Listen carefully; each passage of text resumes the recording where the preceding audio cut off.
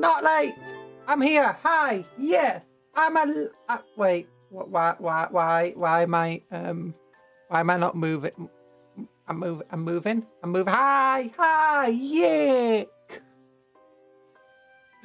Oh, I accidentally closed. No. I accidentally closed it. I broke again. You were late meteorically. Never. I'll never be late to throwing meteors at people. Sorry, just there we go. Yeah. Hello. We're working. Have you seen this new points costs up for new stuff? New points costs. Oh my goodness. Ow, why? Ow. Please be late. I gotta get my fix, man. Gotta gamble, gotta spin, you can spin anyway. Hi, Blair Boris. Hi, Anthony. Hi, Talan. Hello. MBSY good. MBSY good. This is good. You wanna see if there's new points? There's new points in the game. Done. Website! Yeah, look at this. Oh. Ow! Why? It was so mean. No, don't bombard me. But look, new points. I can't remember what the new Sisters of Battle character is called. I guess I can easily check by just going like, see all, coming next week. What's her name? There it is. In Transafray Dogmata Superior. So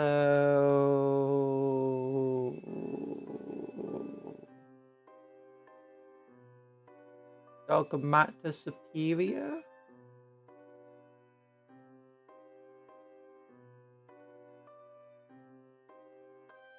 Is she under Frey? Oh, there she is. Sorry, I missed her. 150 points. Oh, she's pretty expensive for what she is. Hey, stop throwing stuff at me. Wow, new points. Can't wait to never engage with this ever. Well, sucks to be you. I mean, honestly, I just find it fun looking at all. Look, I like my Excel spreadsheets. Leave me. I like looking at numbers and points. Is a result of gambling. You can gamble if you want to. You can leave your friends behind, because if your friends don't gamble, then they're no friends of mine. Oh gosh. Yeah, so 150 points for her. She seems pretty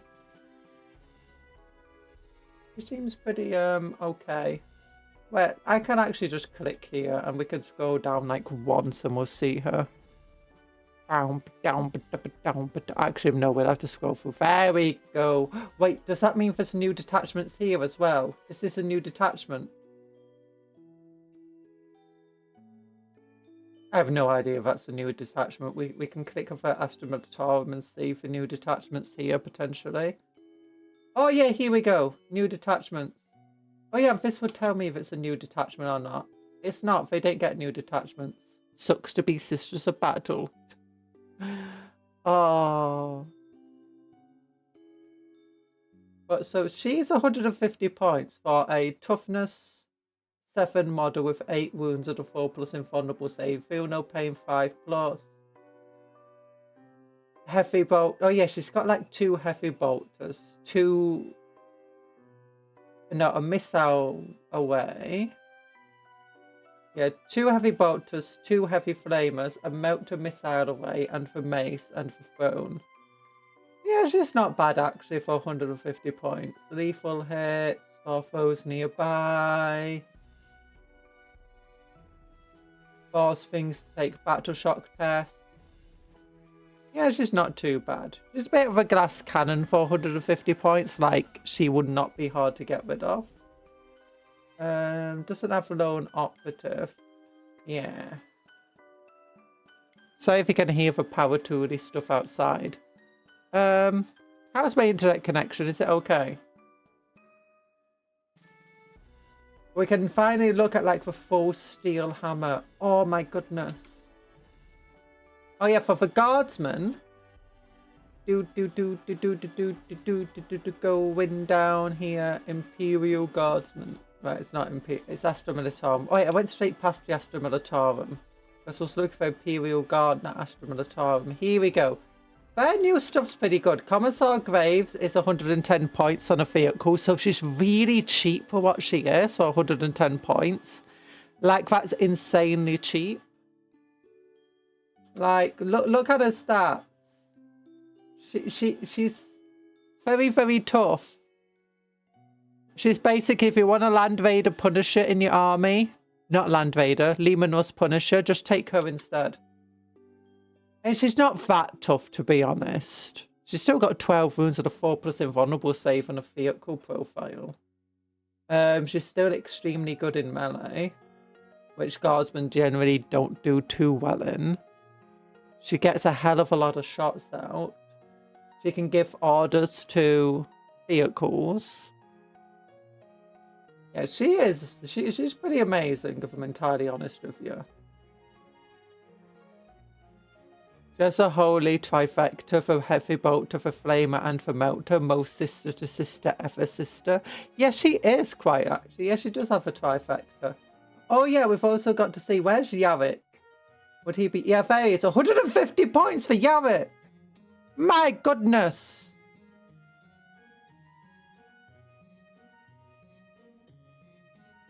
150 points of this scuba here. You get an entire Lehman Russ for that. And have points to spare. I mean, it's not that bad, but I mean... Is this guy worth 150 points? And how much is the new Tyrannid guy? Like, he's 65 points or something for new Tyrannid Warrior currently, or 85 points. And he hits so much harder in melee. I mean, I guess it's okay. He's got a precision damage D3 +1 attack. He can get back up, I guess, which is okay. How is his commands? Reactionary move or shoot. I mean, okay, great. Just shoot at your opponent in their turn. It's good. I don't know if I'd say this guy is worth 150 points. That's Commissar Goober for you. Lost his parents and suffered the scholar to get that title. That's Commissar Goober to you. He lost his parent and suffered the shola to get the title. You will address him as such. I think it's pronounced scholar. Like school, not shola. But yeah, Commissar Yavik is... I don't think it's worth 150 points. The new centaurs are the same as the Chimera in terms of points. Which, it's fair enough. They're a lot more fragile than a Chimera, but the firing deck 12 and the ability for... They give a lot of survivability to another unit, but I'm not necessarily sure they are worth the 150 points, the 85 points, when you can just get a Chimera instead. How much is a Taurox, actually? 70, yeah, and you can get a Taurox instead, which has a lot more firepower. And it's also extremely fast. I think it needs to come down. I think the next balance state to slate, they need to like knock 15 points from that, bring it down to 70 points. It's not worth 85. It might be. Maybe the stuff you can do with it that I don't know. But at the moment, it doesn't really feel competitive in the slightest. I'm saying the slightest. It feels okay. It feels fine. But I don't think I want to spend 85 points just to give a couple of heavy weapon squads some extra survivability. Especially going to 11th edition where you can just keep them in cover. Commissar Graves. She's really cheap for what she is. And 65 points for her model on foot is also not bad. She's very good in melee. But is it a Goliath truck replacement? This is a real question. A Goliath truck? I have no idea. For new, what's it called? The hippogriffs, they're really cheap. 70 points a model. That means they're like cheaper than like a servo turret. And they're very good for 70 points, they're well worth the price. I wouldn't be surprised if they go up by a few points. I wouldn't be surprised if they accidentally got the points mixed up and the hippogriffs are meant to be 85 points and the centaurs were meant to be 70 points. But, you know...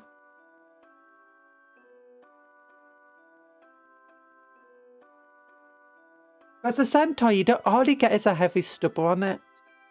And you do get like some objective control, but the objective control characteristics you get is not as good as just having an infantry squad out there. It's... I don't know. Commissar Graves definitely seems a little cheap. Again, I wouldn't be surprised if Commissar Graves' model was meant to be 150 points on vehicle and Yavik was meant to be 110 points. I'd still think Yavik would be expensive for 110 points, but at least that time he'll be, you know, he'll be manageable. Like, how expensive is Lord Solar? Lord Solar is absolutely insane and well worth the points. Lord Marshal Drea's only 100 points and he's pretty good. Lord Solar's 130. He is not comparable to Lord Solar. Lord Solar is 20 points less. Do you want to see Lord Solar? Lord Solar is absolutely insane. Here we go. So Lord Solar. This is Lord Solar. Toughness 4, 8 wounds, compared to Yavik, toughness 4, 5 wounds. Both have a 4+ invulnerable save. Lord Solar's got 3+. Lord Solar has 12-inch move. Lord Solar's also got this ridiculously cool pistol that's strength 8, AP 2. He's also got really good melee stats. I mean, comparative to Commissar Yavik, but arguably better. Yeah, arguably just straight up better than Yavik. Especially since he gets extra attacks.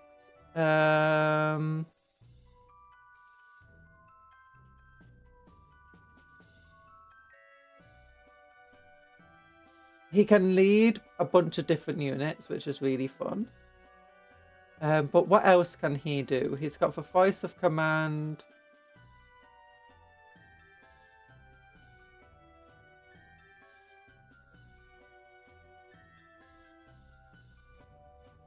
I swear it says somewhere he can give the orders to...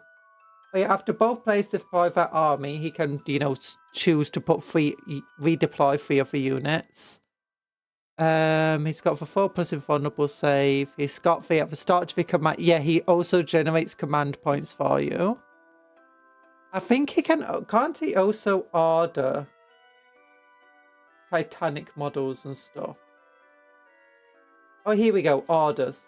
Yeah, he can order Regiment, Squadron, and Titanic, which makes him absolutely insane and a go-to take, especially if you want to take a Baneblade or something like that. He's just one of the best characters. He's 110 points. He's pretty much better than Yavik in almost every single way. Remember, you can take Centaurs and Hippogriffs in Genestealer cults as Brood Brothers. You gotta be thinking they would be good there as well. Oh, can you? Ooh, that sounds cool. I don't know. I mean, it could be a replacement for the Goliath, but can't you also take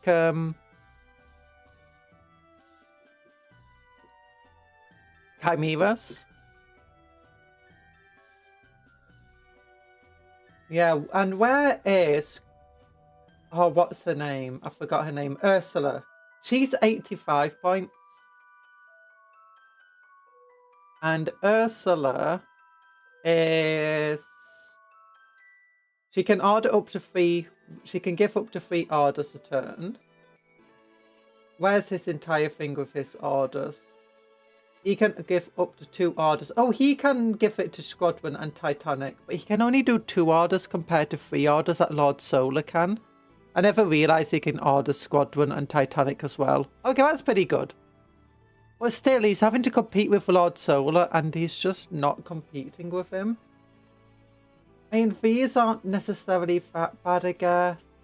They're okay, but I'm not sure it's 40 point. This is worth 40 points plus everything else you're missing out by taking Lord Solar. Armiger sounds like a South Park took my Jube accent saying, oh my god, oh my god. The Goliath book. But yeah. Because she can give up to 3 orders. She's not as good in melee or shooting or anything. But once again, like, they generate command points. Or reduce cost by off command points. He doesn't.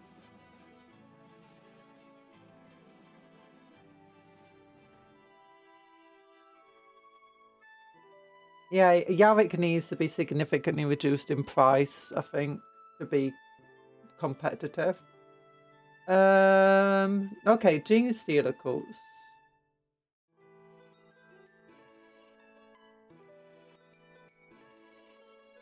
Did Gene Stealer Coats get updated then? Saying, I thought for Gene Stealer Coats when it says they can take, like they get given a list of units they can take.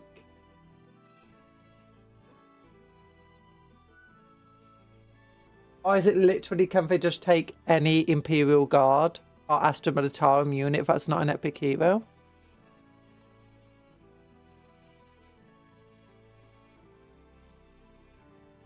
Interactions. We get a list of exclusions. Oh, we got a list of exclusions. Okay, so if that's not added, well, that could be cool then. I'm not sure. Gosh, if you can get the Chimera or the Taurox, then arguably for the points, a Taurox or Chimera is just going to be better for you. The other, oh, that's one of the things I want to look at. We have new detachments.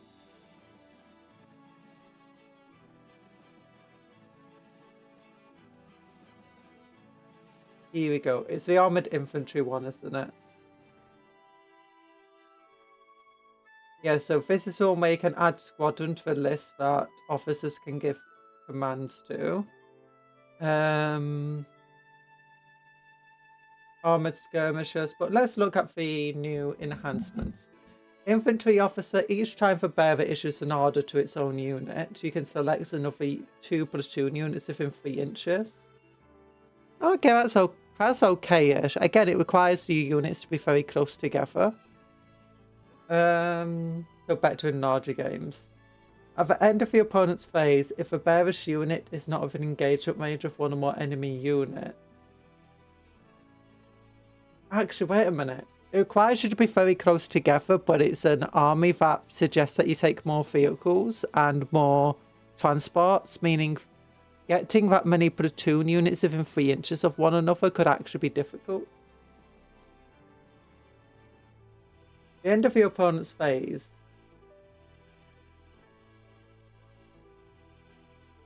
Yeah, and it says to their own unit. So you either have to be a vehicle or inside a platoon unit already. At the end of your opponent's fight phase, if a bearish unit is not within engagement range of one or more enemy unit, and every model of that unit's within 3 inches of a transport, they can embark on it. Okay. Ooh, tech-based engine seer. That's cool. When a friendly armored skirmisher model is within 3 inches, that unit has feel no pain. That's cool. Okay. You don't usually see the tech priests getting, you know, any love in the Astra Militarum. Officer model only after both players have deployed. If a bearish unit on the battlefield, select up to 2 regiment or squadron keywords from your army and redeploy them. Okay, up to 2 units of regiment or squadron. And when doing so, yeah, so just reset some units up. Kind of boring stuff, to be honest, most of those enhancements.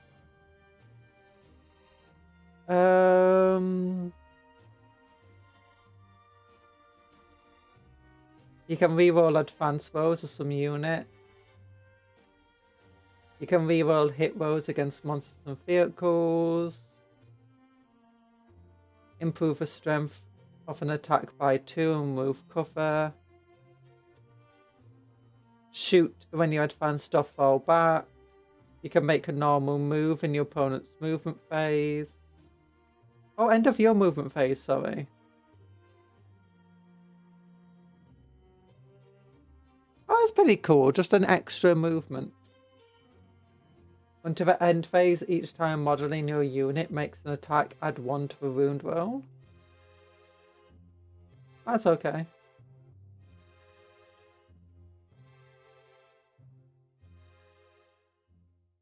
You got 2 things that increase your... You got 1 that increases your strength, 1 that increases your wound roll. Which is... surprising that you've got 2 that are doing the basically very similar things there. Because increasing your strength, in theory, could improve your wound roll. Okay, then your other one is the one that allows you to take Baneblades as characters. Yeah, Titanic. Each time a Titanic or squadron unit from your army selected to shoot models, and that unit can target enemies in engagement range, even with blast weapons, and they don't suffer any penalties for it. And you can take Titanic models. The only issue of taking a Titanic model as a character is it doesn't say that they get to give orders. Because you don't automatically get the ability to give orders to people. Like priests can't give orders, and I don't think tech priests can either. Which is a bit sad. Astra Militarum Titanic character model only. The bearer has a voice of command. There we go. And they can issue 2 orders to Titanic and squadron units. Ooh, that's pretty cool. Astra Militarum Titanic character. Each time the bearer makes a ranged attack, you can reroll the damage. Oh my gosh. Oh my gosh, that's just like, hey, do you know that Titan over there? Yeah, no Titan. There's no Titan over there anymore. Got some re-rolling my damage rolls of my shadow sword over here. Demolish a cannon. Oh my gosh, you demolish a cannon firing into something. That'll be horrible. Oh, another one where you can give it to the engine seekers. Each time the bearer uses a blessing until the start of your next command phase, add 3 inches to a move characteristic of a selected... Okay, that actually feels like it should be in the... Not for this one, but that feels like it should be swapped out for the one that gives you feel no pain. Like the one that's all about having an army that's super fast and maneuverable should get the extra inches, not the feel no pain. And for one that's all about tough Titanic models should be getting feel no pain, not the extra movement. Assault hatches, and yeah, it just gives you the ability to... It gives you the assault ramps of a Land Raider, effectively, so you can move, disembark, charge. Select 1 enemy unit with an engagement range of your unit. Under the end phase, add 6 to the... Oh yeah, this is a thing where your Titanic models can do melee. Set up your... Wait, 1 Astra Militarum Titanic unit from your army that's in reserves. And this is in your reinforcement step. Set that unit of a battlefield wholly within 8 inches of a battlefield edge and more than 6 inches from all enemy units. I'm just gonna drop my tank right on top of your unit, basically. It'd be funny if it just didn't say at the edge. You could just set it up 6 inches away from any enemy model. Wait. From the second battle round onwards. Oh, so you can't do that in turn 1. But still, just setting it up right behind your enemy forces is hilarious. Surprise Baneblade! Until the end of your phase, in each time your unit makes a normal or advance or charge move, it can move horizontally through terrain features. That's pretty cool. Again, that feels like it should be something in the super agile, you know, list. That being said, the Titans definitely want to use that. You know, when I say Titans, the big old Baneblades, because they struggle getting around the battlefield. Wuthering Firepower. Wuthering Heights. Select one enemy unit. Hey, I'm not a banana, but hi, Vince. Ah!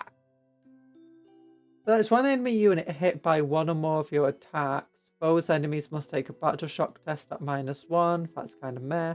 Until the end phase, each time a model in your unit makes an attack, you can reroll the hit roll.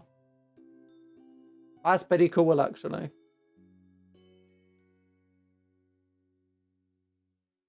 Just Stormlord with all its machine guns just going fucking mega bolter. When the Demolisher Baneblade smashes through the wall, that definitely envelops every battlefield. Sup, heretics. When the Demolisher Baneblade smashes through the wall, that definitely envelopes every battlefield. Sup, heretics. Yeah!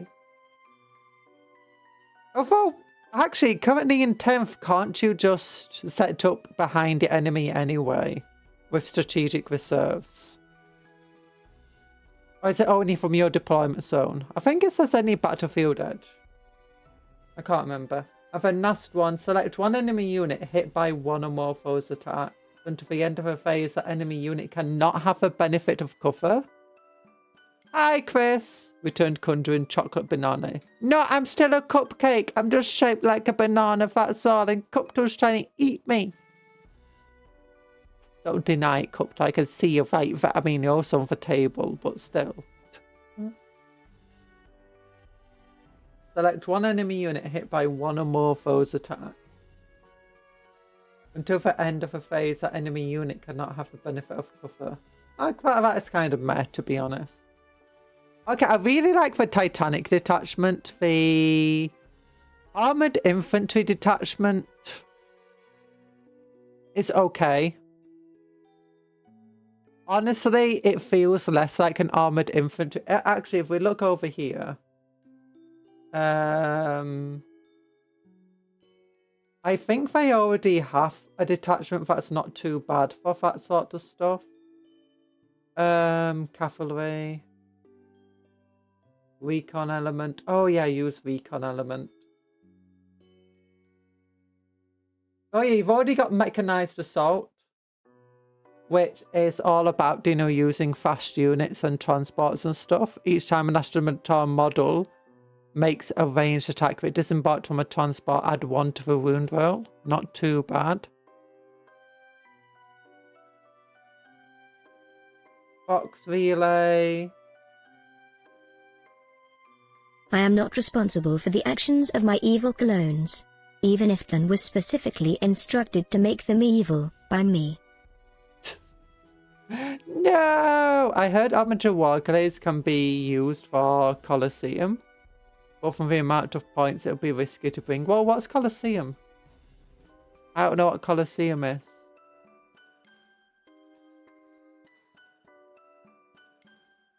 Your infantry unit can move up to D6 inches. Oh yeah, that's just another thing. Hasty extraction, it's the same sort of thing. Swift interception. Your transport can make a normally.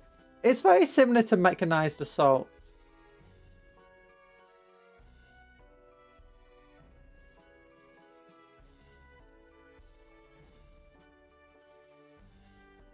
Yeah. In a lot of ways. I guess it's more about focusing on supporting the tanks and vehicles rather than just transports though. Which makes sense. They want the hippogriffs to do well. Then we've got for arts. What do the space means get actually? Oh, obviously they got 2 new detachments. You can't have a new update without the space. Imperial Agent's got an update. Ignore every. Oh yeah, Inquisitor Quiet. I forgot about him. Oh, why don't they get new detachments? Literally, you got new models for Inquisitorial Agents. New models for Adeptus Sororitas. Neither of them get new detachments. But Space means no new models. They get new detachments for, obviously. Obviously, they're going to get new detachments. Oh, I was so excited for them getting new detachments, but no, it's just Cryle over here. How many points? Is he actually going to be worth it? That's what we need to remember here. He's going to be Inquisitorial Agent. Oh, Imperial Agent, sorry. Inquisitor Cryle. There he is, 100 points.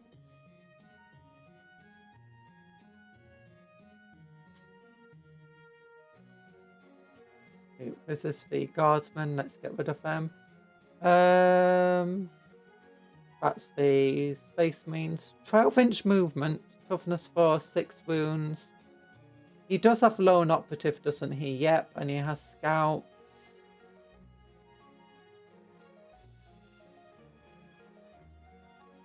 He's not bad in melee. It's not amazing. It's not bad though. He's got that relatively okay shooting, which gets better each turn as long as he's alive. And he gives you rerolls to hit for your army pretty much. Have I closed them? Oh no, that's the space means. For 100 points, he's a bit more on the expensive side for a character. But a character that's got a moderately okay sniper rifle. I guess he's worth it. Coliseums were a best of 3 and the rules were they must have less than 500 points, a non-epic character as the warlord, any unit less than 2. Best of 3 and the rules were that you must have less than 500 points.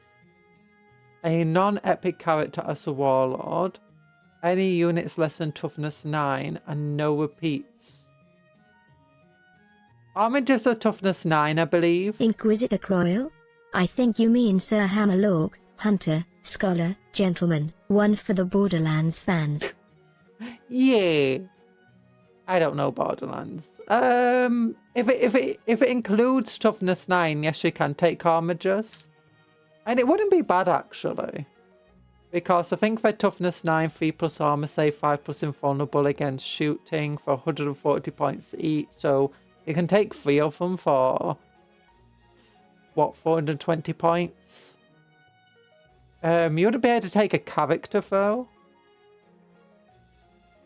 I mean, actually, you can always ally them in and just take one character from, like, a different faction.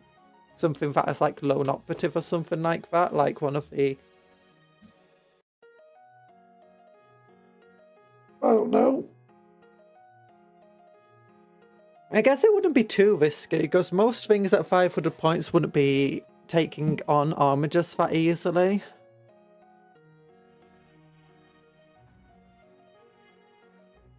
Oh wait, no repeat. So you could take 2 Armigers. You could take an Armiger Helrathane, an Armiger Moirax actually, and an Armiger Warglaive. So you could still take 3 Armigers.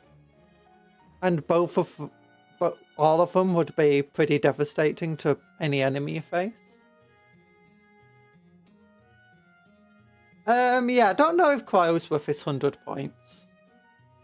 You've then got the Space Marines over here with an Armoured Spear tip.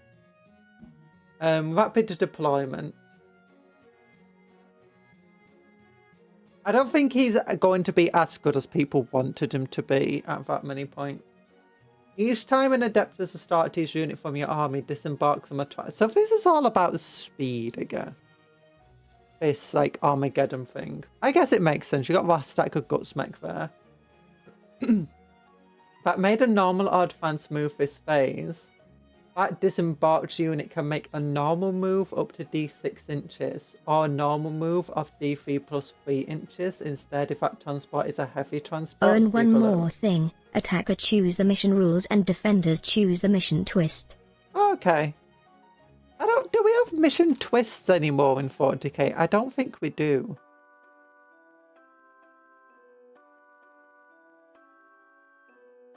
Heavy transport is any unit with 14 plus wounds. Okay, so this is just like the opposite way that the guardsmen had. The guardsmen were all about light vehicles. This is all about heavy vehicles.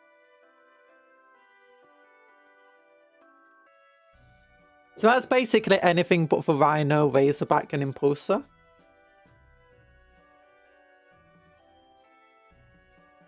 We have mission twists still. I don't remember seeing any mission twist stuff. Oh, is it not called a mission twist anymore? It's not called a mission twist, is it anymore? Or is it called mission twist? I don't know.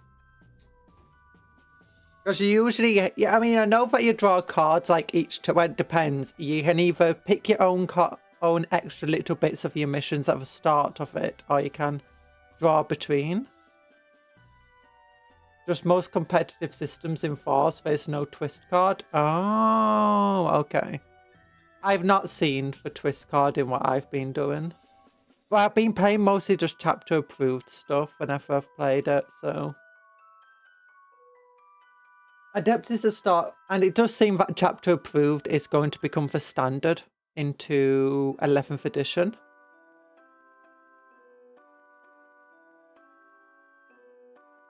If you control... Oh, it'd be cool if it gave you taking a land raid or something as your character. Oh, maybe the other one would be.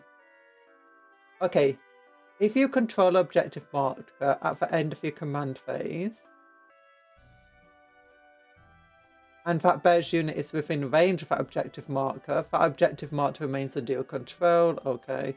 If a bearer starts the battle embarked within a transport, that transport has scout 9 inches, that's okay. Model only in your shooting phase. Each time the bearer's unit is selected to shoot. I mean, actually, the scout was really good for like a land raid and stuff, and a redeemer. If it disembarked for a transport this turn until the end phase, it has sustained hits, so that's okay. Honestly, I think the Godhammer detachment's just better than this. Or Black Templar. Machine Wrath. Any phase just after a transport unit from your army is destroyed, that heavy transport unit can use the stratagem. Your unit can make a normal or fallback move before you roll its deadly demise ability, and before you embark. Your embarked units perform an emergency disembarkation. When making this move, you can move through enemy units. It can move through an engagement range of such models, but cannot end your movement range there. Okay. One Adeptus Astartes unit from your army that was selected as the target of one or more of the unit's attacks. Oh, it's just Arm of Contempt. Rapid embarkation, that's just pretty normal stuff. Onto the end phase, each time an enemy unit makes an attack. Wait, each time a model in your unit makes an attack, add 1 to the hit roll. And if you disembark from a heavy transport, add 1 to the wound roll. Okay, that's pretty good. Advanced deployment.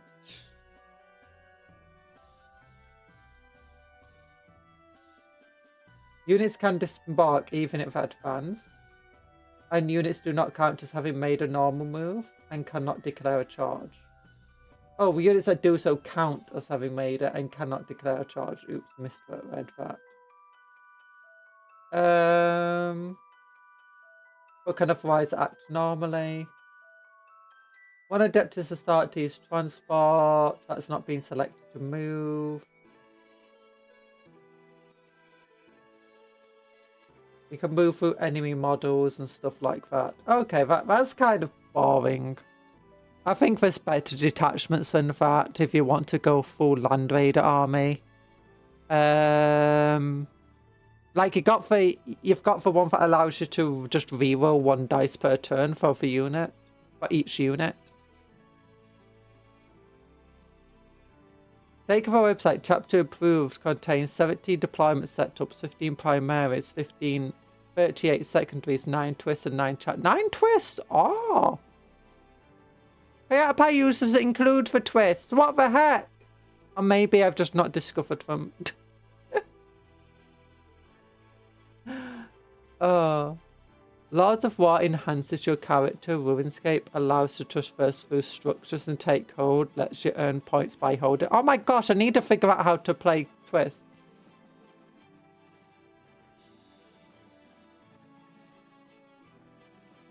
Or maybe I have been playing twists, I just didn't even realise I am.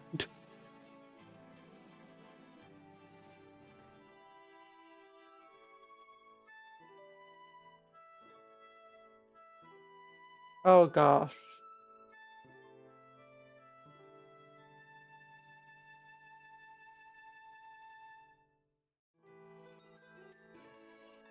Each time a tank case unit from your army, see below, advances, do not make an advanced roll for it. Instead move... Oh, is this another tank detachment? Oh, each time a tank case! Adeptus start to vehicle units from your army. Have the tank ace keyword. Excluding fortifications, drop pods, walkers, and units that fly. And you can take a tank not ace reading as a the character. instructions. Many such cases. Absolute cinema. Yeah. You can take... You can... Wait. If it can be... Yeah, you can take a... Finally, we got tank commanders in the Astartes again. Yeah. And when it advances, instead, they can move 6 inches.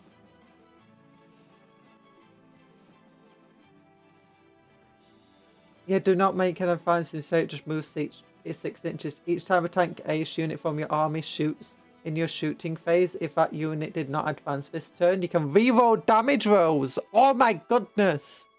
Now this is a good detachment. Iron Hands are just going to be looking at this detachment going, yes. Yes! Wait.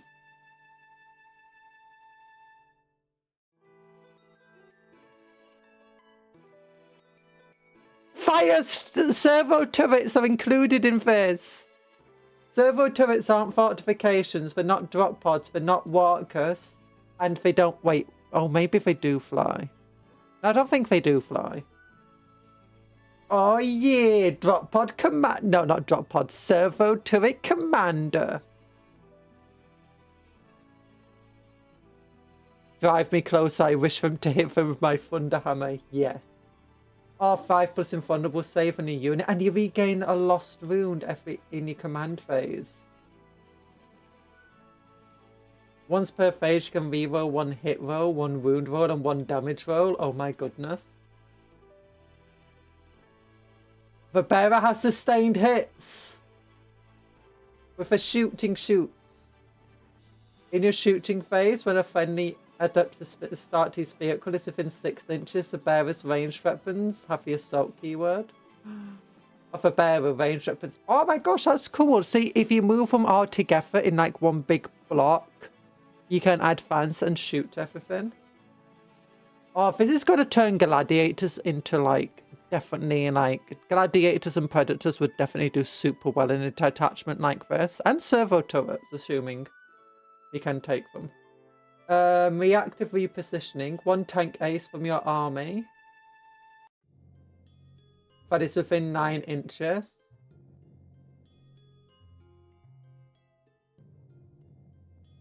Well, excluding units containing 1 or more models with wounds characteristic of 16+. Okay.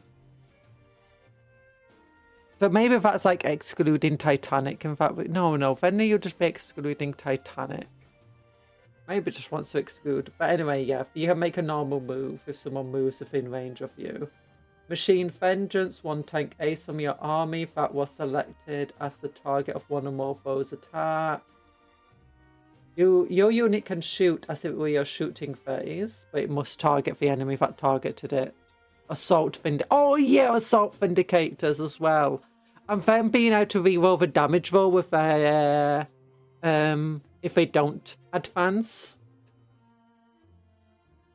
It's just absolutely insane as well with their demolisher cannons. Under the end phase, your unit is eligible to shoot on a turn it fell back. Now that's good. You need that for tanks. Until the end, but you don't need it. It's very, very useful for tanks. Although it can sometimes screw you over, as I found out for custodians. I'm like, I could stay here where I can shoot them at point blank range, but they're melee with me, so I'm at -1 to hit. Or I could fall back and shoot.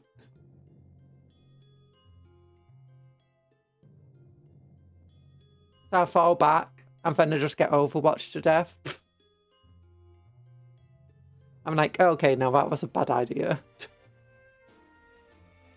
Until the end phase, each time an attack targets your unit, worsen for armor. Oh yeah, just armor of contempt, never mind. A unit cannot be targeted with this and the kill shot stratagem in the same phase. Oh, okay.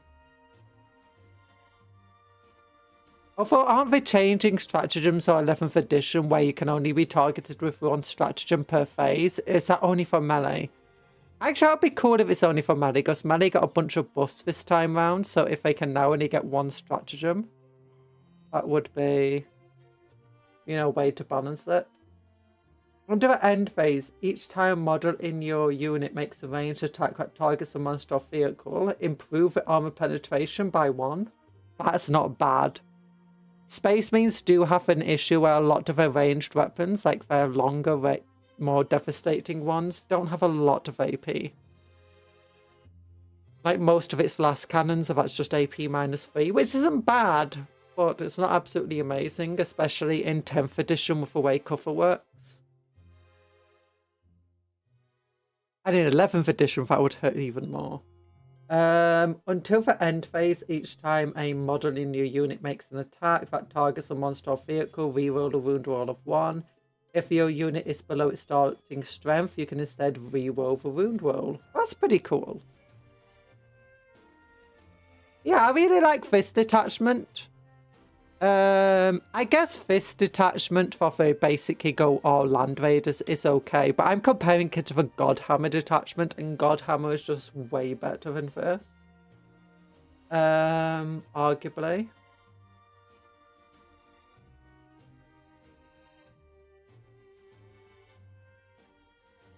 Yeah. I want to compare it to Godhammer. New recruit. Where is Black Templars? Do I use it on my primary battle line? I might do. I definitely use it on my siege force. Godhammer. Each time an adept is to start, his unit disembarks on a transport. And declares a charge.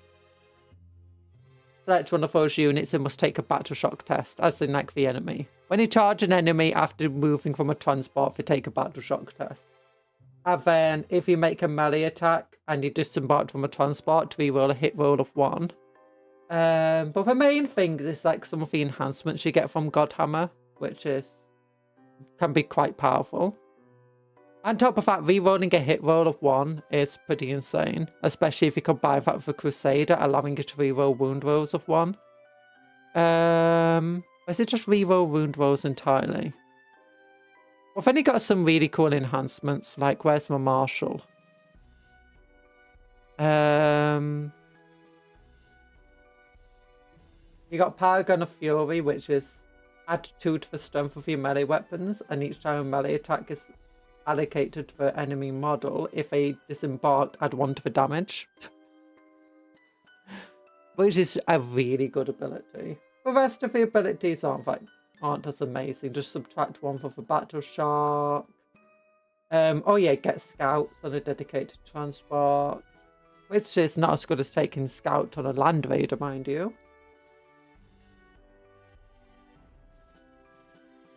Oh yeah, remove cover from people. I think what's the stratagems like? You got focused hatred.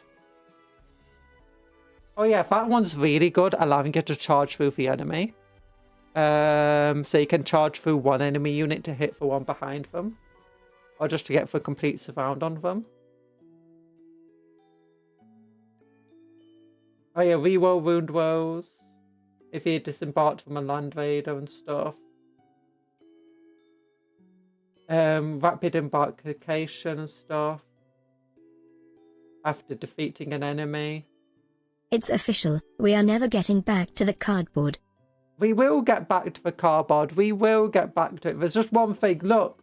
Big update happened. I didn't even realise. Orcs. We got one thing left. Orcs. We've only had one new model.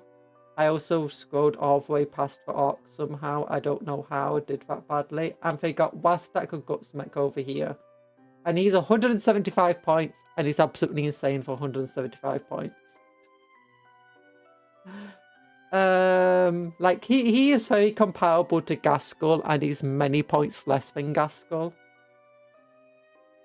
He is he's definitely worth that many points.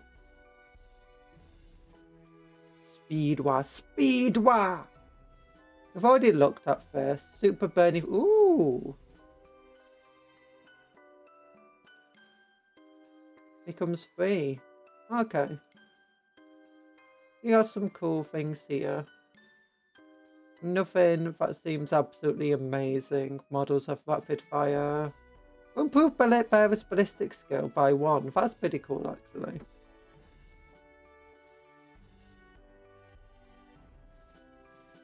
Unit has benefit of cover. Remove your unit from the battlefield and place it into strategic reserves. Gain anti-monster and anti-vehicle. Improve strength of attacks by 2. Yeah, oh, gain lands. I thought also for the Blitz Brigade. Oh yeah, this is all about transports. Which again, is okay. So yeah, some pretty cool updates. Some pretty cool updates. Some of them I think are a bit questionable compared to other detachments that we have in the game currently. But a lot of them, I think, they kind of suck. No, some of them are questionable, some of them are amazing. I think the points cost feels a bit weird in some places. Like, the Centaur feels a bit too much. The Commissar Graves on vehicle feels a bit too cheap, while Yarick feels a bit too expensive.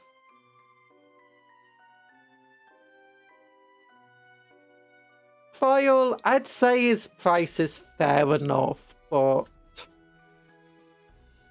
I do think a lot of people who are excited about him are going to be a lot less excited finding that it's 100 points. I mean, it's 40 points less than just having an Armiger allied into your army.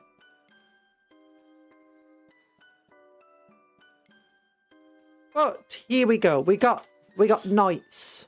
We got knights. Look at this dude. So cool. And we've got this one as well. And we're going to be building for torso because we got legs. We need torso. And I've not got the light on. There we go. That's what I felt a bit dark. Let's get the jacket on. Guys, I'm getting a bit cold. Without my Warhammer Excel spreadsheets, it makes me cold. It's like all the warmth vanished from my body. There we go.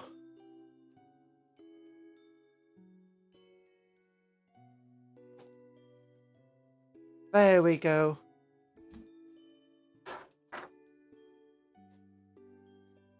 And now we've got to do the cool stuff. We got the rest of the that's right. We got the rest of the torso. Wait, it's My video capture device. Yeah, I thought that was meant to be configured. It is configured. Okay, it shouldn't be that bright. Oh, whatever.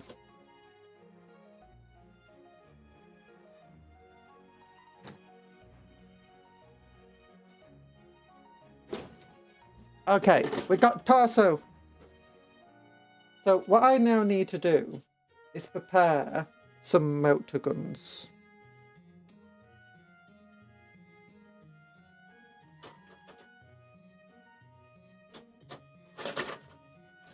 Oh yeah, this piece, this Whisper is entirely useless. Although potentially it might have a head on that I want to use. Do you have a head on that I want to use? A different mask. It does. Okay, that's got the cooler mask in it. I want to use that mask. Wait, when it originally came out, did it only have one face option? Seriously, did it only have one face option? For each model? It does. Oh, that sucks. The more I find out about this model, the more it kind of sucks. Like...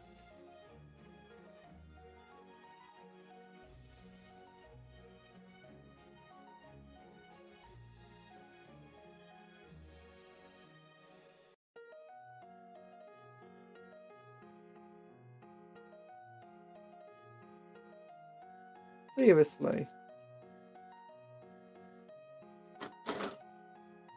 Remember, you can also raid the Questoris kit for those faces. You can also raid the Questoris kit for those face masks. They also fit.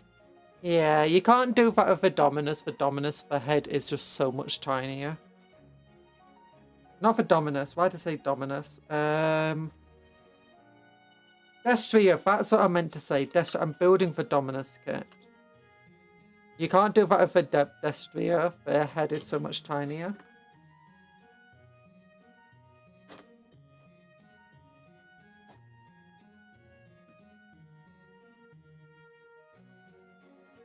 Okay, now I want the little railing. I guess I could try going through my bits box looking for another knight head.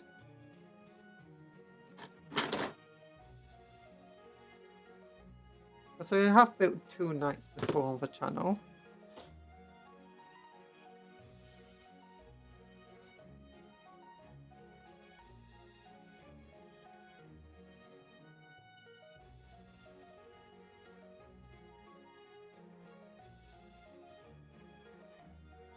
Okay, what else does it want? It wants... Oh yeah, I have to put the skull there. Does every knight house have to have really good relationships with the Mechanicus? Because I was looking it up and it says, well, some houses do. You know, are extremely reliant on the Mechanicus to the point of, do you know, that's why they're a Mechanicus knight house. Because they can't do anything for themselves. Which has left them at the mercy of the Mechanicus. You have others that can pretty much do everything. Like, they can build and maintain their knights. They can make their own Mechanicums. And for those ones, do they still have to keep a good relationship with the Mechanicus? Or is it more the other way around?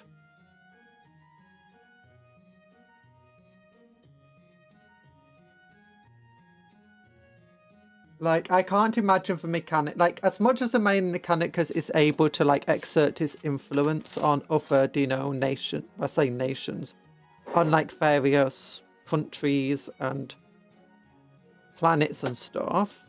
I imagine trying to do that to a knight house that is fully capable of maintaining its own supplies would go very well for them. Like... Invading night worlds is typically incredibly difficult. And night worlds have a lot of influence themselves, being knights. This is why you should have got the Chaos Knight as well, so you could raid those faces too. I guess so.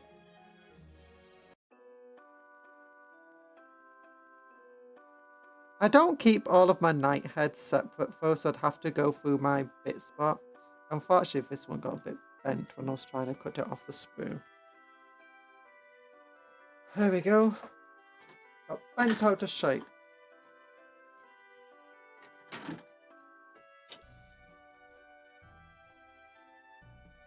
Yeah, both of them have a Mechanicus symbol on the head.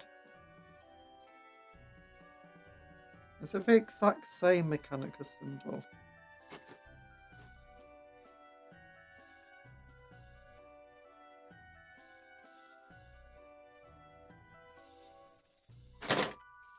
Oh no, it's slightly different on each one. This one has spikes. This one has spikes on it. Meanwhile, this Mechanicus symbol doesn't have spikes on it, so they're a bit different. Oh, that one's got a big eye. Okay, that's cool. That's different. Oh, I wish I noticed that before, because then I could have given it the big eye instead of, you know, 2 tiny eyes, and then just kept that face by itself.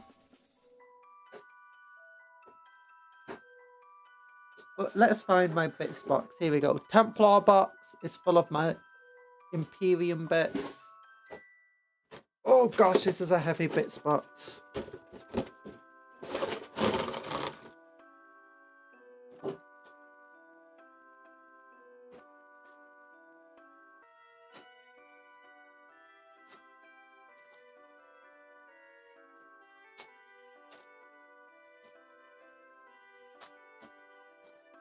Just remove bits of sprues and big pieces. Look at that! Missiles! Random Stormcast. Big old chainsword. And thermal cannon.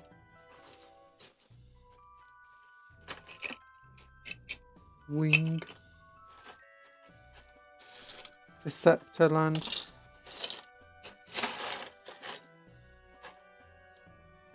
Multi-laser.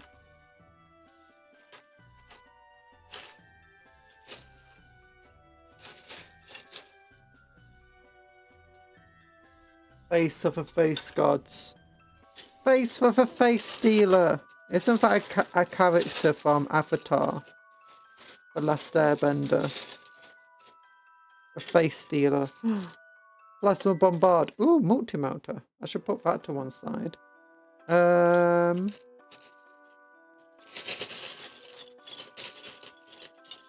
Dark Angel banner thing.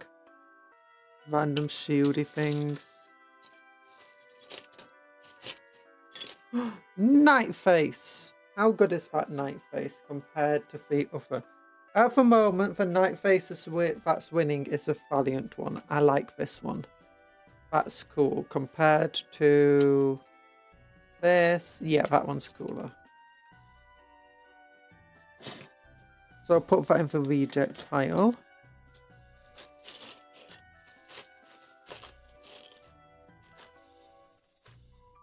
That's a face and a half.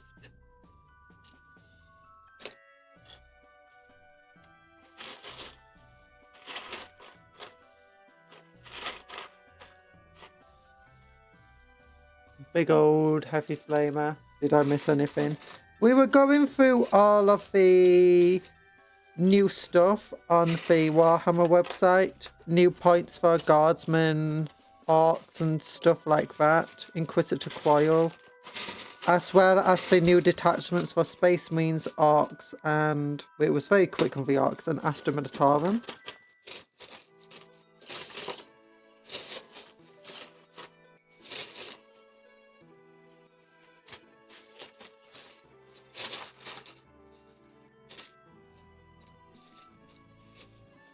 Big old sword that looks like it's from the Seraphon.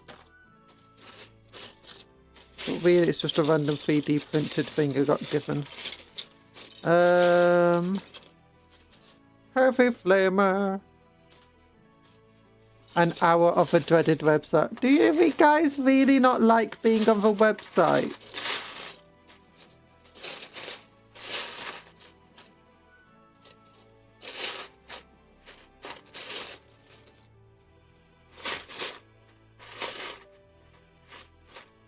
Shields. Okay, so far we found one of the Knightheads.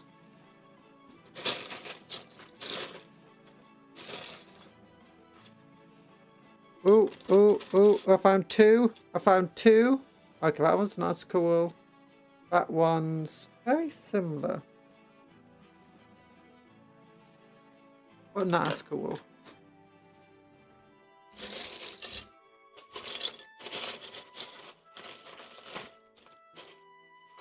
Ooh, that's a cool shield.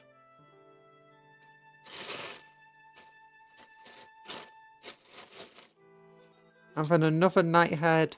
Again, that's the same one as we've already said it's not cool. Now I made the calculated mistake of telling her the Questoress masks fit the Dominus face, so now she is sieving through the bits box. Yeah, I'm sifting through the bits box. That is true. I think this is exactly the same as... not that one. No, it's not. It's a bit different.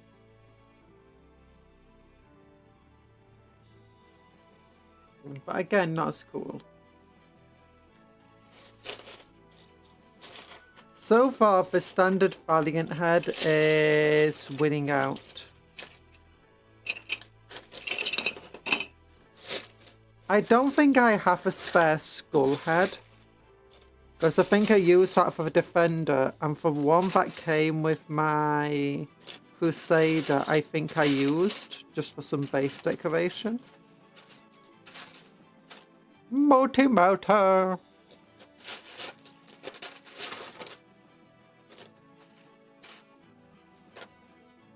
Heavy flamer from a sentinel. Oh, another head. Identical to one we've already looked at.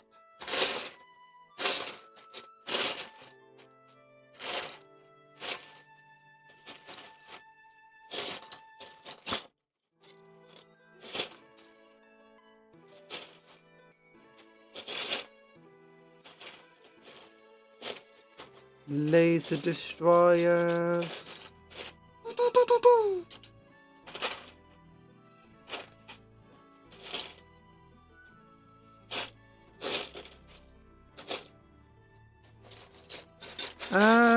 Yeah, I think really it's a Knight Valiant that's winning out. I don't think I have the coolest heads left.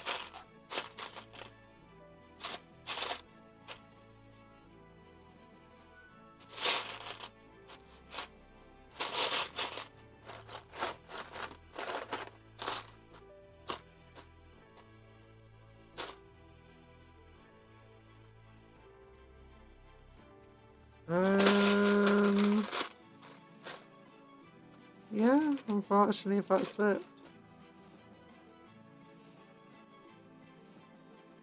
Third. So let's look. Yeah, definitely not that head. Definitely not that head. That head wouldn't be bad. But it's very similar to the one from the Valiant.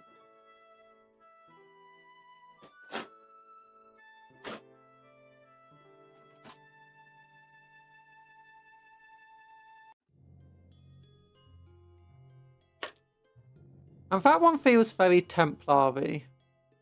But I don't think so. Yeah, I'll put it out just in case I change my mind. I'll keep it out.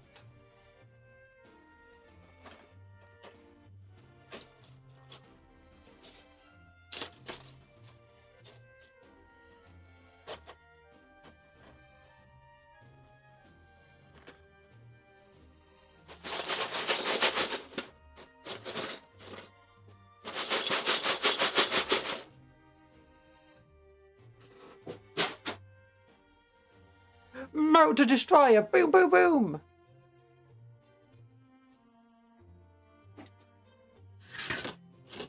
But hello, Ella Corona. Did I say hello to you?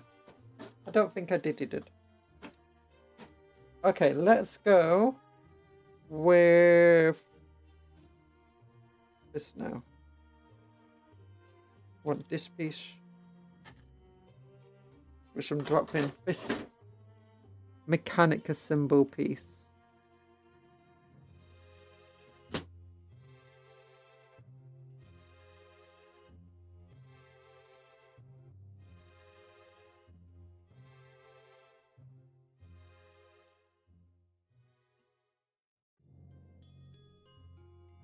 Remember to mix up bits so you can't find it. I did. Don't worry.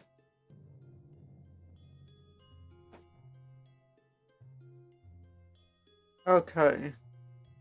So we want A16s now.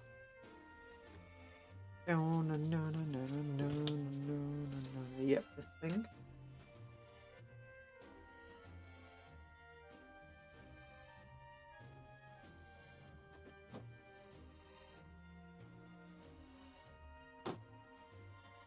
That goes right here.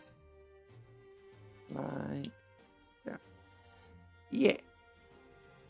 I want 2 of them.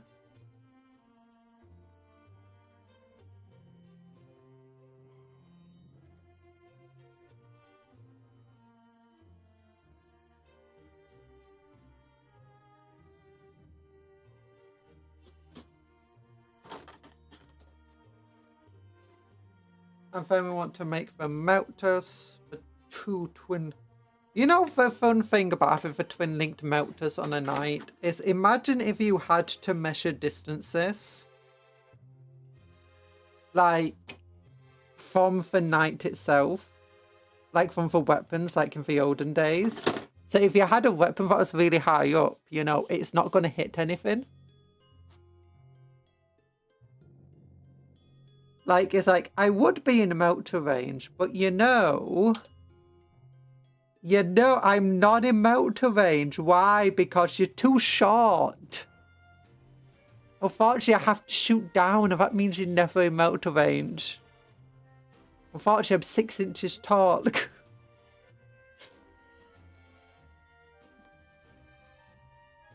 Actually, how tall would the melters of a knight be? I got tape measure here. Oh gosh, yeah, they're 6 inches tall, meaning it would be very difficult to get into melter range of anything if you have to measure from the melters. To be honest, the way to fix that is just use them as multi-melters instead. Or like give them a different profile of like melter rifle.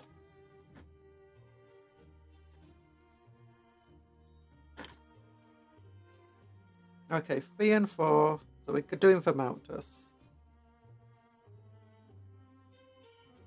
Can never melt to a squat. Very unfortunate. Yeah, but it also means that you'd have to get much closer to melt to anything.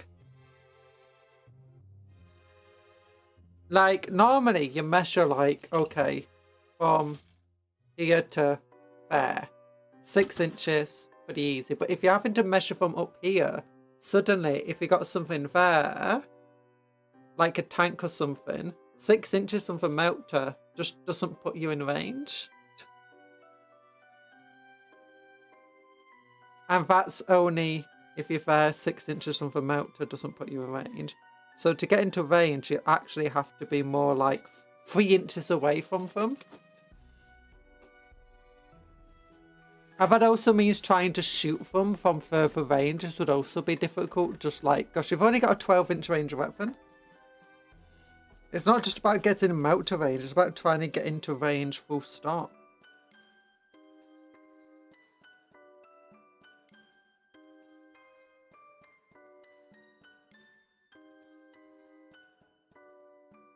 Okay, where's the other melter?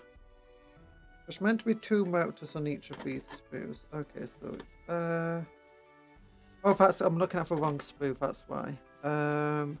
Okay, here we go.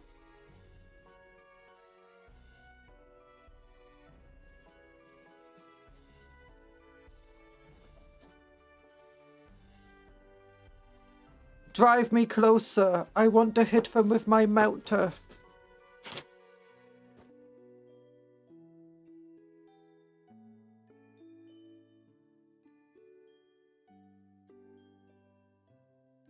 Okay, so it goes like this. That's pretty simple.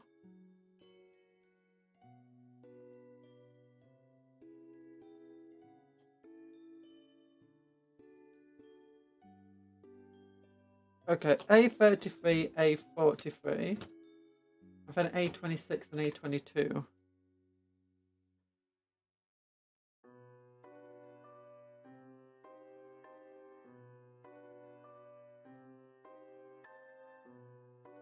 Okay, what are they? They look like long pieces. Okay, here we go for those pieces I'm looking for.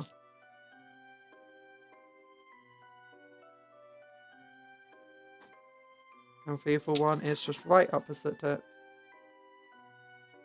The opposite side of the sprue. There we go. It's mirror.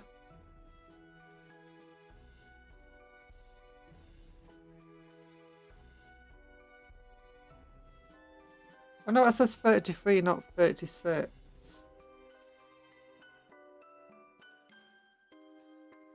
Maybe it was mislabeled.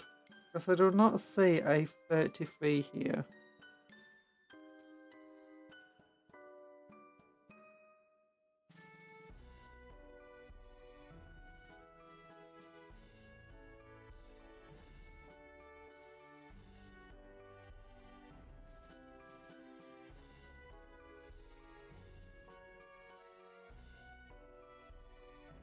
Yeah, it's not 33, it's 36.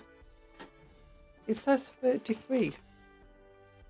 Right there, A33, but no, A33 has already been used. A33 is this space. A36 is correct. Oh, mislabeled! Mislabeled! James Workshop! I'm gonna sue ya!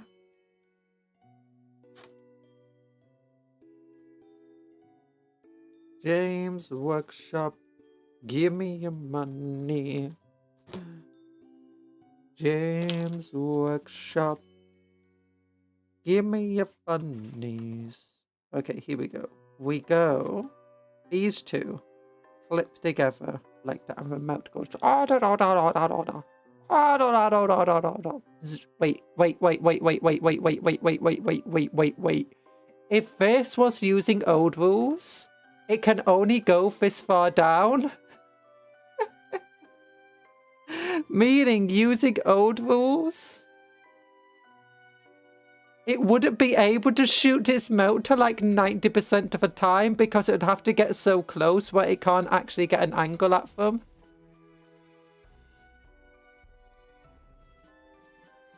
Like, oh no, my melter only goes this far down. Like, let's look. To get the melter rule working at 6 inches, because it's always pretty much been half range as far as I'm aware. 6 inches from there. Oh no, it can't reach a space marine. I'm gonna shoot you, you neophyte. No, I can't. I can't. Okay, how? So if that means if it got too close, it wouldn't be able to shoot it. So what range would it have to be? So 12-inch range is exactly here. From the gun. At that length. 2 inches. It can shoot, but if you're between 10 and 12 inches away from you, it can shoot a neophyte. 2.5 inches, it can hit a space marine. So that's 9.5 inches away. Anything closer, and it basically can't hit it. It can hit a custodian. It can shoot the top of a helmet off at relatively good ranges.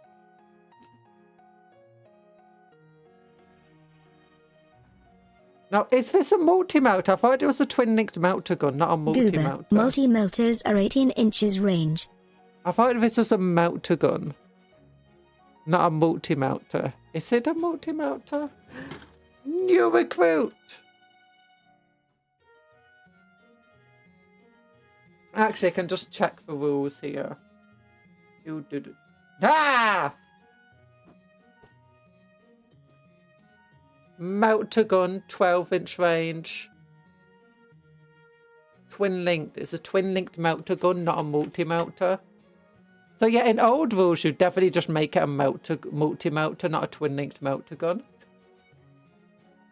And in current rules, a twin-linked melter gun is probably a bit better, because while you don't have the same range, it means that, like, if a walker came up to you or something, Rerolling to wound is going to be way better. Actually, but no, rerolling to wound is as good as just having 2 attacks, which a multi-mounter gives you.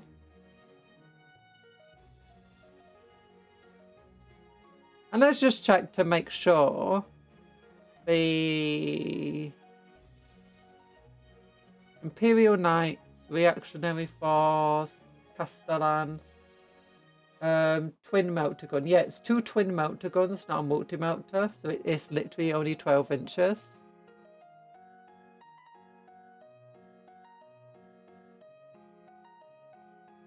The decide to refer to as fusion range was strong. I'm glad you resisted your heretical urges. But yeah, this if we go by old rules where everything is measured from the weapon, a twin linked melter at first is literally, it's one of the worst things possible. Ooh, hiss. Yeah, boo and hiss this. It should be a multi-melter. I mean, look at this. This is a multi-melter. In fact, that is a massive melter gun. This is an absolutely massive melter gun. It should have like the melter rifle rules of being 18-inch range.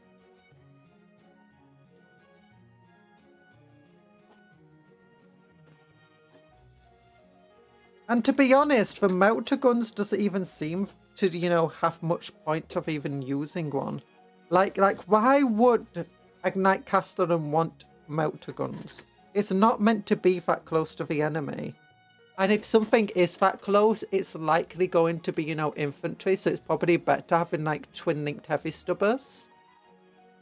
And the twin-linked heavy stubbers have better range anyway. I mean, it could be another knight that gets into melter range of it, in which case it's going to be very useful against. Or like a titan or something.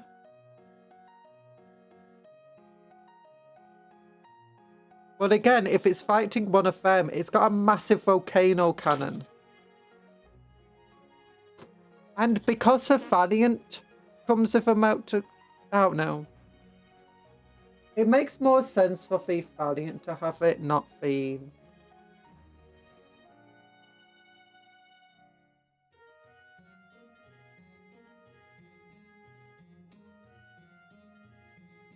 Okay, does this go here? I think it does.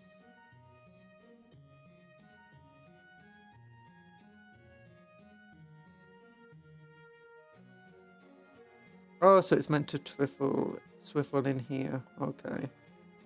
That's simple. It's usually the siege breakers that you're using for hard clearing. Yeah, I'm using the old rules for Warhammer where you have to measure with the guns. The siege breaker cannons would be absolutely useless, again, if like infantry is trying to get close to you, because it's on top of a vehicle, so its line of sight is really terrible. That being said, all you have to do is basically give it to where it can shoot without having to see where it's actually shooting. Basically the artillery rules. What's the artillery rules? What's the word?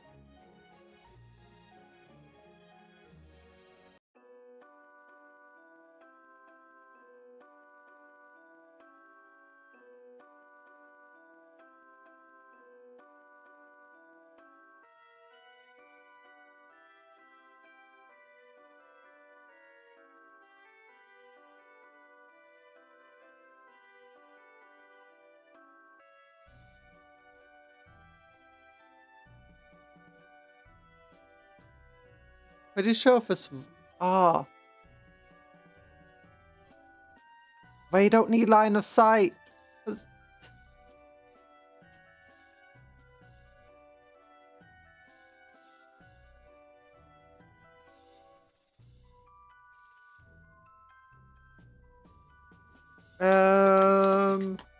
Indirect fire. Yeah, if you gave them indirect fire, it would be fine. Because then they could just... You could just imagine it's firing like artillery, so it would just shoot up and drop the shots onto the enemy.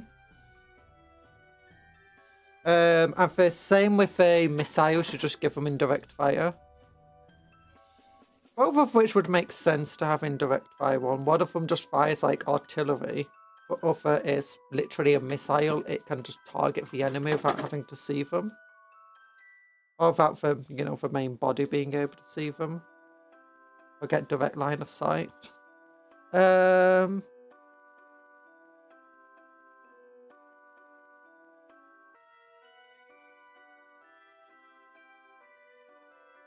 you go.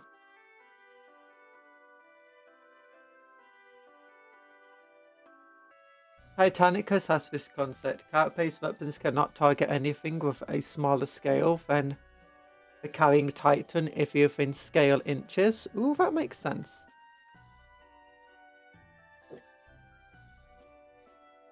Does that include things like more artillery-style weapons and missiles? Water!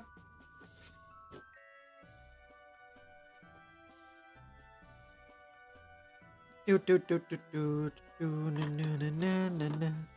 me a moment. I'm just getting loads of notifications right now. YouTube.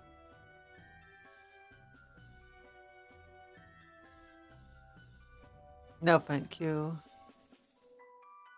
eBay, no, thank you. There we go. Okay, never mind. It's just minor notifications.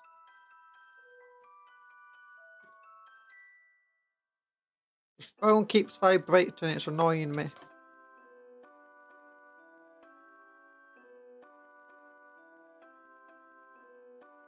There you go.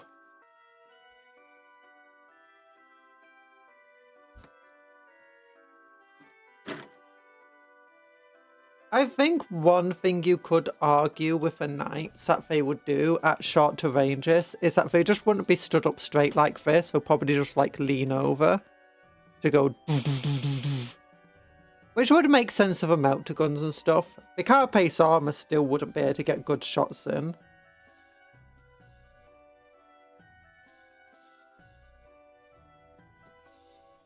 Well, that would be kind of secondary.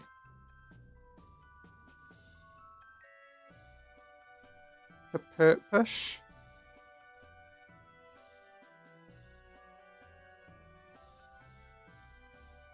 There we go.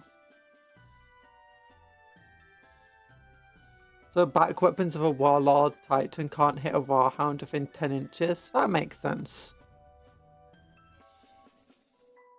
And it would make that taking things like Warhounds feel more viable. And give your bigger Titans a bit of a weakness. Which I guess if you want Knights to feel like Knights at the moment, you could do stuff like that. But which then allows you to make more powerful Knights to make up for it. But the issue is they'll just end up losing on objectives. The enemy will just run into objective range of you. Like, they're just not... You'd be put into a position where you need to stand on an objective to capture it. And the enemy will just be standing there with their more OC. And you can't do much about it because, you know, they're too close. So you have to then give up your ability to capture the objective to do anything.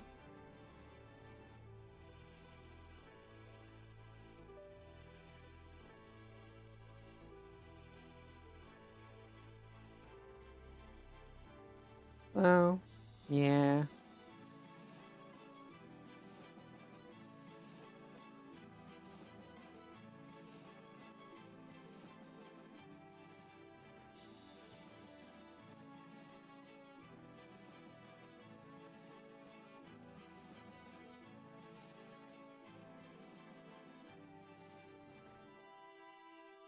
Make Reavers very good. They can only get carapace dodged by Warhounds, but Warhounds tend to not be able to deal with close range. Yeah, because Reavers have a good melee stat, don't they?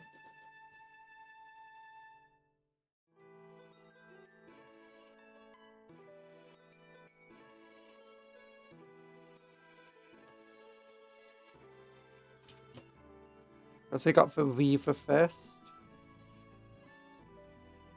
And they can carapace dodge Warlord Titans. And I guess with everything being so big and everyone taking big stuff, it works out quite well.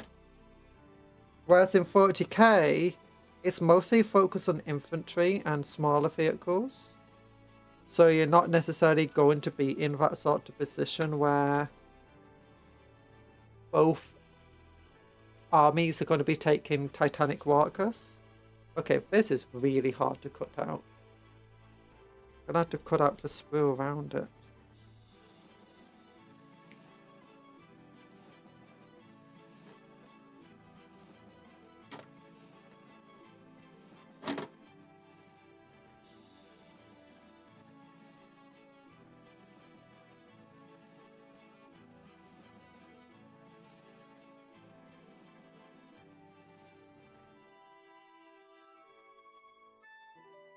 That was not fun at all. There we go. So this then goes and glues in up here.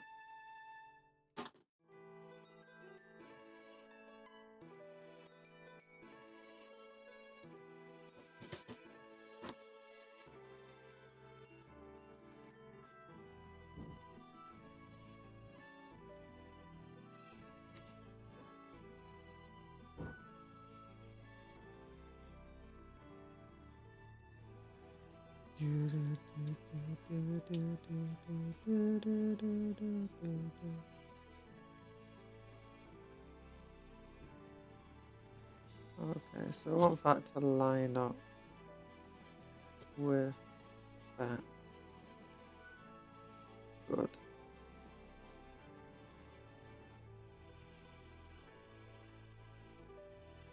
Oh no, it snapped.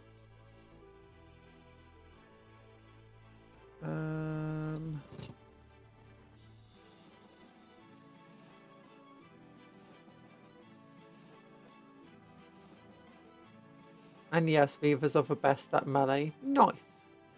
Gatling cannon and motor cannon Weavers can do numbers to poor warhounds that get too close. Or how good is a Vulcan Mega Bolter in Titanicus? Or is that really only something you take if you're playing Imperialis?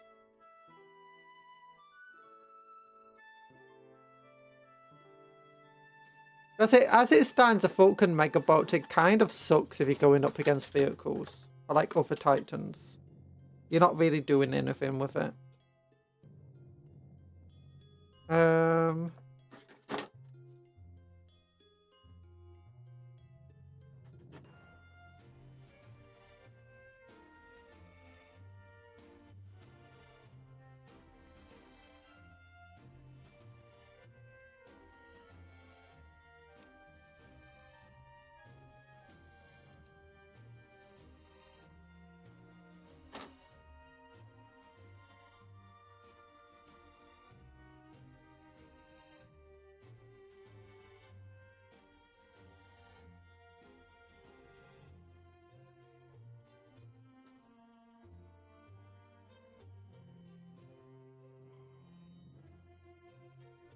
BMB is a great shield stripping weapon. Vulcan Mega Bolt. Oh, that would make sense, yeah. Vulcan Mega Bolters. Yay!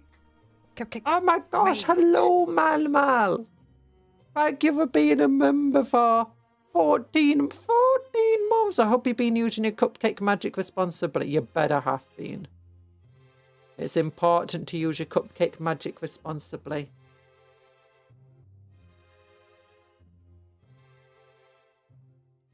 For the benefit of a cupcake world. Yeek.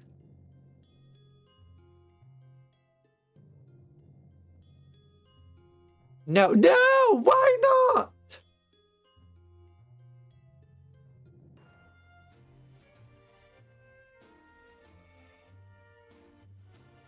You big old meanie face.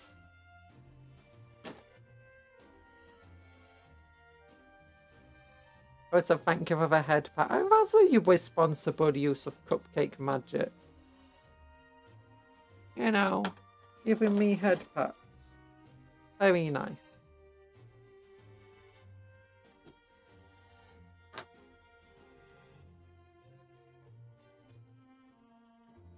You've been committing war crimes to please the Chaos God. No! That's illegal. That bad. Chaos God's bad.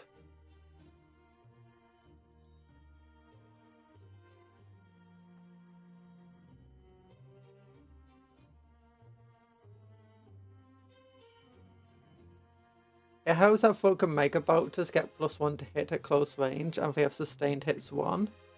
One of the Legios even has crits 5+ against Voids. Ooh.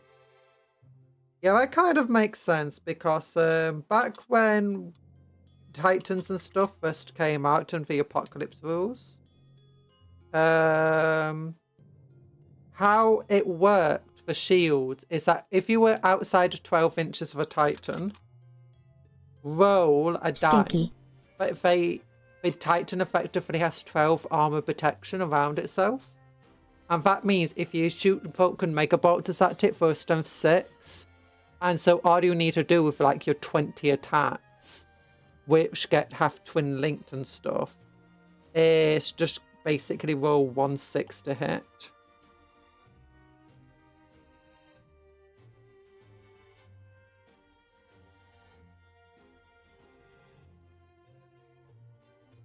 I'm not stinky. So mean. No, you just need to roll and I think they might have had vending as well. So if you rolled a 6 to wound, it's like an automatic 6 to hit. It's like an automatic wound or something. I don't know. I can barely remember. Well, for 12 armor, Vulcan Mega Bolters have a decent chance of, going through the Void Shields. And then you can hit them with like your Volcano Lance or your Turbo Laser Destroyer or your other weapons you have.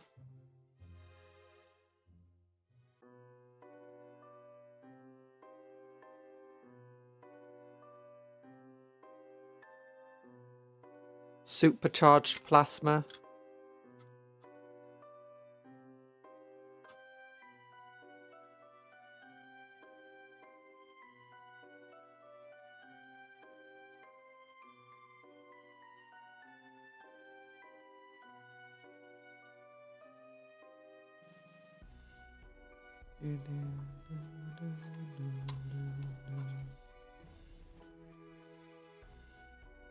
No, that's not meant to move.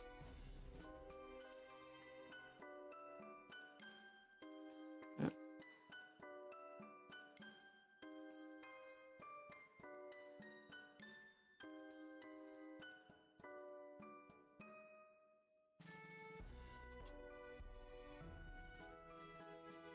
Go. There we go. Yes.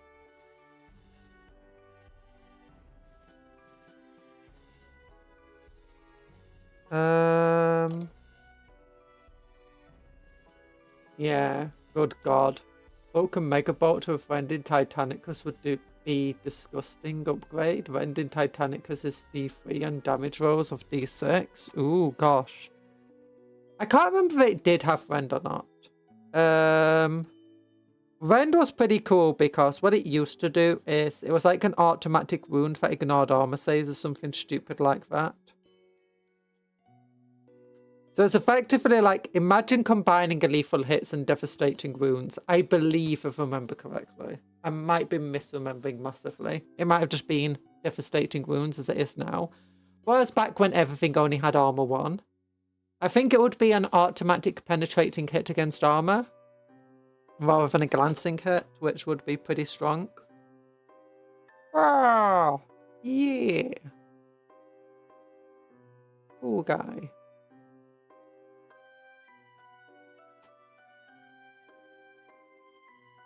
Okay, let's put a chess piece on this one.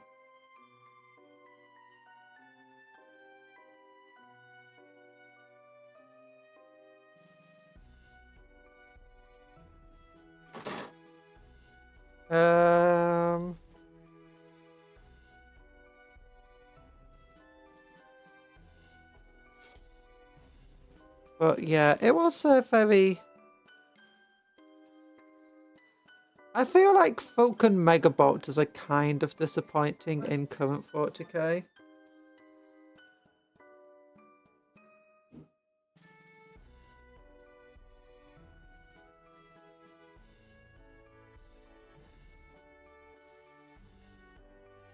How does this even attach? What?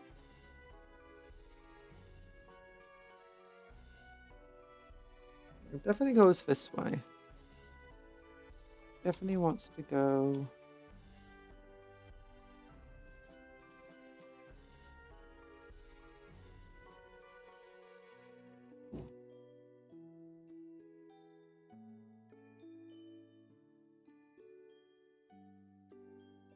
No, it definitely wants to go this way. And it wants to go on like that. No. Like this?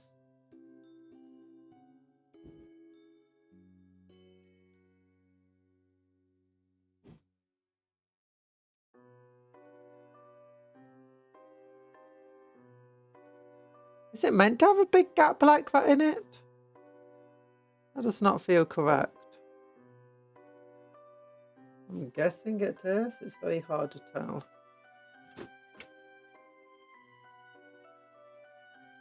Yeah, I'm guessing that's correct. Oh, I don't like that.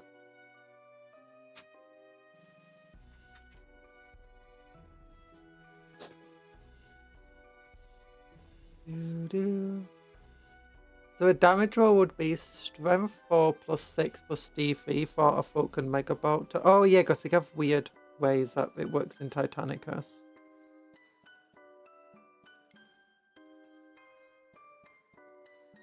Blank damage bonus being +1. Okay, so it does actually have like decent damaging stats then.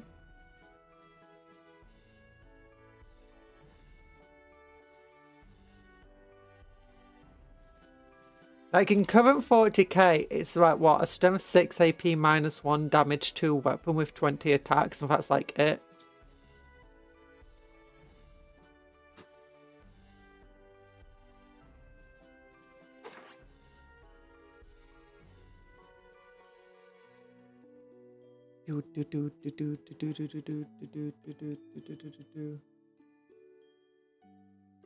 Titanicus.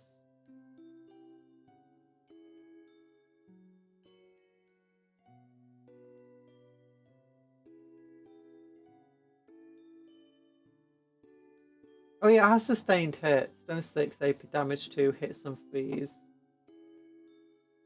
Yeah, that's not going to do very much. That's wounding like Titans on a 6+. But yeah, 20 attacks, sustained hits, it's effectively equivalent of hitting on 2s. So that's 17 hits. On average, you'll still get like 3 wounds, but then a 2+ armor save becoming a 3+.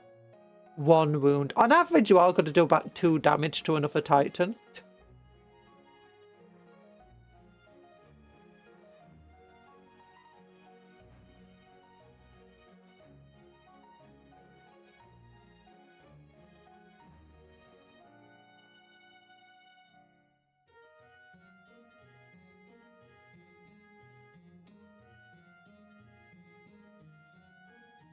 Oh.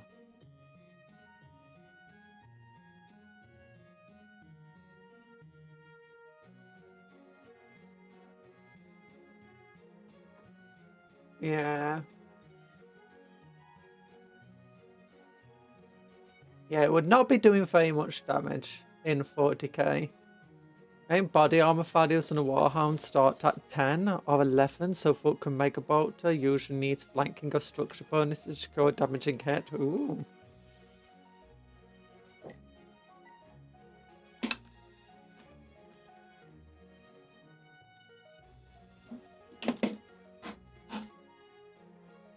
Back when I think like the Warlord Titan would have 6. Is it 6? Yeah, I think it would be about 6 shields. I thought a Megabolter wouldn't be bad against the shields because, I mean, on average, you'd be wiping out about 3 of the shields in a single round of firing, which would be enough to completely strip something like a Stomp or Warhound Titan of its shields.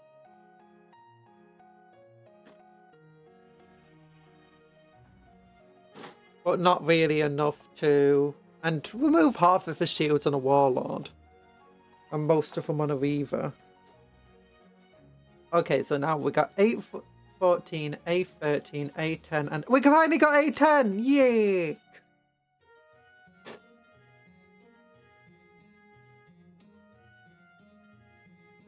On to the army arms.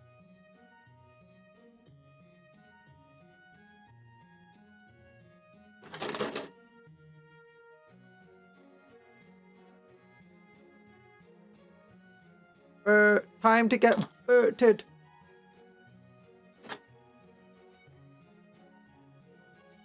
How can you play Imperial Knights? I think you can in Adeptus Titanicus, can't you? Like you can now play Knights and Armigers and stuff. Do you have Castellans in Titanicus? Are they any good? Like in theory, Castellans should be very good. It's got like... I think Castellans have better shields in the lore than Festoris do. And they've got volcano cannons, which, you know, designed to blow up Titans. How am I doing?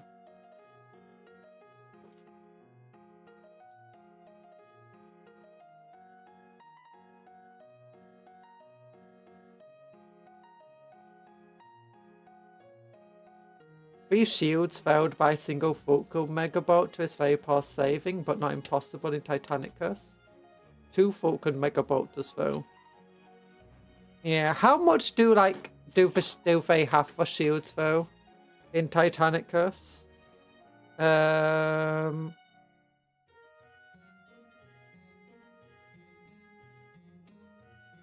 Like, do they have 3? Is it 3 like the average number of shields that you're gonna see on smaller Titans? Or is that something you already see on the bigger Titans? Because the games do change massively.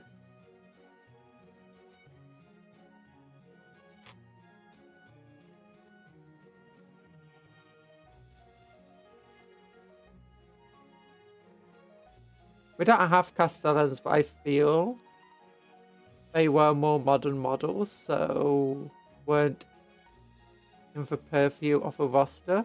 So we get Moiraxes, which are very cute Armigers. Yeah, Armigers look like they'd be adorable. There we go. There we go. So you don't even get Quastar. Do you get the Sylvestus Knights and stuff?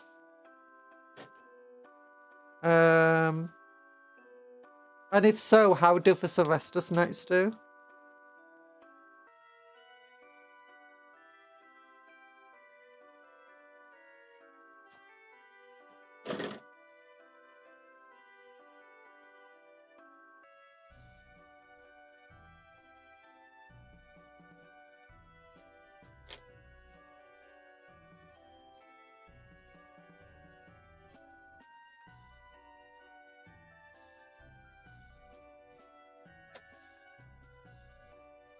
I think my magnets have arrived. Yes, I needed more magnets. There we go. Can I choose which arm I want the plasma cannon on? Actually, I do like the idea of the plasma cannon being on the right side and the lance being on the left side anyway. Because it wants it, I think.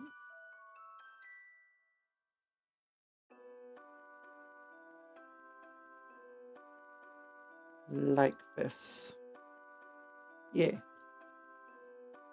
Yeah, we get Sylvestus, Acatus, Quastaris, and Armigers. Ooh. Acatus are so broken they are limited. Sylvestus Lancers are terrifying. Oh yeah.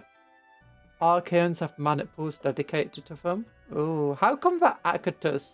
Is that Acatus the one with a last impulsive thing?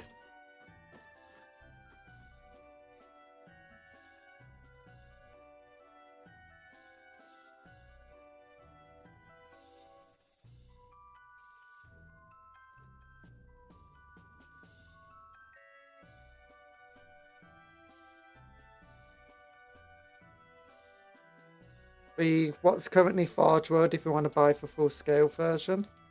Say full scale, you know what I mean.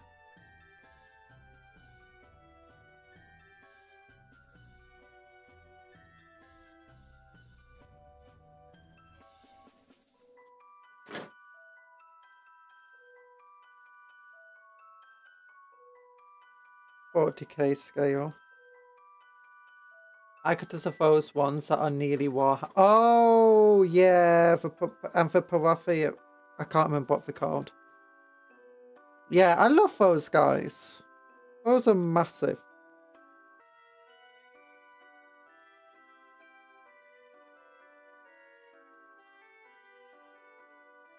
Honestly, it kind of makes sense that they would be broken since for Warhound Titan, it's more legs with weapons, while the Acatus is definitely more weapons with legs.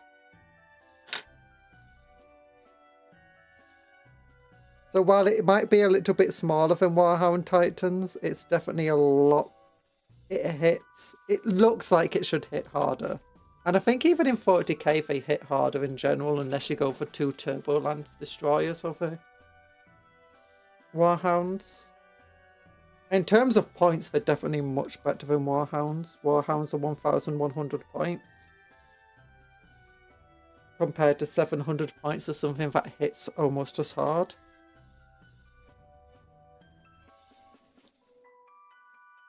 I have a Protherian. It is sick. It is cool. I wanted to get one. Instead, I have a Thunderhawk that still needs to be built. I mean, it's in part because I just don't know where to put it. Once it is built.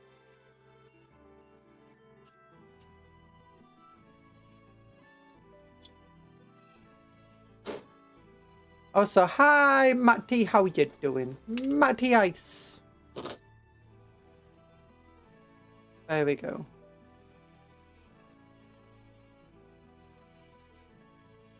That is such a cool model. I love that model. My favourite knight, though, is definitely one of the Forge World Sylvestus one they've currently got. With the big old lass impulsor sword weapon.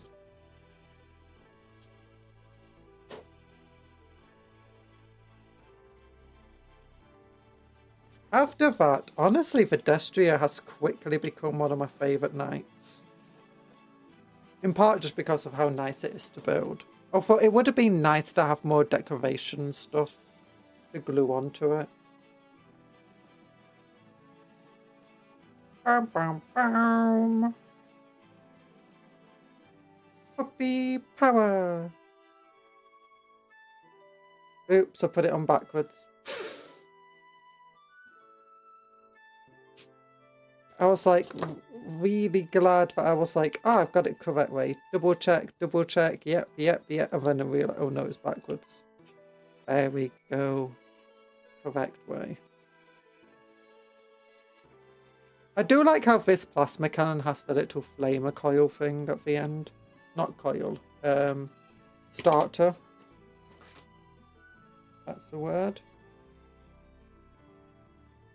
C49. C49.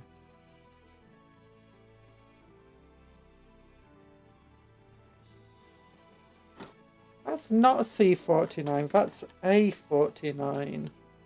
Oh, once again, another mislabel.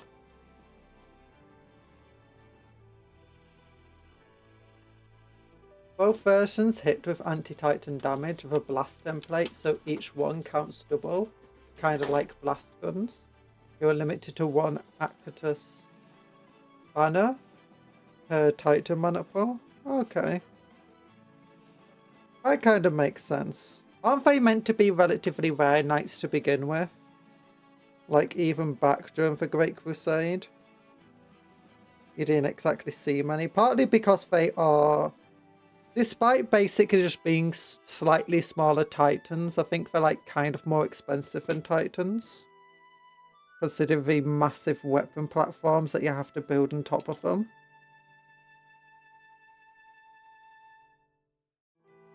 And for ridiculous reactors, you're basically trying to pump into a small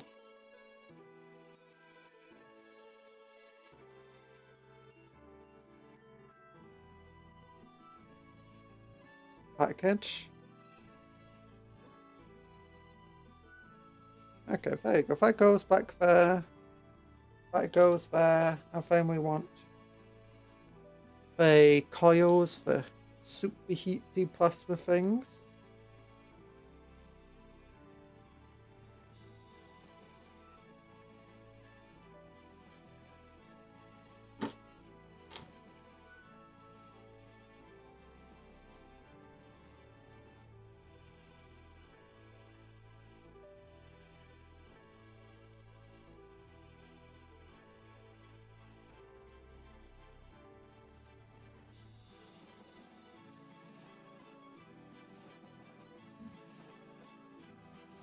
Okay, no, it's I'm just trying to figure out what point way this goes up.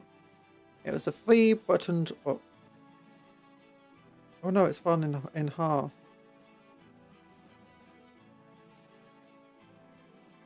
That's not good. They so scary. Each one of those porphyrians is like 4 shadow swords in an armored trench coat. And then you have the Asterius pattern. Asterius. What's the Asterius pattern? I know of a Parthafar pattern. Ooh, Titus coming to Warhammer TV. But let's look.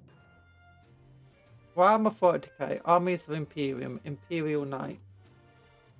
Scroll down. Oh, it's this one. Yeah, that's the one. That looks so silly. I've only got the poverty. Oh, an Octopose, that's it. I love the Octopose. Octopose, best Sylvester's Night.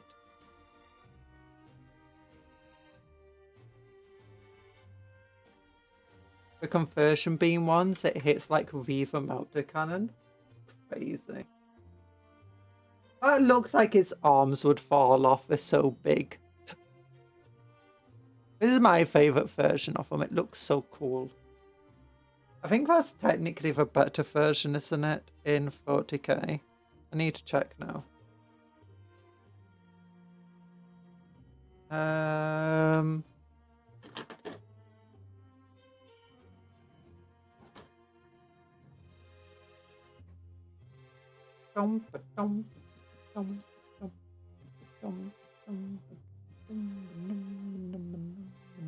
Okay, so this one.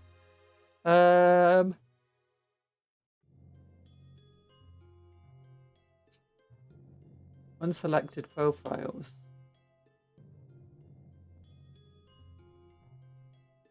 Twin Magna Las Cannon.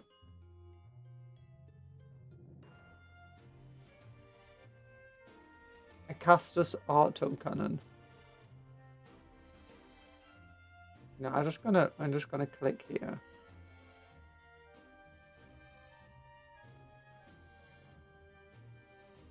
And be like, oh, so it can have auto cannon and last cannon if it wants. Okay. Okay, and it can have Helios missile defenses, all of that stuff. So let's look. With its twin Magna last cannons, D6 attacks each. Twin linked blast, D6 plus 6 damage, 8 strength 18, AP -4, ridiculously powerful. Bastion of firepower. Each time this model remains stationary, it has lethal hits. Yeah, but it's time to eat a cupcake. Hi, Blavis, how you doing? I think that Astrius is funny and 40. And don't eat cupcakes! Helios missile defense. Oh yeah, so you can do some anti-fly stuff. Any other Asterius?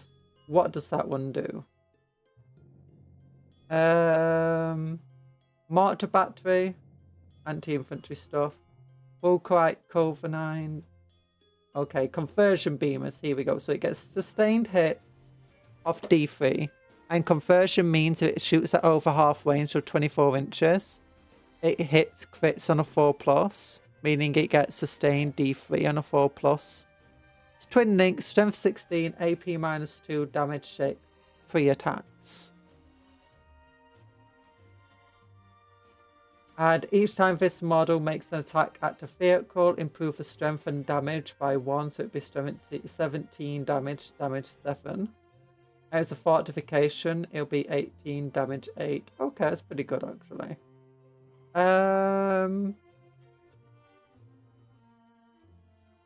So on average, we'll get 2 hits. 1.5 hits will get multiplied by 2. That's 3. That becomes 5. So on average, it gets 10 hits. That's not bad. Yeah. I think it wounds and freeze against like a vehicle. Most vehicles.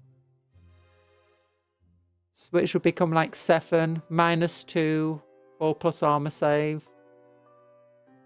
3.5 at damage 7. 20, about 25 damage it does to a vehicle when it shoots at it with both of its cannons. Comparatively, for Warhammer with its lethal hits, gets 2d6, so that's on average 7 hit attacks. One of which, just over 1, will be a lethal of an automatic wound. Oh wait, I didn't take into account. Let's ignore for both twin linked.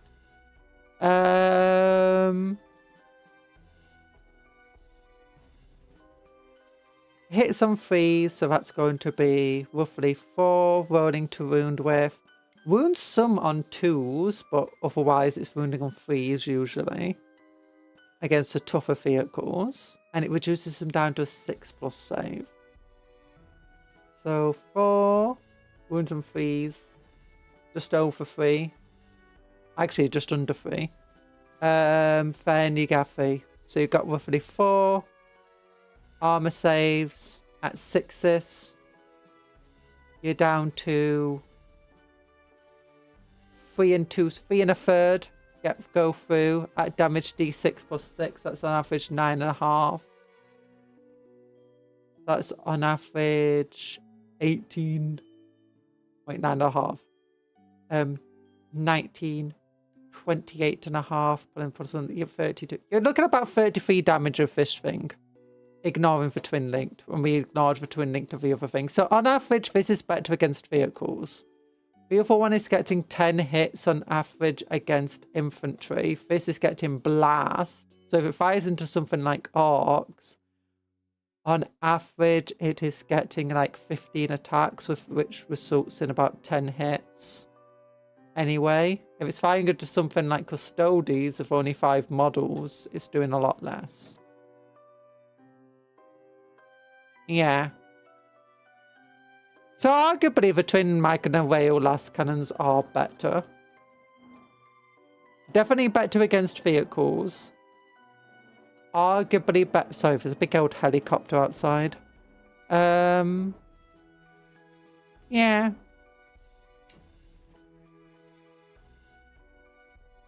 And the Porphyrion is about 65 points cheaper than the Asterius. Oh, so just that looks so much cooler. It's just a bunch of weapons with legs. Oh, this is just such a hunk of resin. This is if you got somebody you want to just knock over their head. Very good. You spin me right round, baby, right round, like a record player, right round, right round.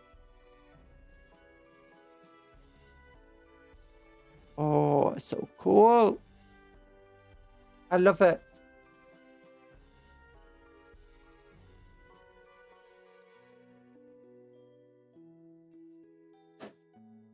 So, yeah. Sorry, we're looking at things. Right? I got stop distracting me, guy. You know how easy I am to distract.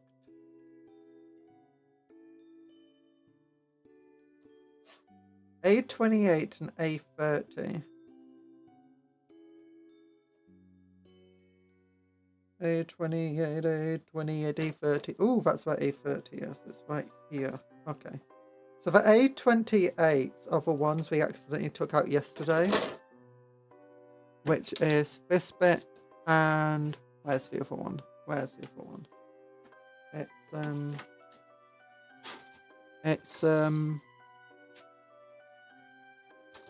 Oh no!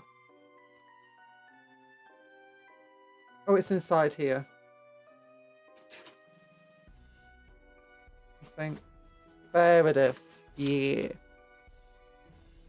Okay, so these bits want to be...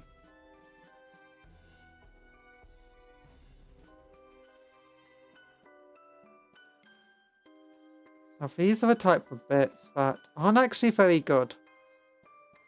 I think they're very bad design. So these bits seem like they're designed to allow it to have a range of motion so it can move like this through it.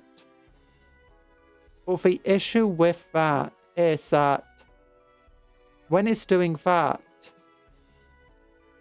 Oh no, actually, this one's fine. It's one of the other knights then, where when it's moving like this, you can see how it's twisting slightly. So if you just glue it here and don't glue it here, in theory you can have a bit of movement from it. One of the other ones you just couldn't do that with because it just required way too much movement.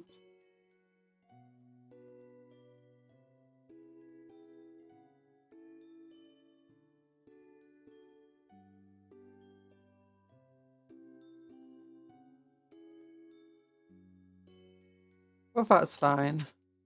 This should work without breaking off and still allow movement here.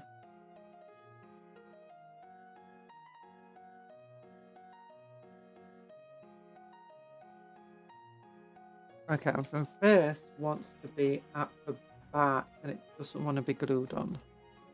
It wants to go on this side. Apparently. Okay, like that. It clicks on well, so that's fine. And then we've got the arm to glue on. It wants 45 and 32.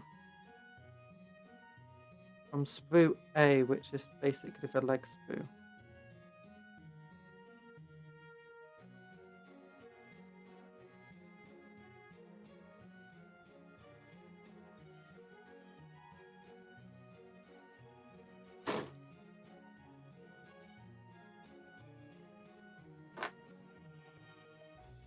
And it wants a solder on it.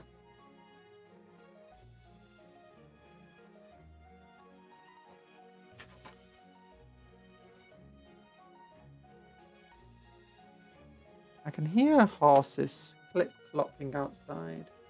Clippity-cloppity, clippity-cloppity, walking around the town. Clippity-cloppity, clippity-cloppy, walking without the frown.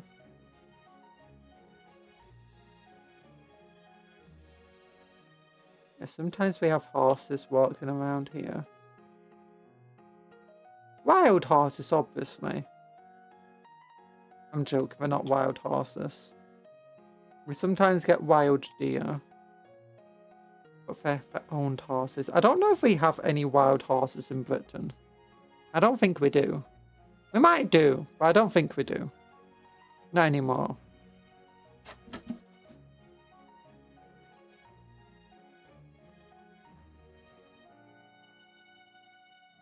I remember going somewhere with the wild horses, but I can't remember where that place was. We're taking this weird spiky bit now. Oh, that's the shoulder to click onto. Okay. With a shoulder pad.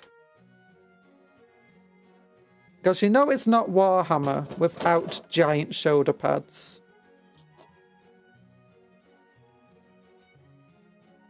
Your mechas need giant shoulder pads. That is obviously true. Actually, don't most mechas have giant shoulder pads? Because, you know, they need big old armor to protect all the sensitive stuff on the inside. Okay, so this first wants to glue into... Okay, never mind. That's not the shoulder pad I want. There's a different piece. This is more like an elbow piece. I'm being silly. I'm being presumptuous. So this bit goes into like here. Like that. Perfect. And then this goes onto this piece here. There we go. It's an arm! It's armed and dangerous.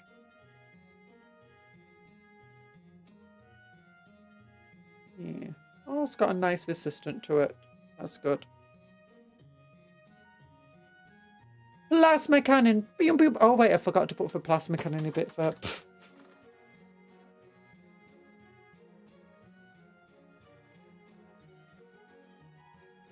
Yeah. Every like on this stream is a prayer to the Omnisire, so get praying! Disconnected from the internet, I just watched Math Hammer, now back to the world of live.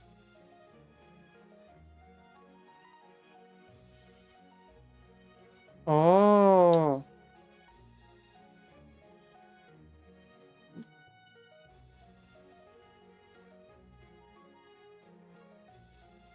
I hope you enjoyed Math Hammer. It's the best form of hammer. Get bonked by the Math Hammer. Down, down, down, down. Boom. Boom. Boom. Zoom. Boom. Next to this dude. That's a big old cannon.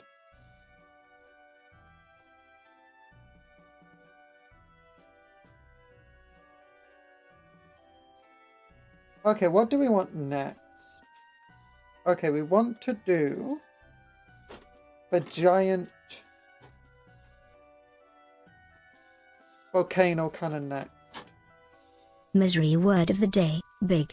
That armiger looks bigger than normal.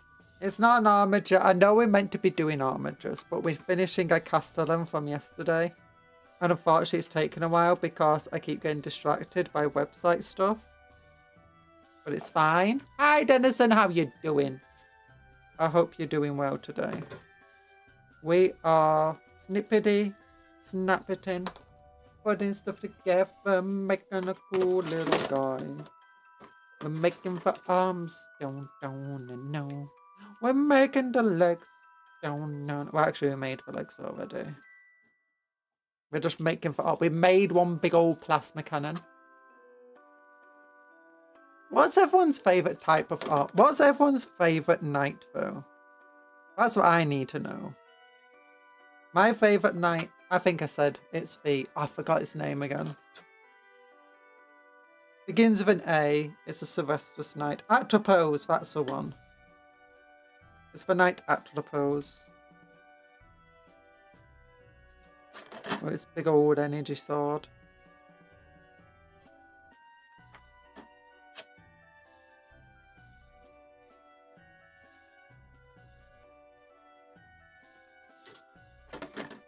Although I definitely like the Castellan. I like Volcano Lances. I like basically any of the anti-tank stuff and anti-titanic weaponry. Just give me that and I'll be like, yeah, this is what we need. This is what we need more of, Captain. You've not all she's got, Captain.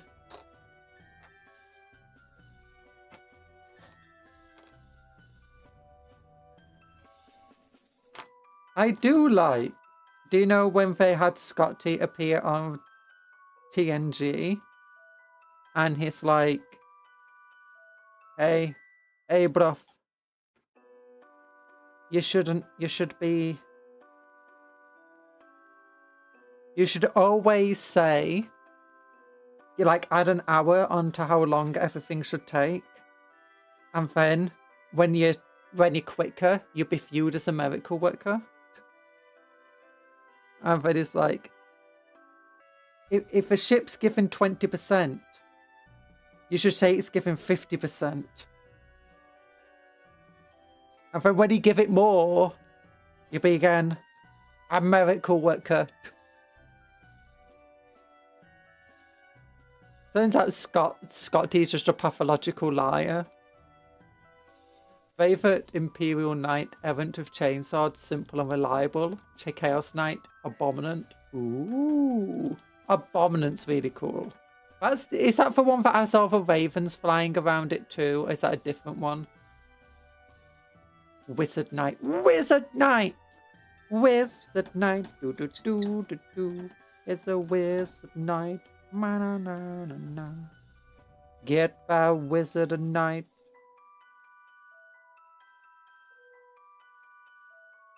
Okay, that's all that done. So now we need volcano cannons. I've got a volcano cannon. It's going to fire your face off. It's a volcano lance, isn't it? It's still absolutely amazing. Do you think the Tau ever think like they got super cool tech and then they look at like some of the crazy stuff that the Imperium just drops every so often and goes, okay, never mind, that's scary. How does it even work? Imperium, I don't know, shrug shoulders. Wait, so is this another one if you're forgetting text? No, we mass produce it. You don't see it that often because even something that's mass produced for us, you know, could still be considered rare because, you know, how many of us there are. And how many war zones we've got and how, you know, the Tau war zone is like the least important of them. It's like, oh. It's the one who has a tusk mask of the Electro Scourge. Yeah! That's cool.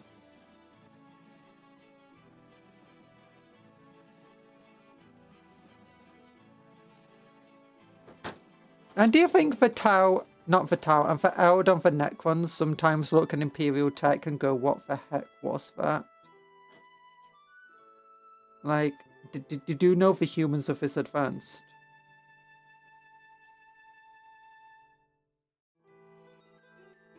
Thank goodness they're so stupid. Otherwise, these weapons could actually be a serious threat to us.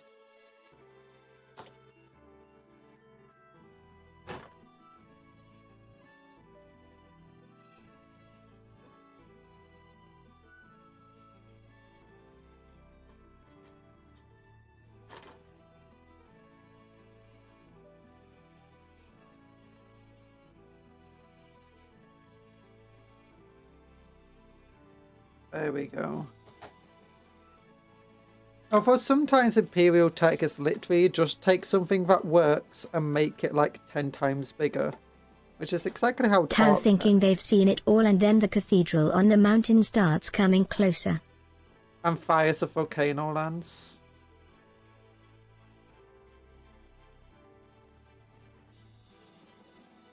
There we go.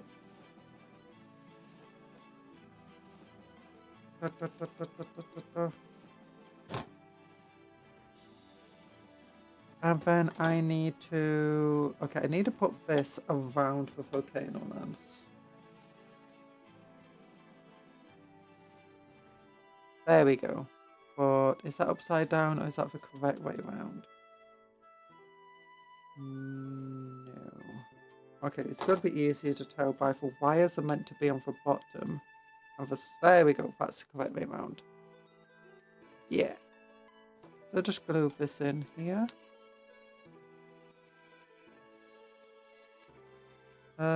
Volcano lance is scary.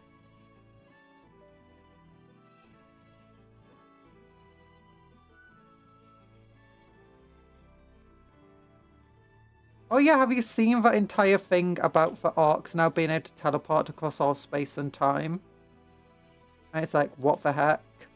Why do the orcs now have tech that the Necrons would be jealous of? Damn, the cathedral is moving. Tell the aircast to send in the manta. The issue with sending in a Manta, this is one of the things I've told people before, it's the Manta is not a fix for every single problem. One is often the cathedral has void fields and a Manta will actually struggle getting through void fields. If its attacks hit the void fields first, it's now in a really bad position where, you know, most Titans will not be walking around without air support. Without either, well, there's usually three things that where a Titan will be moving. Either they'll effectively have a giant shield protecting them from aircraft and orbital weapon strikes and everything. And it's not a shield they carry, it's like a building shield. Which forces it to be a ground engagement. And your aircraft can't really come into that one, especially things as big as a Manta. Your alternative is that they have air support, so you're trying to bring in your Manta, and instead you're getting gunned down by fighter craft, so you need your own fighter craft. And the third thing is them bringing anti-aircraft weapons. So, like, you'll be seeing Hydras, anti-aircraft missiles. Heck, you'll be seeing some of those Knights that have the anti-aircraft weapons on them. And your Mantas, like, you fire your shots, you hit the void fields, and now you're getting bombarded by a bunch of anti-aircraft weapons. There's a lot of reasons why a Manta's not going to be a reliable way of getting rid of Titans. Now, if you're going against a particularly stupid or desperate Imperial commander, yeah, it's going to work. But that's because you're fighting an incredibly stupid or incompetent commander. And the Tau themselves do have their own stupid commanders and stuff. To prevent a time that situation, if Imperials on the ground are taking psychic damage from the mere presence of a Titan. Wait, would they be taking psychic damage from a Titan? I thought it would be the opposite. When Titans appear on a battlefield, one of the reasons they're actually considered dangerous by the Tau is because it bolsters the enemy. Like, just the presence of a Titan alone is enough to bolster, like, the Imperial troops. Making them not only brave and stuff, but it's effectively a walking effigy of, you know, the Emperor. And as a result, because they are god machines and stuff, you get all the psychic energy of the humans doing the entire Orky war type things of, you know, making them feel invincible, making them believe they can win. And suddenly, Tau weapons and equipment is malfunctioning. Imperial weapons are hitting more accurately and harder than they have any right to be. Vehicles are surviving hits that they shouldn't be allowed to survive. All because the Imperium now believes themselves able to win. And you got tens of thousands, if not millions of people all believing the same thing because the Titans just appeared. And suddenly they become much, much harder to fight.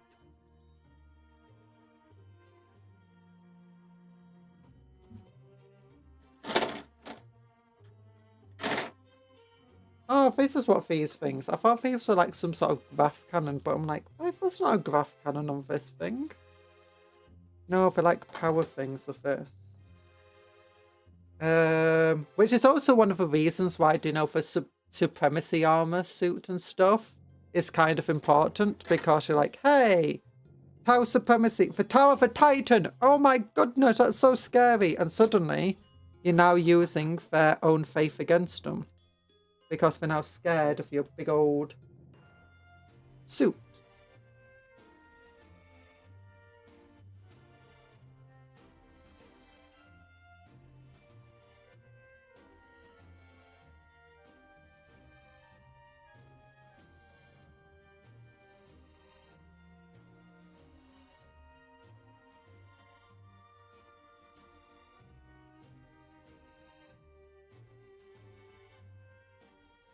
How big are Titans anyway? I want to imagine an Ultramarine suplexing a Titan. They're massive. So this is the legs of just a Knight next to a Space Marine. And this scale is relatively accurate. A Warhound Titan is much bigger than a Knight. I can't really easily fit my Warhound Titan on the camera. Which is one of the reasons why I'm like not painted it yet, because you know I want to paint it on stream, but I don't know how I'm actually going to achieve that.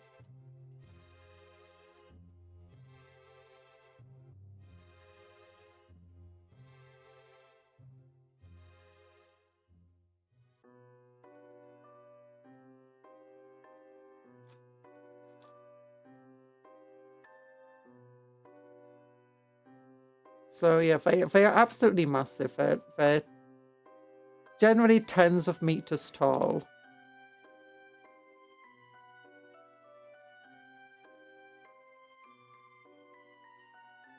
There's always a new Space Marine detachment. Yeah. Paint the GoPro. I mean, I have actually thought about doing something like that. GoPros are expensive though, my goodness.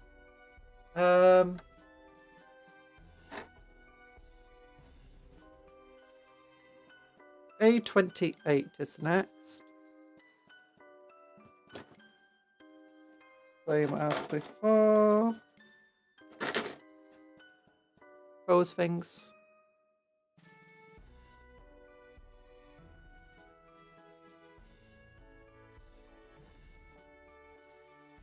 Oh gosh, my window is being blown open again. Yeet. Why are you yeeting? Ow. The machine spirit just radiates that much hatred. But it gives psychic damage to people. I don't think the Titan machine spirits hit the infantry like that.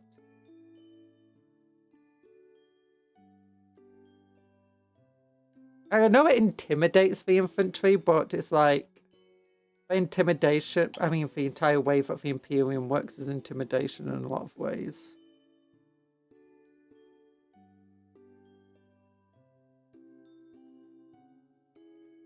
It's like humans looking at Space Marines generally get pretty scared by them unless they're used to them. And take a kind of psychic damage, but at the same time, seeing the Space Marines fight on their side is a massive morale boost. Same with things like Sisters of Battle, Custodes, the Sisters of Silence. As much as they like struggle with them being around, it gives them like a massive faith and morale boost to see these things in action.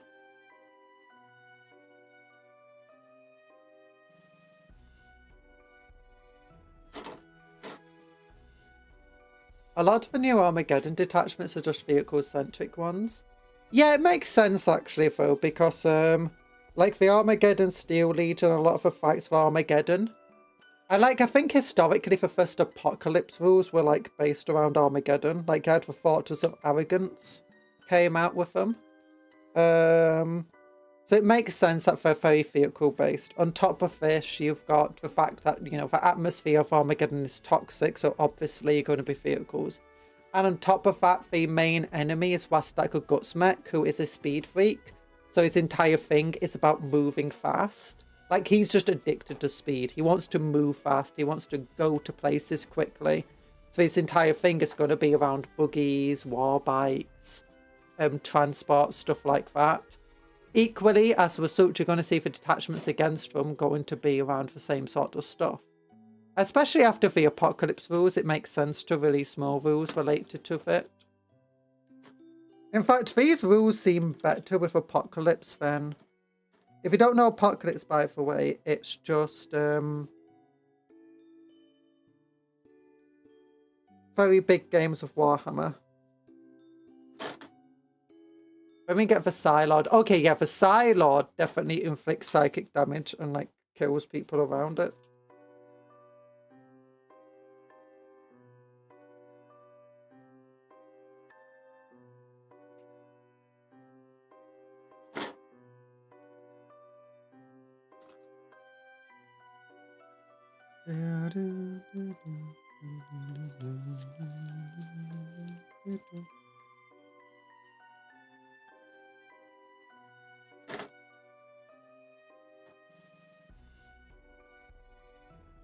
With its dozens of alpha-grade psychers tormented to fuel its weapons, yeah. I generally don't think that's an efficient use of a Titan. Like, you can actually very much argue that Titans are efficient use of resources for the Imperium. Like, when they're fighting stuff like Eldaris with their Titans, Orcs with their Gargants and their Stompers, take into account just the importance of faith and for god machines and stuff like that. And then the fact that you can build them out of all sorts of really good materials and give them void fields and stuff. Titans make a lot of sense. Like, one of the things that make a Titan super cool is, like, when I first read about Titans, it was described as a walking shield for the infantry and stuff. Like, one, you got the Imperator Titans that have, like, Space Marine companies in their feet. Or, like, Guardsman regiments in their feet. But you've got the fact that their void fields are projected, like, in 40k for 12 inches away from them, or for technically the bigger Titans, their void fields project even further away. So this means that you can actually move up loads of vehicles, tanks, and regiments inside a Titan's void fields. And in North, those void fields can put up with orbital weapons attacking them. Void fields in the game kind of fail really easily.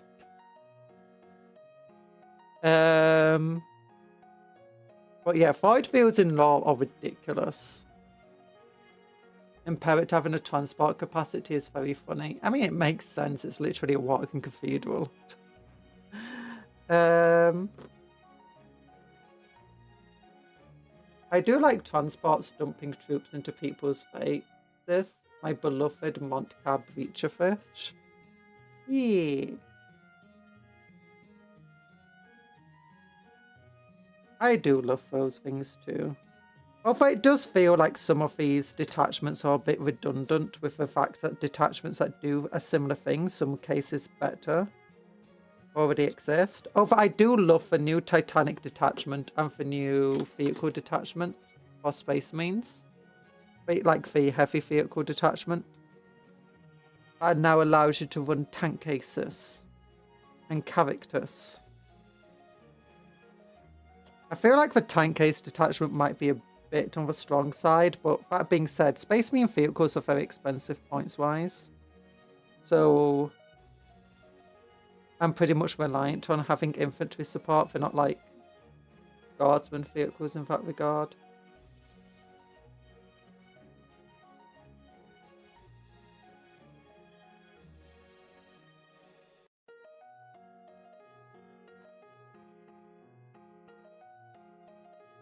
Volcano Lance. Yeah, that's definitely a Volcano Lance and not a cannon. It's not as big as the Shadow Sword one. But still, that's going to do damage to Titans. What do Titan pilots do when it shakes too much? They tighten their seatbelts. The pilots probably don't need to do that, but the others do. The Sinister Side Titans are very much a good use of resources after the Heresy. It's the best way to deal with Chaos Titans. Really? Not just a couple of Shadow Swords? Like, I think that most times when I see Chaos Titans appear, it's just like, hey, Shadow Sword, take care of it. Or hey, Bomber, take care of it.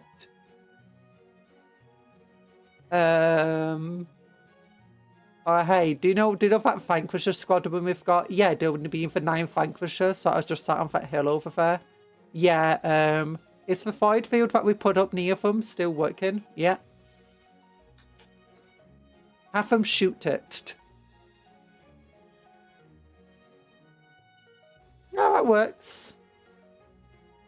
I guess one of the things is that when the chaos works, is they're not like...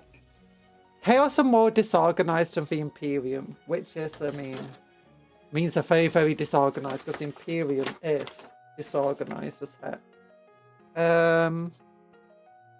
Okay, so we now want to get these things on. Oakley dokely. Nice.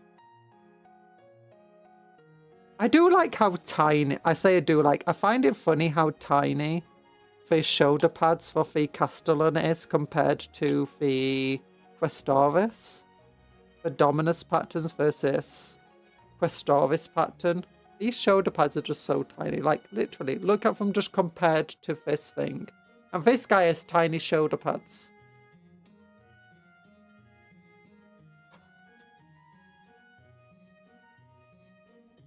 Chaos Titans can be partially ethereal. Oh, okay. I've never seen that before. The Psycon and Rix them straight back into corporeality. I think one of the other things that's actually good against Titans is Faith. Because that partially ethereal thing was really important in one of the books I was reading. In which twice, actually, there's numerous times they have to fight ethereal entities, and every single time it's like guardsmen are struggling, only a few of their hits are going through. But when it came to Night Pilots and the Sisters of Battle, every single attack they made landed and killed one of the ethereal entities they were fighting, and it was described as basically the Faith. And the Imperial Guard commander that recognized this was like, you have to pray while attacking them. If you're uttering prayers while fighting, you could hurt them a lot easier. But the Sisters of Battle and the Night Pilots, you know, were so faithful anyway, and so fervent to the Emperor that they could do damage. But then you had like Custodes trying to fight a demonic Chaos Space Marine guy, and they just couldn't hit him. Like, every single attack was just passing through him, and he was just reforming around it. And he was like, haha, I can beat Custodes, take this! And then some Sisters of Battle just walk along and just shoot him with bolt guns, and he dies. Because, you know, they've got faith. So in theory, what I'm saying is the best way to deal with Chaos Titans is just to give the Sister of Battle a really, really, really big mount. Oh, Melter tank! Oh my gosh! Imagine if the Sisters of Battle, a new Failblade was made specifically for the Sisters of Battle, and it was just a giant melter on Baneblade tracks. That would be amazing. And it has like the anti-demon, Titanic and devastating wounds keyword. Sisters for real get the miracles via strength of the faith, so it makes sense, but knights are probably doing through strength of their own conviction.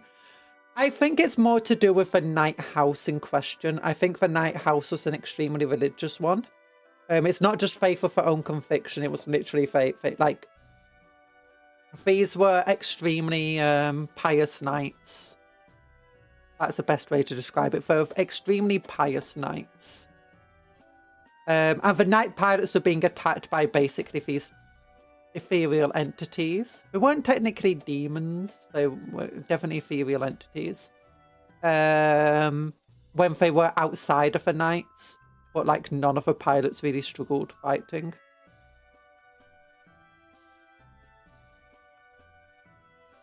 Yeah. I mean, they also obviously got massive conviction in themselves, but it was described very much, it was their faith in the Emperor, and, you know, basically the ability to gain divine miracles. They were fighting for a cathedral planet, so it was a very sanctified planet. Oh, that's it! It's cannons. That's what these are. I forgot about the Siegebreaker cannons.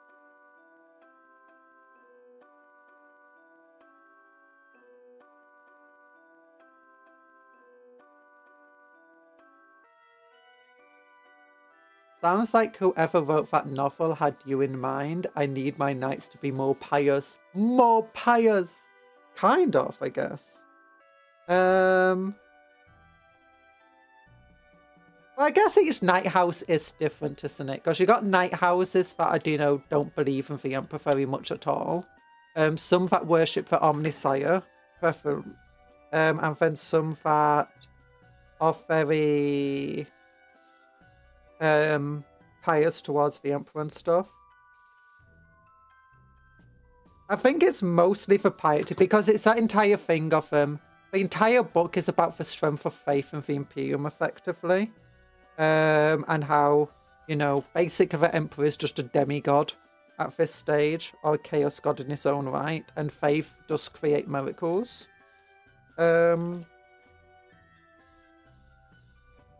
that was the important thing. But it was not just faith, because the main enemies were also like the word bearers and cultists. So it was like basically the faith in the Emperor versus the faith in the Chaos Gods.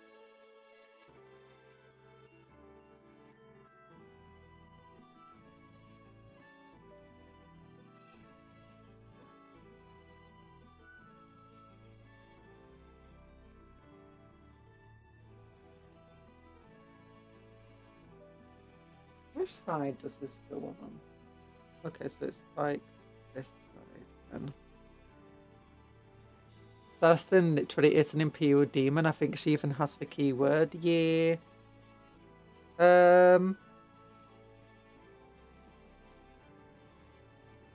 You can't convince me that Saint Celestine is not a demon prince of the Emperor. She basically is.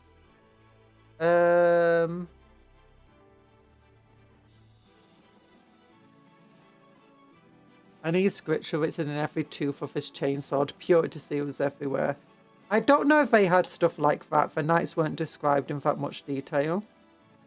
In fact, I think that's one of the ways that Warhammer gets away with some of their stuff when they're writing. Is they basically just say something, and they just say a name of a product, and they don't describe it in too much detail. Instead, if you want to know exactly what they're fighting, just look up the product. Which is incredibly useful when you're a writer. Because that's one of the things I've been struggling with recently when I've been doing my own writing. Like, there's a lot that I need to describe, but it's very, very difficult. You know.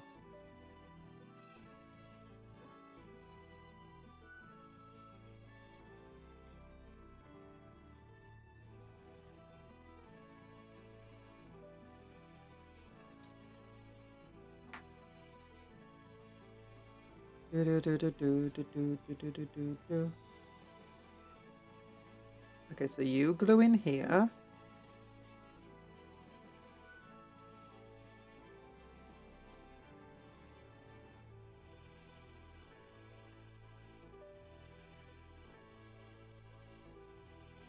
It's not just the sisters that get miracles though, like the Black Templars definitely get their own miracles occurring all the time.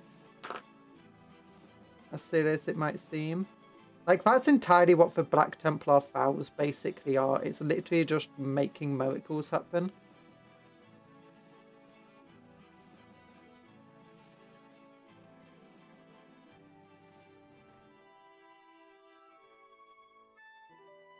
Especially the old versions of them where you could basically just changing things.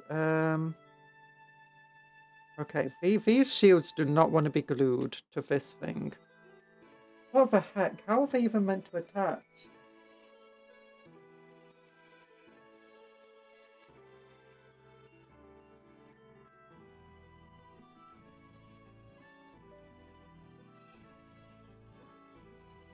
I want the holy scriptures engraved on the chainsword teeth so when I rev it it sounds like a pipe organ.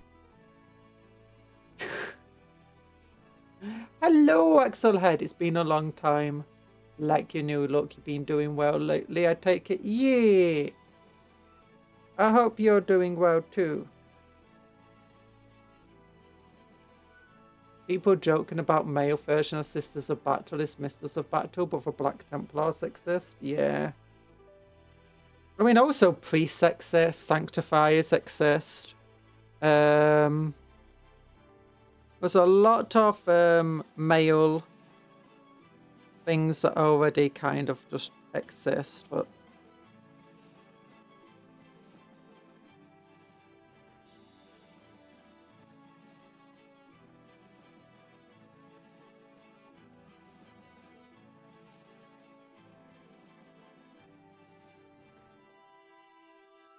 I mean, technically, the male version of the Sisters of Battle is literally just any religious space marine.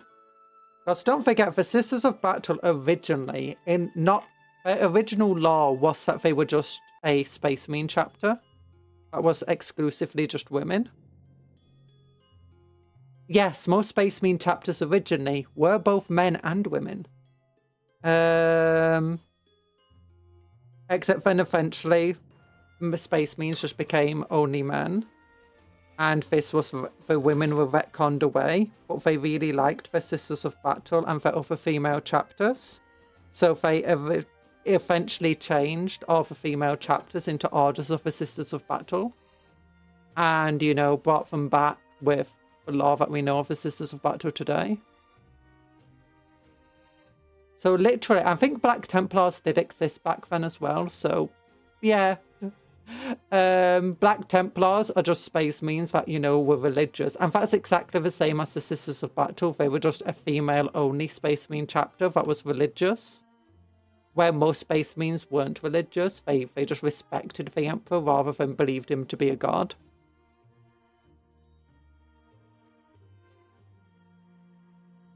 Which is also, I think, one of the reasons why they use a lot of the same iconography and colours and stuff. Yeah.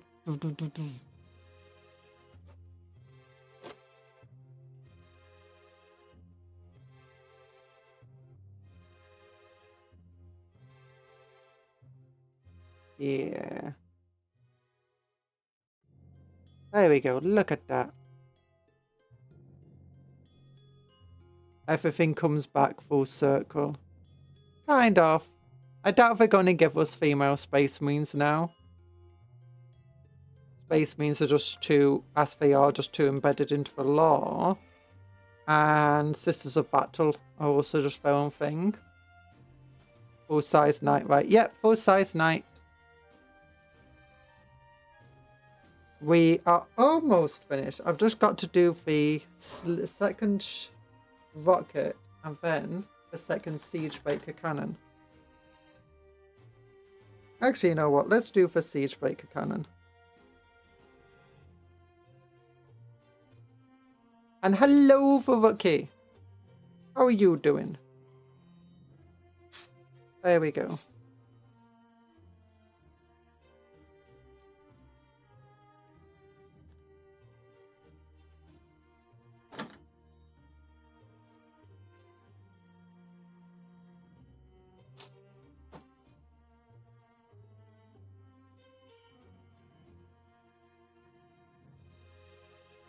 There you go, Siege Breaker Cannon. Kinda sucks. Not very good against anything. Manabee anti-infantry. Doesn't do it well though. That's a thing. Siege Breaker Cannon. If there's one thing that needs updating about the Knights, it's giving them a better Siege Breaker Cannon.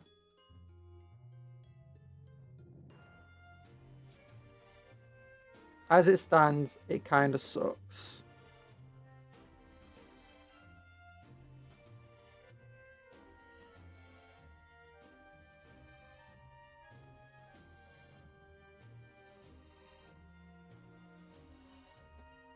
There we go.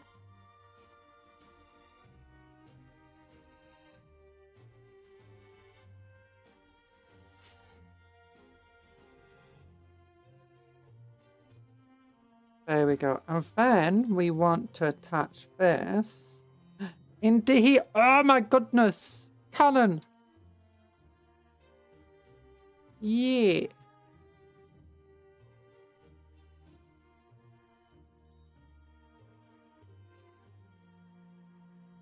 And then.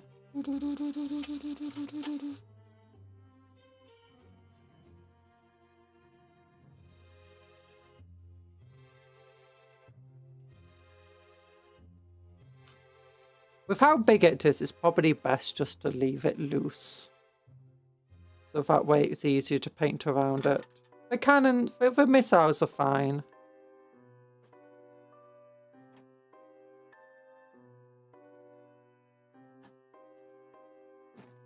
I do like that the Imperium has cool missiles.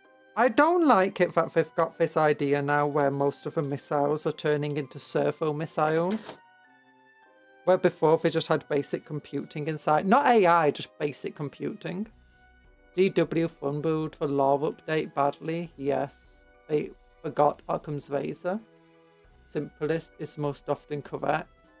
Wait, what's the lore update, sorry? What have they fumbled?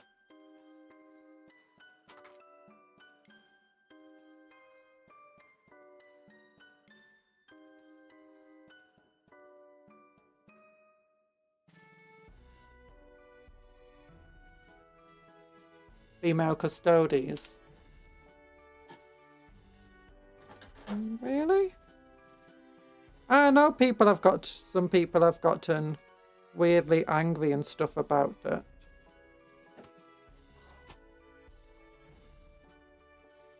But it's not really fumbled. It's fine.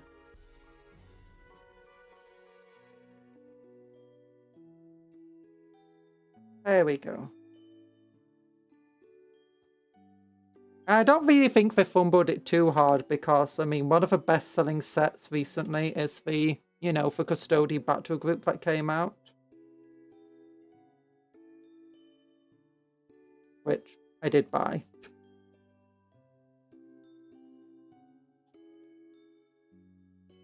There we go.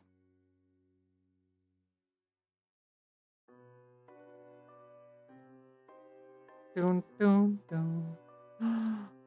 Does this go here?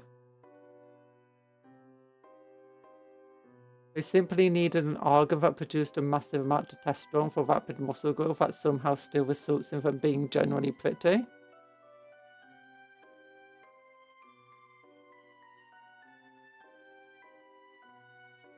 Why do they need to be pretty? Custodies... Space Marines are often described as ugly. Outside of the old Emperor's Children, like Horus Pre-Heresy, and Sanguinius's Blood Angels, Space Marines are often described as horrifying to look upon and ugly, and my view of Custodies is that they're described as... It depends. Sometimes the lore describes them as kind of handsome. Like, they're more attractive looking than Space Marines are. But they still got that same sense of transhuman dread with the fact that they're ridiculously tall, ridiculously bulky.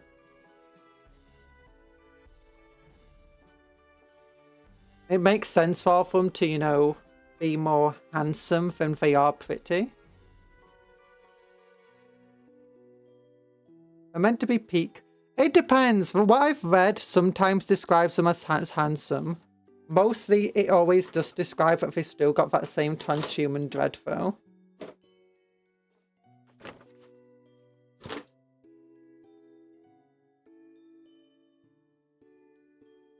I don't like the idea of them being pretty, to be honest. They're warriors first and foremost.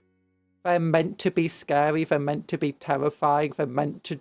You're meant to look upon them and think that person could break me.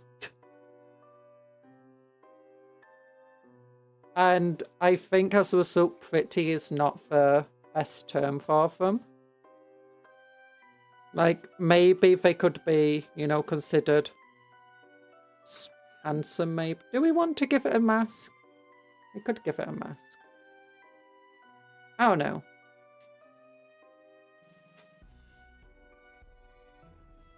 Also, I think it would look really weird having this idea of this giantess of a woman whose muscles are the same size as your torso. Then having a...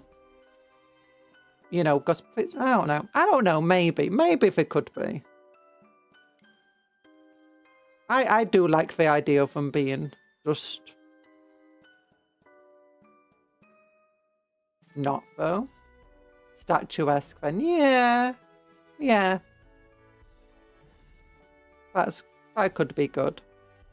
But it depends. I do think that the authors of them are still not very...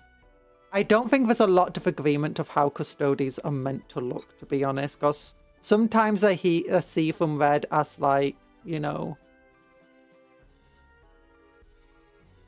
super effective, as what's it called, you know, handsome, pretty. Sometimes well, I say pretty.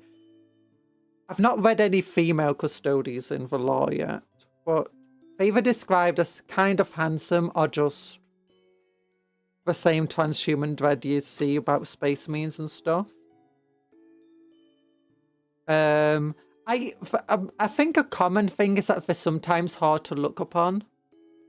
Like when you look at a custodian armor, they're kind of literally shining. Whereas when they take their armor off, it's kind of hard to look upon. But I don't know. Ah! Hey, maybe they will add pretty custodians in. So far, we've only really got like one decent female show of the custodians, like in art and stuff, with the animation of tithes.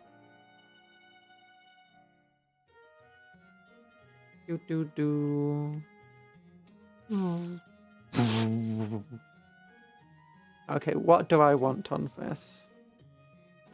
What do I want on this? Do I want to give him this face? No, I don't want to give him that face. I do like the no mask. But at the same time, I do look at it and think of the same issues I have of Space Marines not wearing the helmets, especially Terminators. You don't want to get your optics all smashed up. Okay, I do like that face much better than the other face.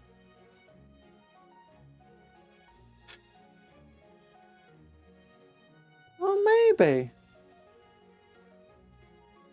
No, actually, that face is growing on me.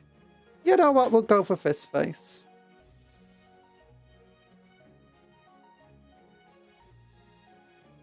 Am I going to glue it in and then regret it when I'm painting the model? Yes. Yes, I am. Am I doing it anyway? Yes. Also yes. So here we go. Finished. Giant dude. Because we look like JoJo Part 3 characters under the armor. All custodians are actually just JoJo characters. Okay, he does not want to fit on the screen. There we go. And then, next to the Destria. You know, I really did think the Castellans would be bigger than they are.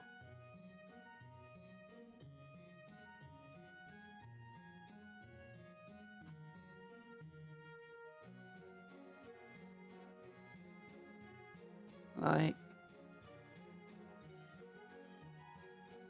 Okay, he really does not want to be sat on his legs.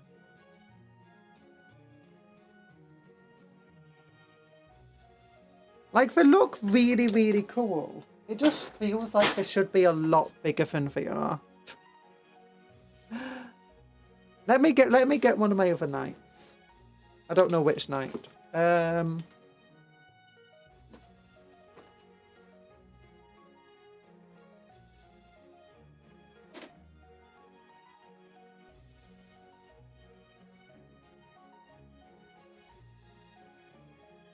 Good old Crusader. You can't go wrong with a Crusader. Oh, this one does have a banner.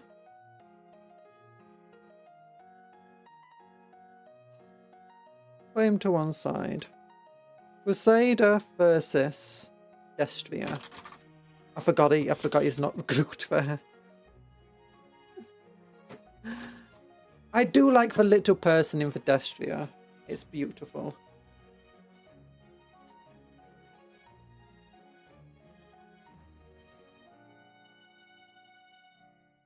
Destria.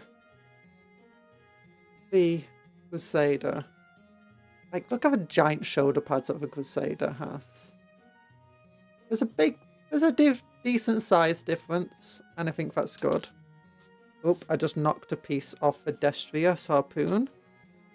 Then compare this guy to the Crusader, and it's And look at the size of those shoulder pads.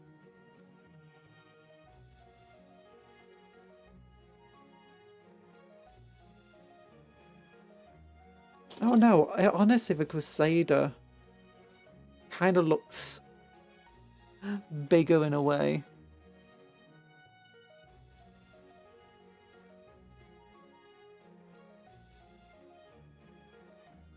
Yeah, the Crusader feels bigger. And it's technically not as wide in its torso. And its toes are a bit smaller. And its leg armor's smaller. But still. Custodies being peak of how humanity get outstated by Uma. Yeah, Uma Musume's guys are stronger.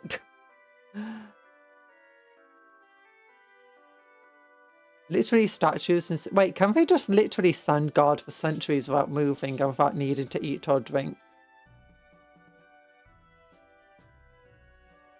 No, yes. IRL, no, because scale has to stay the same.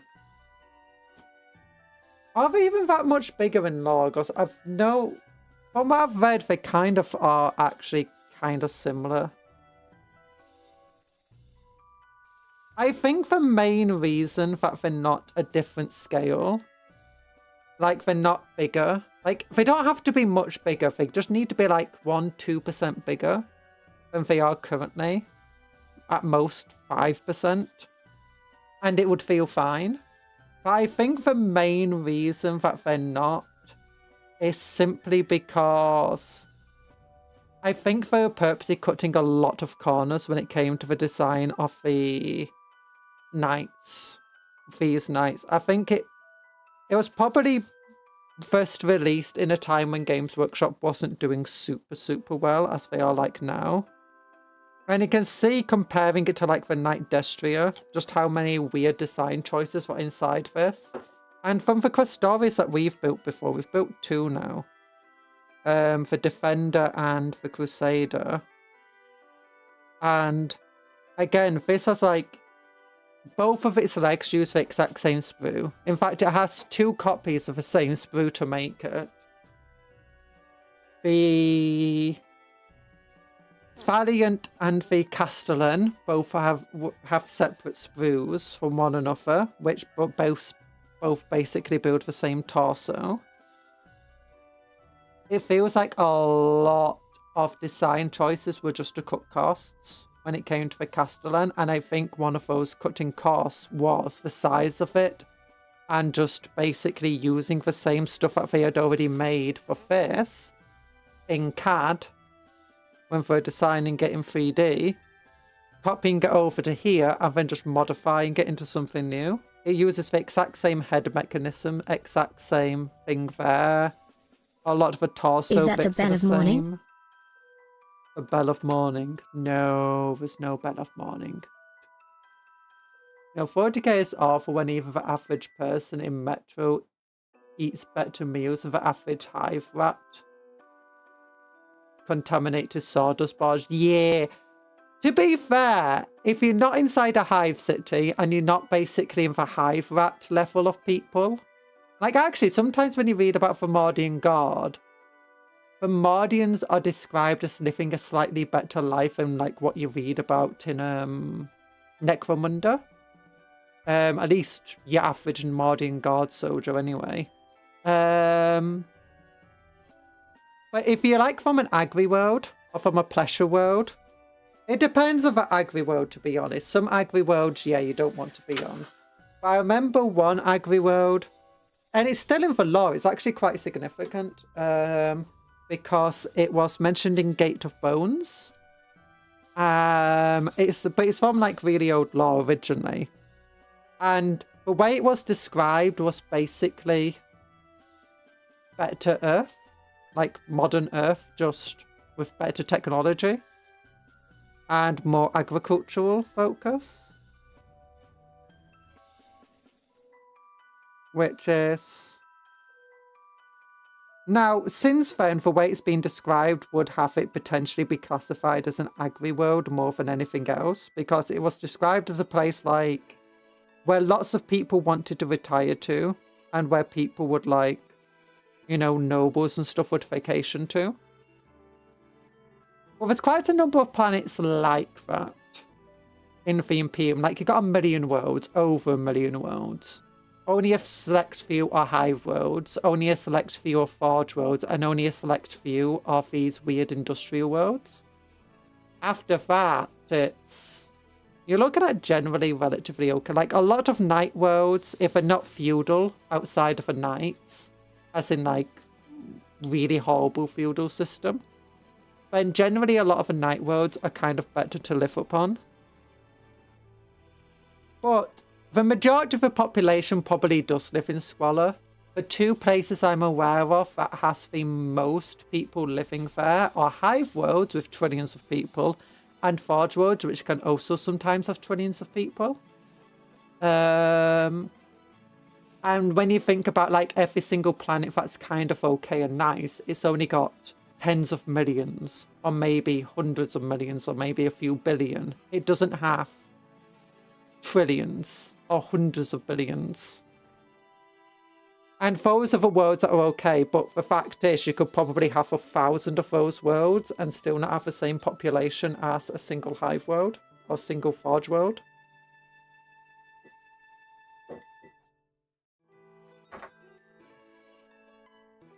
Okay, I've now got 2 Armigers to build.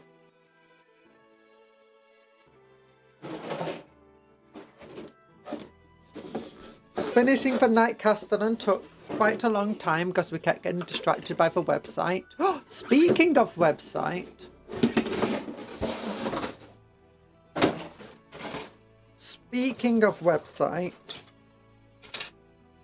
It's 2 o'clock. That means there might be another update to the website. Let me just move this night out of the way. Don't stay there, get out the way.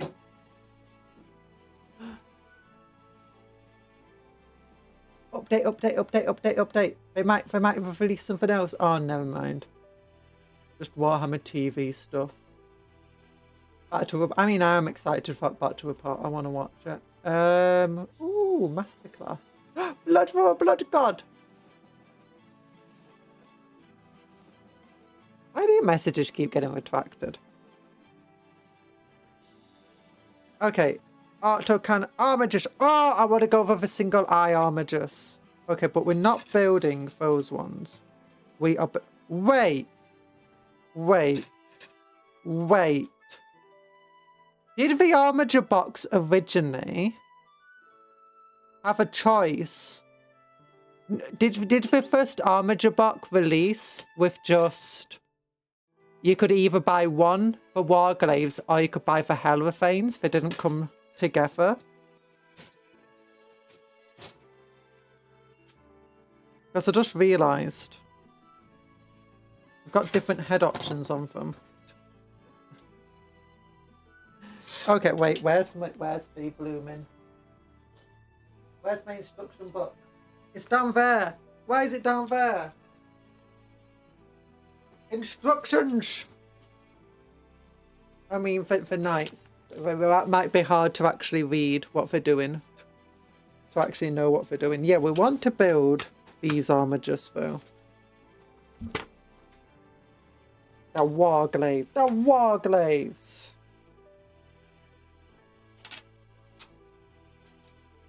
Okay, so a single Armiger is this many pieces, which is an odd number of these half spoos.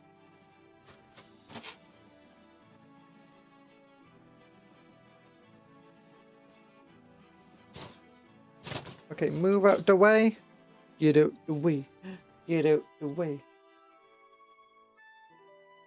There we go.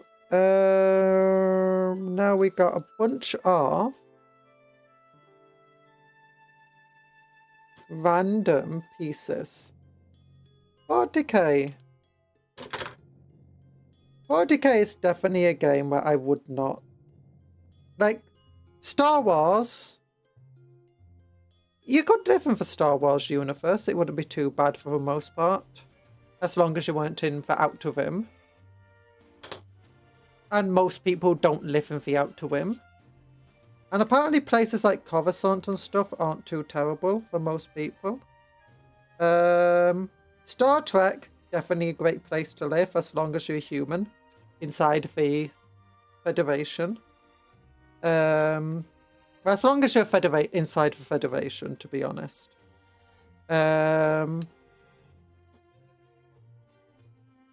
Warhammer, though, is like, I can argue that some of the planets are fine, or even good by our standards. Although more modern lore does try removing some of these ideas that some parts of the, the Imperium is good. Like, if you read some of the Kyphus Cain, you got an idea that, like, some of the planets are better. Civilized worlds don't number every other type of planet. I do generally think that, like, if you're going to be born and it's random of who you're going to be, not where you're going to be, the likelihood is you're going to be born on a hive world. Because let's say if every other planet that's not a hive world has, on average, 3 billion people on them, but your average hive world has 5 trillion people on it, and there's 1,000 hive worlds, and there's 1 million worlds in total, then the hive worlds will make up, you know, most of over half of the population. And that's not taken into account that forge worlds are pretty awful, and they have trillions of people on them. Well, some of them do anyway.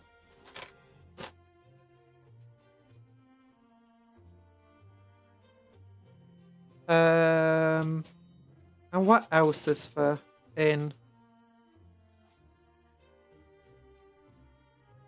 True, hive worlds have higher population density, so your odds are skewed towards them. Yeah, and places like Holy, depending, there's the 2 worst hive worlds to go on, as far as I'm aware, are Necromunda and Holy Terror. Holy Terror is so bad that even the nobles don't get water. And Necromunda is so bad that corpse start is considered a normal meal.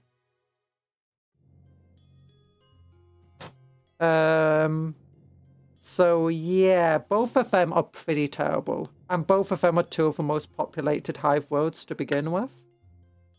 Well, technically I don't think Holy Terror counts as a hive world necessarily.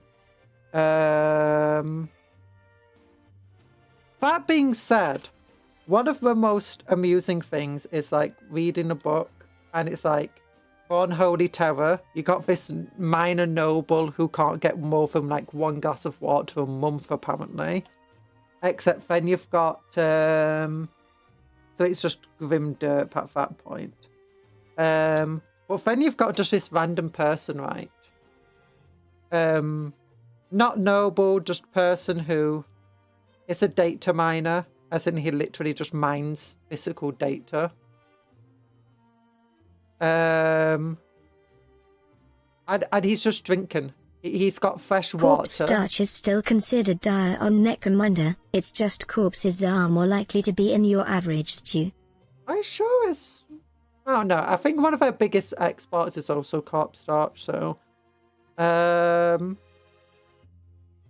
there's an entire... You got the entire corpse grinder cooked. Well, then you just got this random person who's just living on Holy Terror, just you know, basic peasant. And he's got access to fresh water, he's got access to fresh meat. So basically, if you exist outside of, you know, the scriptorium, you can actually survive pretty well on Terra. But if you do exist within the scriptorium, your entire life is effectively just inside a couple of rooms, meaning that you have to rely on what food and water other people can bring you. It doesn't matter how rich or wealthy you are, how high up the chain of command you are. You have to rely on other people to get stuff to you, and that's difficult.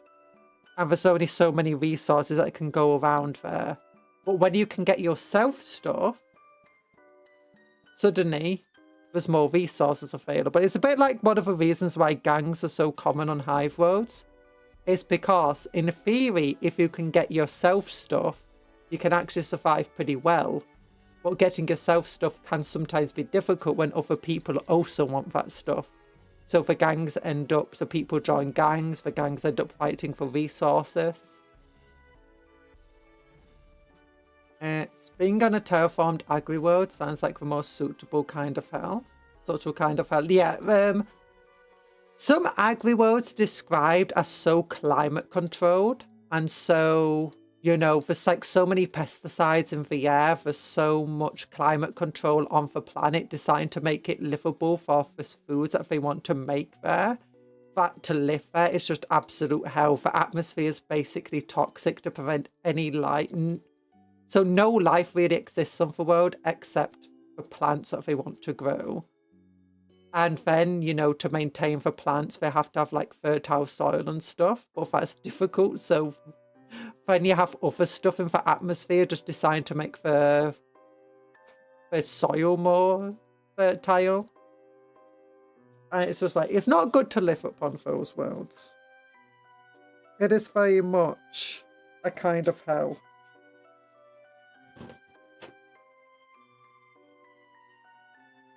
As she said. Some okay times it's more subtle, but a lot of the times it's not that subtle. Now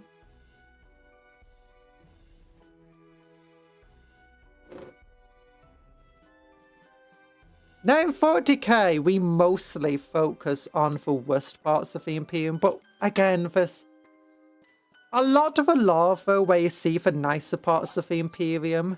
It's old lore now. So how true it is to how people are, like if it's actually applicable at all to current law, is questionable. Hate the idea of being what is effectively a liminal farmland, like the pool rooms but corns instead of water. I did read about somebody being from a meadow world where it's the world is just literally plains upon plains upon plains of flowers that are harvested, you know, to supply an entire segmentum with flowers needed for, you know, incense and what else is it? Morning services and stuff.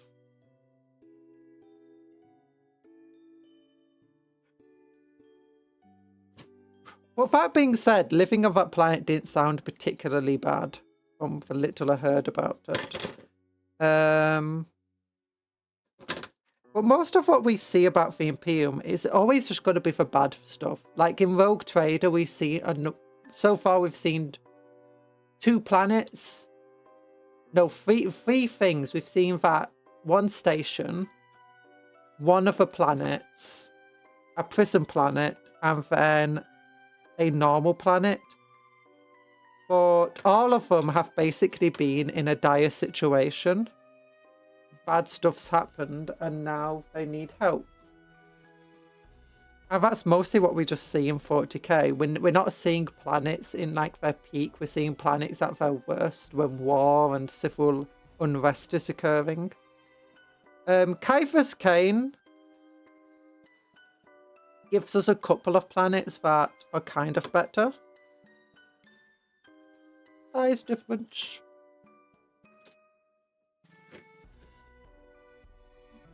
Where you can go, oh, that's not a bad planet. I could live there. But really, it's, and Vtuber came from a planet, from everything you hear about Vtuber in Gaunt's Ghost. Sounds like it was a good planet before it got destroyed. And you wouldn't have minded living there. But then it did get destroyed. Horizon to horizon plants. You will toil the soil for eternity. You will harvest on one point, and by the time you return, you will still be harvesting. Yeah. Honestly, it depends how bad. One of the things that depends how bad your life is going to be is how much work is actually expected of you, or needed more accurately of you. Like, sometimes you'll be forced to toil and toil and toil, partly because you just don't have enough workers to toil. everything. But sometimes you'll find that you don't need to toil that hard because they don't have a shortage of workers. We've got plenty of workers to be able to do everything, and as also to just be in a situation where you just work a 9 to 5. Kind of just being Scotland in space, I assume. It would be pretty decent, yeah.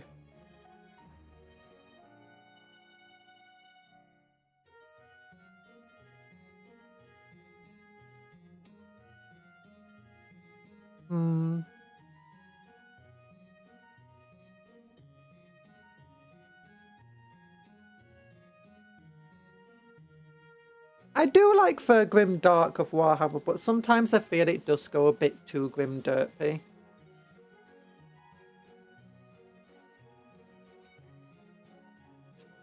And I think one of the things that Warhammer sometimes suffers from is, especially some of the more modern-y stuff,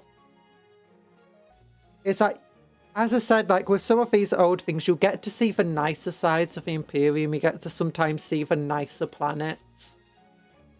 And it kind of gives you this idea of, you know, a sense of hope and optimism within it. Even if it's just short-lived, you get this idea of, you know, they're fighting for something.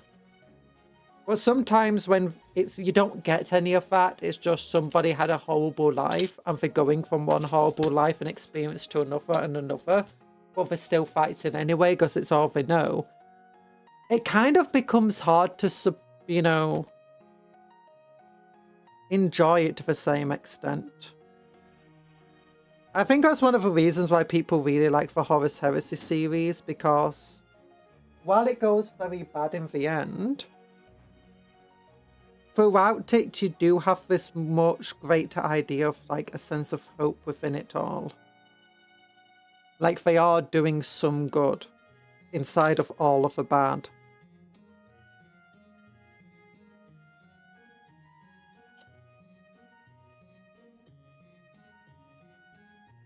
But when you move at a sense of hope, sometimes it becomes, why should I want them to do well?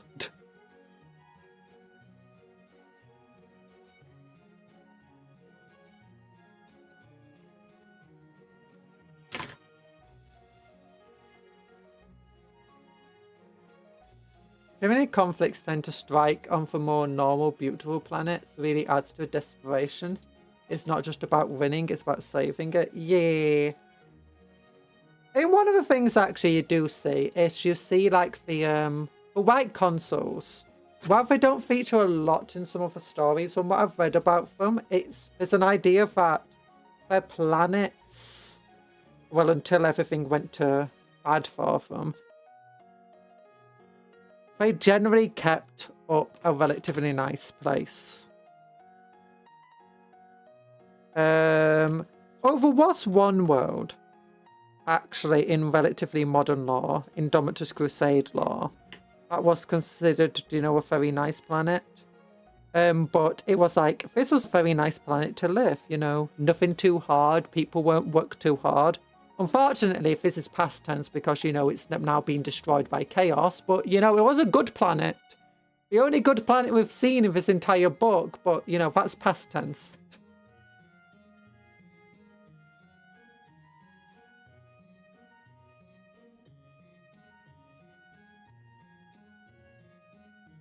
I like the Tau because they have something to fight for more than a commissar pointing a bow behind them. Yeah, I do like that as well. And in a lot, I think in a lot of the best Warhammer 40k stories, like from the Imperium side, it's best when they, you know, they do have that thing to fight for. There is something to beyond there. That being said, most Imperium people don't fight because of commissars behind them. They fight because, you know, they believe in the cause. Even if it's a stupid cause, they believe in it.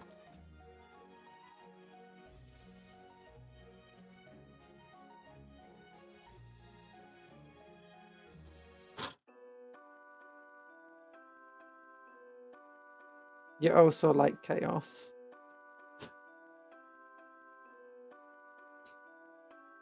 I think the worst planets are the kind of confirmation bias as well, as these planets are necessary evil and these planets are valuable and these planets endure.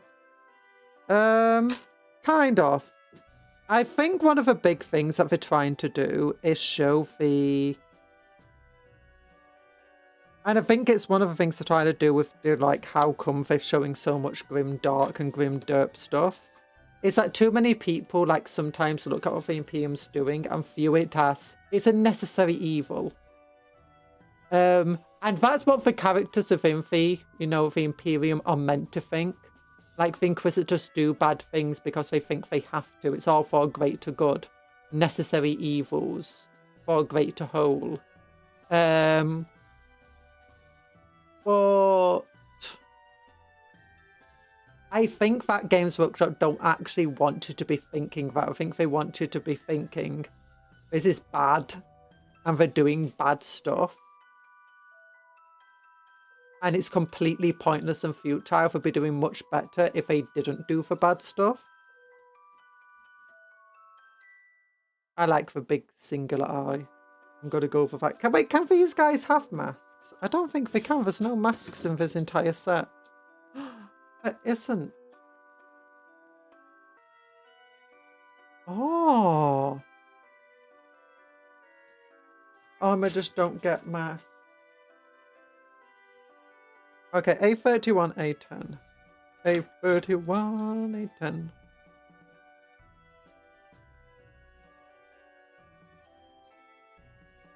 It's actually 31 and 33. They don't want you to think that anymore. They never wanted you to think that in the first place. You have to remember the people who actually made Warhammer were. These are people that wanted to turn... when they originally made Warhammer, the Imperium were the bad guys. Well, everyone was the bad guys, but the Imperium was one of the bad guys.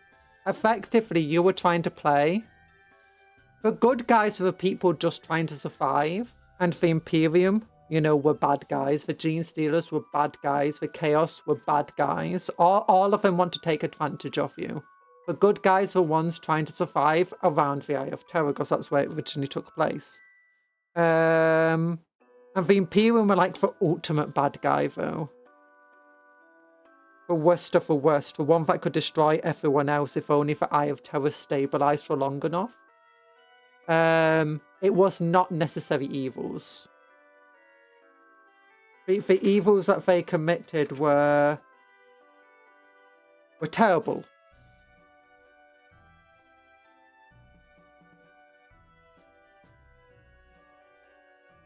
When they went for a bit of a period of, you know, trying to make the Imperium seem a bit more heroic with the later stages of it.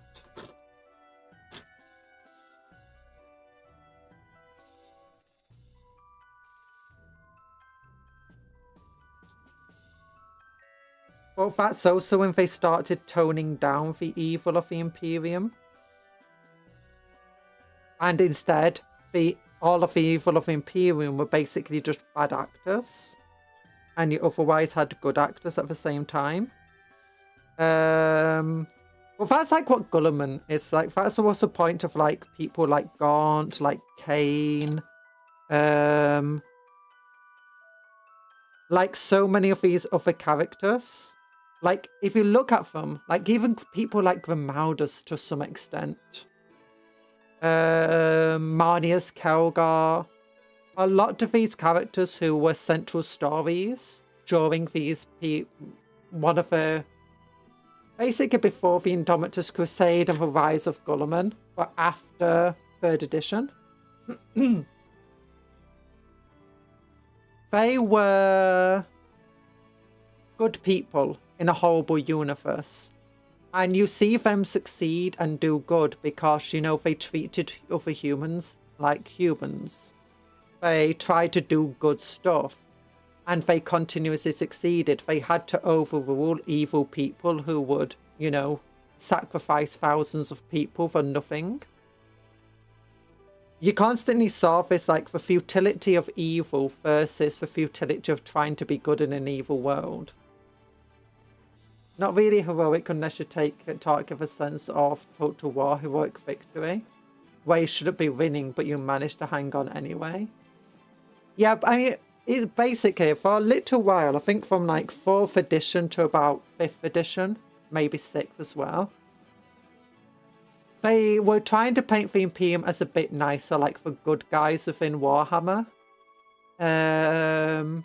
They still had like the dark streak, but when you looked at like most of the named characters and the characters that appeared in books, you saw these good people. And generally, you often also saw these good people. Half of the villains that they were up against weren't the enemy, they were other people in the Imperium. You know, the ones responsible for half of the bad stuff happening.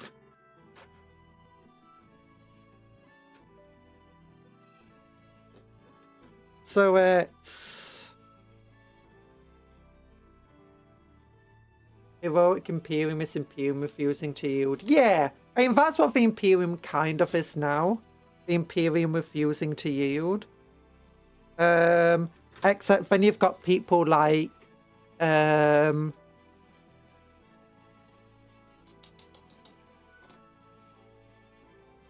what's his name? Oh, what is his name? Primarch man. Gulliman! That's his name. Well, then you got people like Gulliman trying to actually make the Imperium a better place now. But yeah, I don't think there was ever really a stage where the bad stuff the Imperium did was seen as actually, like, necessary. But occasionally there's something bad where it's like the lesser of two evils. And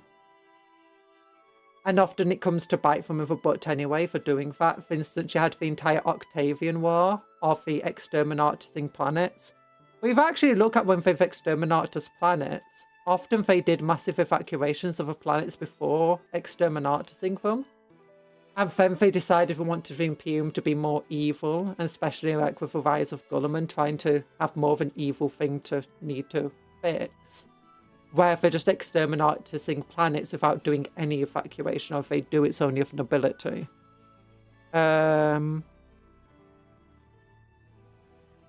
Rowboat Gorilla Girly Man. Yeah! Girly Man, Gorilla Man. So...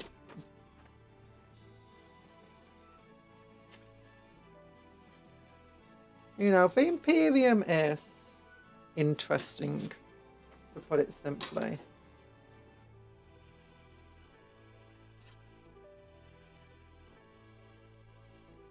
But also very, very stupid.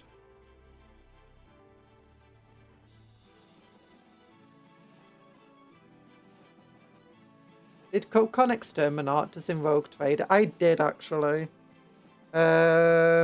So I got given the option to either exterminate us a planet, to try saving the commoners, or try saving the nobility. But every time I was trying to do something where it said, I need to save people, everyone was just like, no, exterminate us the planet quick. You won't have time to do both saving people and exterminating. You have to do one or the other. I'm like, okay, so I'm guessing this is literally the game telling me that if I save people, it'll be too late to blow up the reactor. So I just went with the exterminatus in the end. I don't know if that was a good option or not.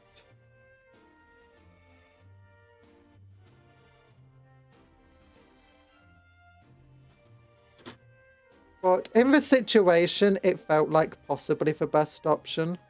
Because, you know, you got chaos corruption going all over the place. You don't... how am I meant to know who's good and who's bad?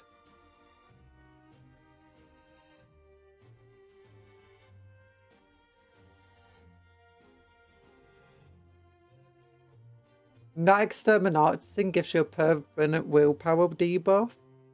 Oof, that's not good.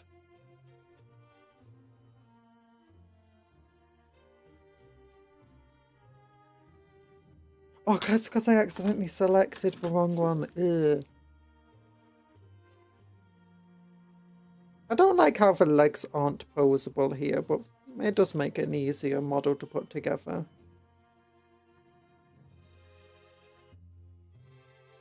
Do you get any benefits from not exterminating? Like, if you do choose to save a population?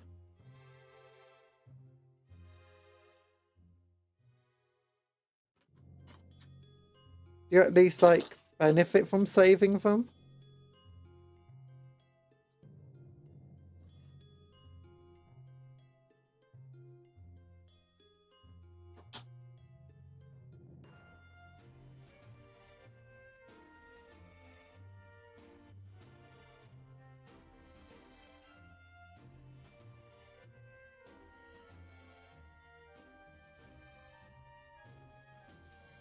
Actually, yes, depending on the combo. Oh, but you can combo it.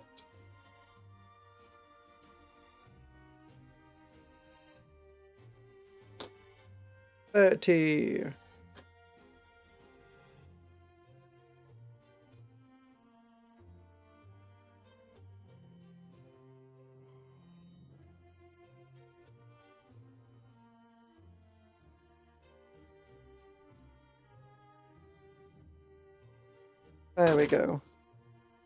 What do I want to do? So I want to put this here. I don't know what these things are meant to be. I guess gaskets, maybe?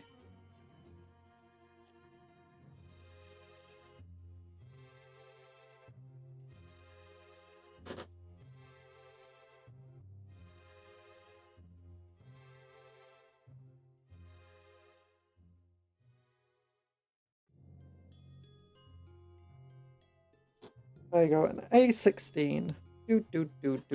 One of these feats is A16, that one. Oh, for both A16. Okay, so foot doesn't matter. These are from 2017. Oh my gosh, they're like a decade old. Can you believe it? Can you see it? My goodness, fuck!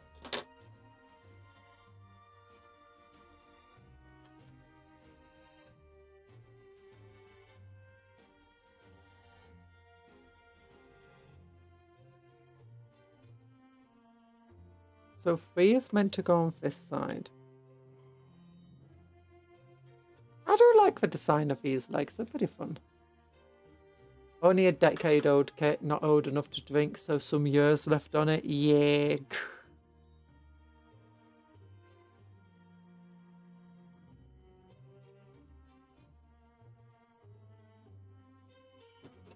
To be fair, it's a relatively decent kit. Only relatively decent. It definitely has its issues. The Questaris kit, perfectly fine. Castellan kit, honestly, I think it could have major improvements on it.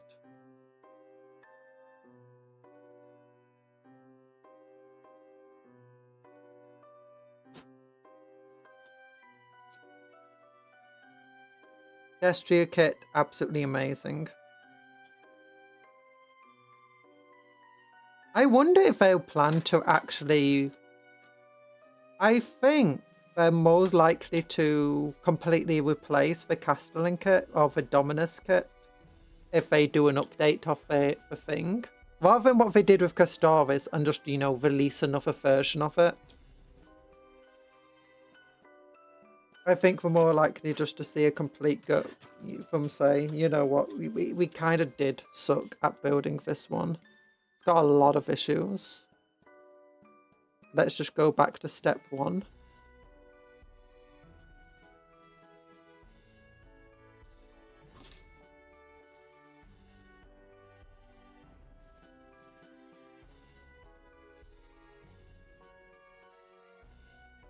Do you think they'd ever make a melee Castellan though? Dominus kit needs to be trimmed down to a single hull sprue.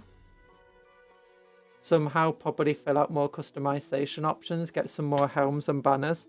One of the things I can see from doing is if they do like do an update to it, is maybe they'll produce updated weapons, right?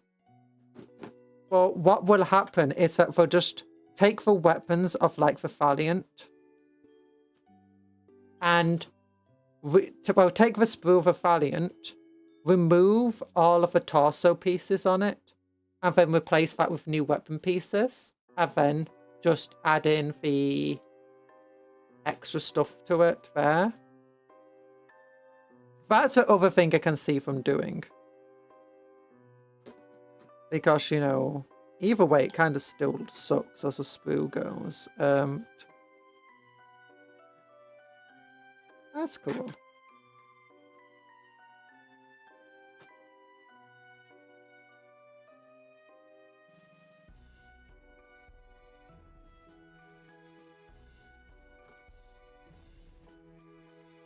I think if they released a new version of the Armiger, they'll probably release it as a separate kit. With the way that this works, in which you get the Helvethane and the Warglaive, they'll probably just replace. I imagine that they'd get 2 new weapon sprues.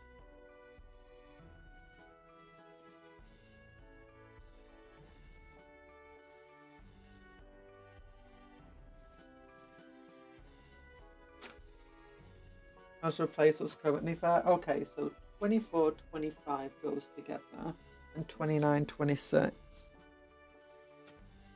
Where's 24 and 25? 24, 25, 24, 25. No.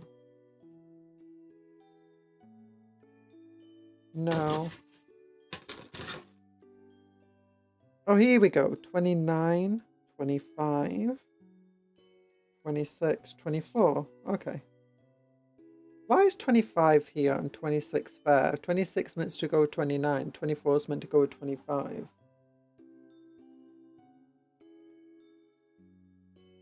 Weird when they do that.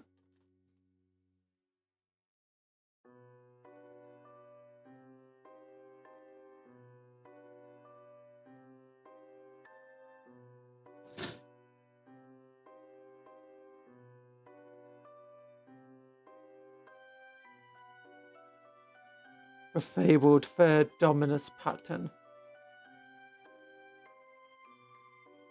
I wonder if they did make a new Dominus, what do you think it would be focused upon? Like, do you think they'd finally give a Dominus melee equipment?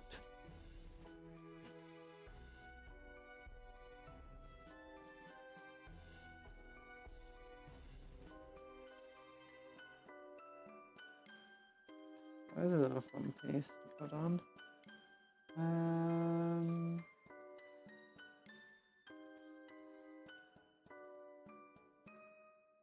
Okay, no, that's meant to go.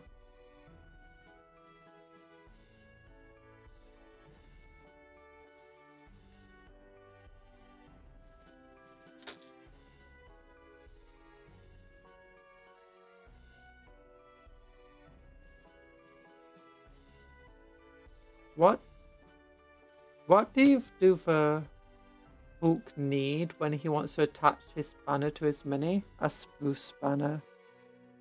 Oh gosh.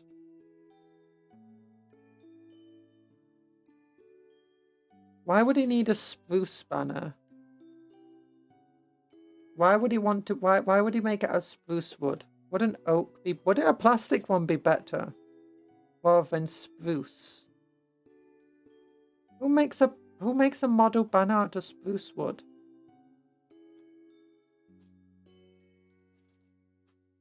Your joke doesn't make sense.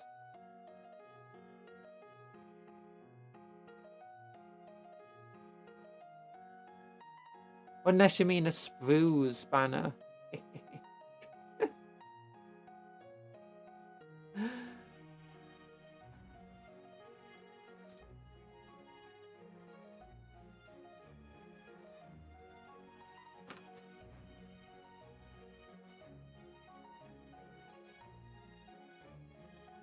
Bruce Banner's sprue is called spruce. Why?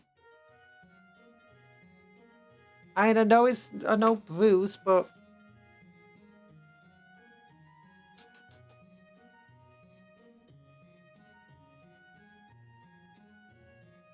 what type of wood? Wood. A woodchuck wood. Of woodchuck wood. Now, what type of wood? Wood. Wood. A hook use to make a spanner.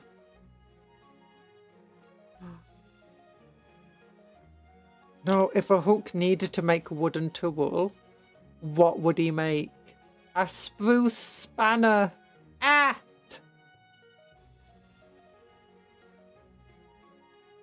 A spruce spanner. Oh. Perfect. Perfect. I fixed your joke. How much wood would a woodchuck chuck if a woodchuck could chuck wood? How much would a woodchuck chuck if a woodchuck could chuck wood? Yeah. Bruce Spanner is a Hook's cousin who is a mechanic. True. True.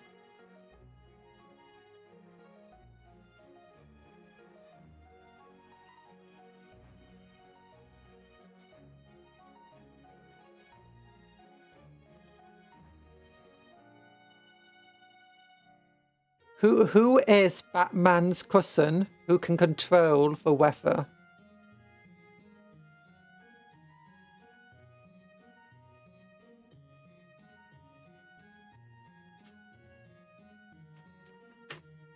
Alternatively, what is Batman's secret identity that can control the weather? It's Bruce Wayne. Ah! Bruce Wayne, like he reigns. Yeah, no. Reign with an I. It will be R-A-I-N.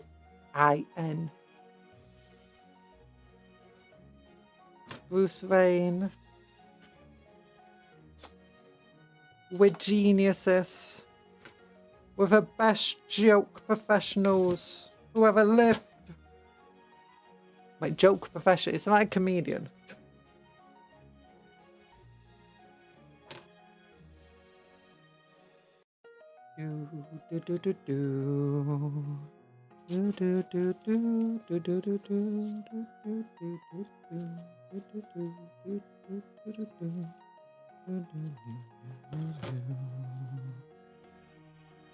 Oh my gosh, I could make a Hellglaive, a Warglaive that has 2 melter guns if I wanted to. Batman falls down the stairs, he gets a Bruce sprain. Oh my gosh.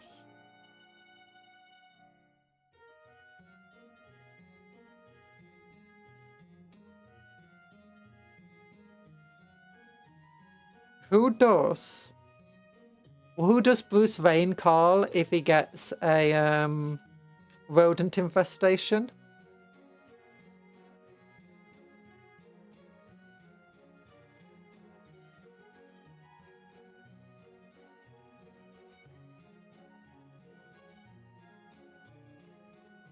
The Rat Man!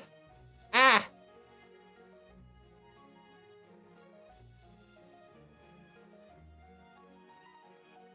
No, for Rat Man! For Rat Man!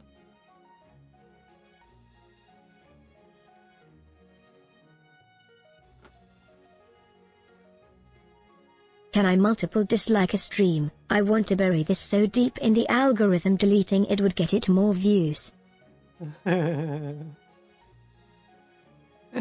No, why? We're making good jokes here. I didn't get in under jokes. What would an Armiger do if it was late on its tax payments? I don't know the rest of the joke.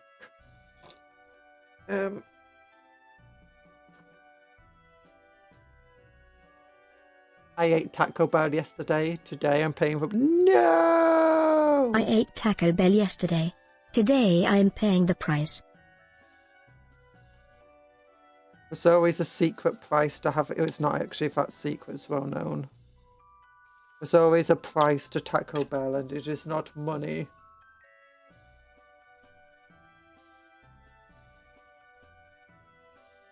Apparently. And I've never had Taco Bell, so I wouldn't know. Oh, where's my phone being rung again? Just give me a moment.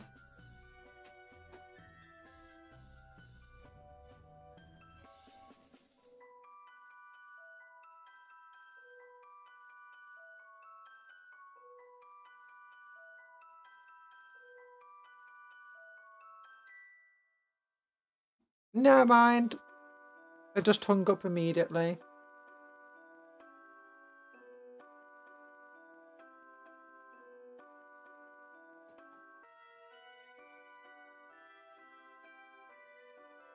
Do do do do do do do do do.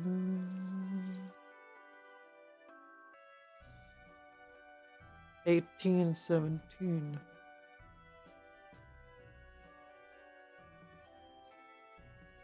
Piece number 18 is being trimmed away.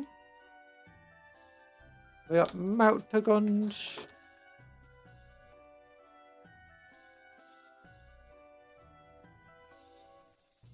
I'm gonna have lasagna today.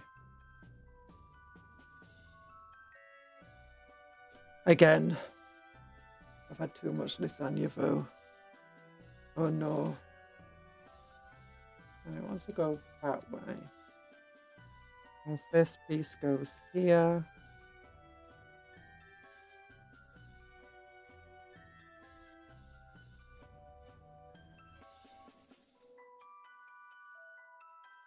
Capcom would also pay for Tom for Taco Bell. She would pay it to meet it with a lifespan interest.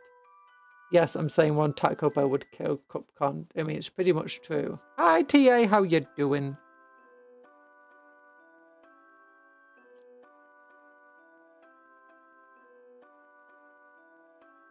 Oh, wait, it can't move and it can only go that direction. Oh, interesting. I thought that was very loose then. There we go. Jump, jump, jump. Next to space. I mean, it is a pretty big model, to be honest. Armigers are surprisingly cheap for what they are. Like, I always think, like, Armigers based on the size should be, like, way more expensive. Instead, you get 2 for, you know. And for 140 points each. Which is also pretty good.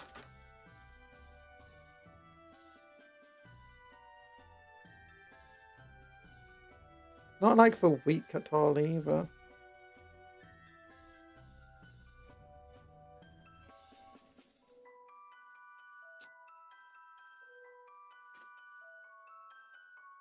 Like if we compare them to the new Custody Dread.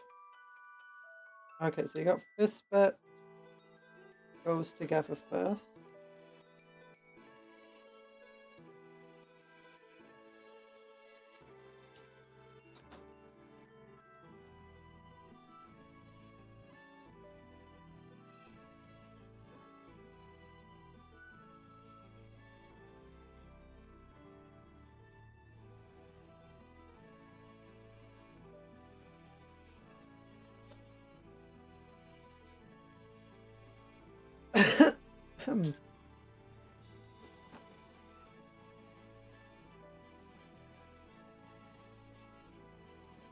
Also being able to ally 3 of them into an Imperial or Chaos army is nice. It is.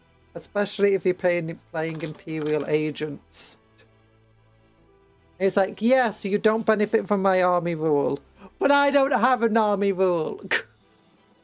Like, you don't benefit from my detachment rule? Well, don't worry. None of my units also benefit from my detachment rule. Oh my gosh. Playing Imperial agents is just like self-torture. I say self-torture.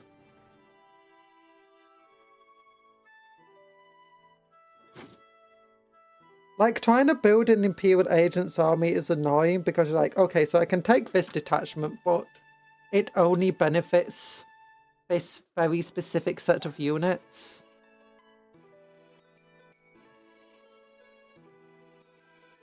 And I can take this other detachment, but it only benefits this other very specific type of units.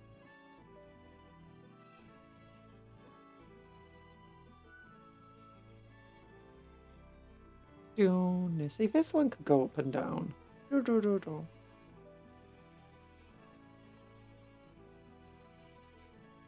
I might switch around which arm. Actually, you can do that anyway. I can literally just take this.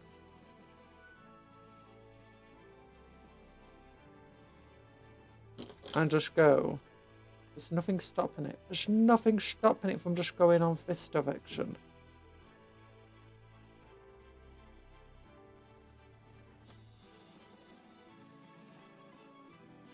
I'm gonna still do it this way. It's still a bit loose. I need glue on this just to tighten it up.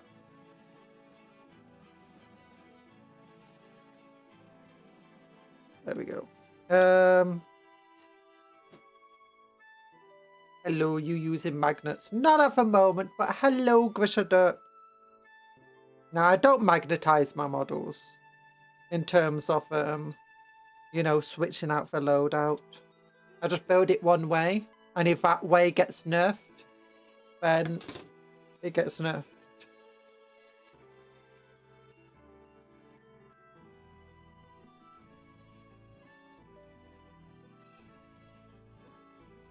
There we go.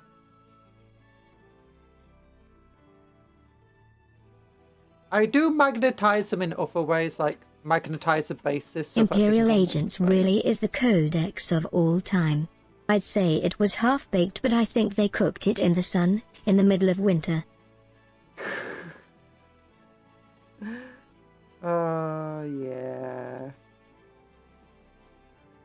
Fair enough. I just use them for different lists. Yeah. I like building, like, if I want multiple different knights and stuff, eventually I'm just going to have to get multiple different knights.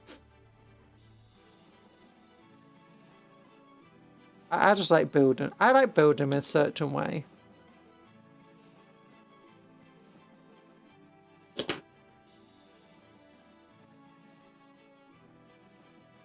There we go. Yeah.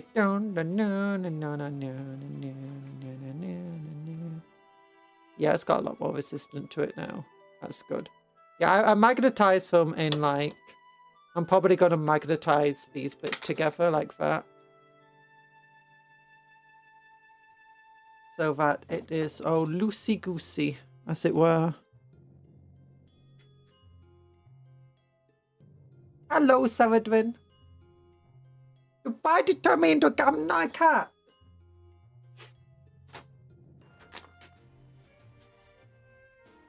Oh wait, the heavy stubber goes on top. What the heck? And can it be a melter gun instead? I think it can be a melter gun instead, can't it? Yeah, just let me check. I can't remember if it's just with a Halofanes or not. Anything new? Oh yeah, Sumakos. Yeah, we've already looked at those new detachments. They're pretty cool. I really like the return of a tank case. New recruit. Hi, big boy. There's always a chance that a balanced slate makes your model good again. True, true. Long life, articulation, yeah, it's melt to Osterbo on the roof. Nice. I always thought it was like lower down and not on the roof. And I've not really seen many Armigers, to be honest. Reactionary force. Cleansing Infernus, melter gun, yeah, there we go. The Halofanes give heavy stubbers, the others, the Warglaives, obviously, melter guns.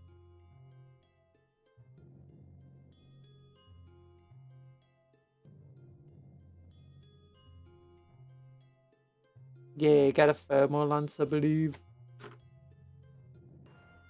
Yeah, I like the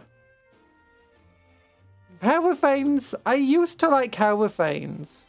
Except then they removed the blooming anti-fly option on them. I was like, oh, that was like the coolest thing about Halofanes. That they had the anti-fly keyword.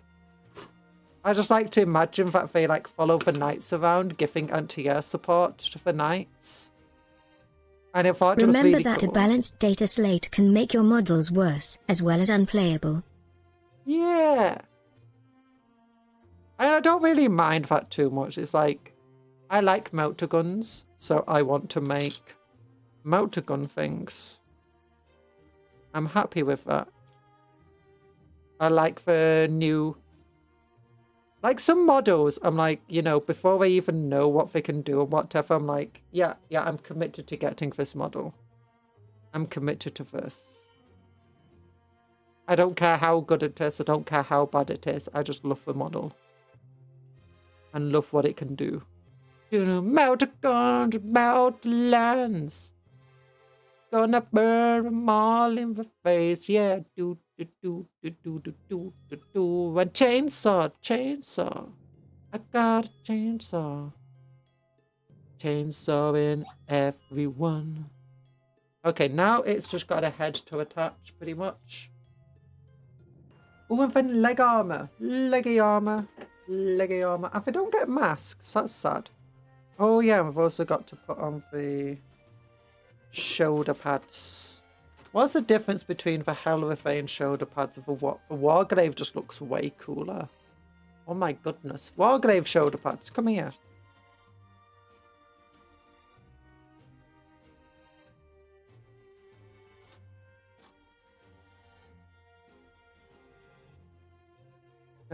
Short range melter seems like it would be hard to use on top of it. Potentially.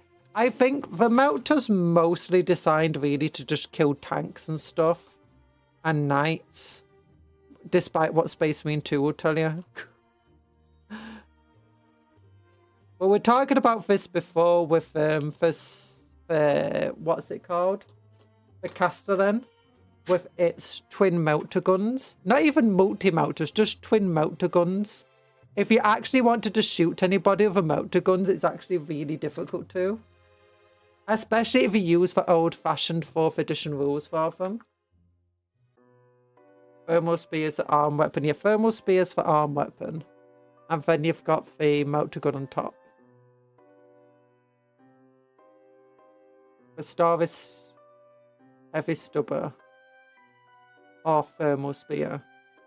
No, thermal spear is this arm. And it can be either autocannons on both sides, or thermal spear and this, and then melter gun and heavy stubber. But yeah, we were measuring for, if you use old rules for Castellan, it literally won't be able to shoot most infantry with its melter guns. It just wouldn't be able to have a range, and it can't shoot low enough down to hit them.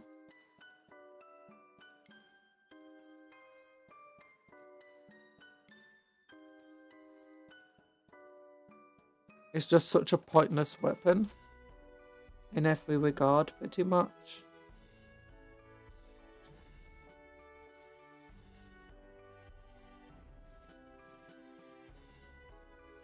Unless you're fighting knights or big tanks and dreadnoughts and stuff.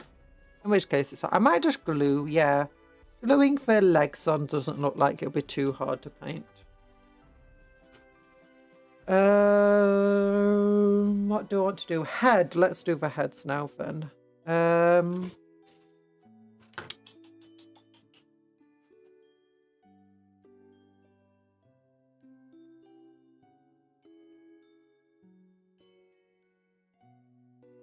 So first hand piece.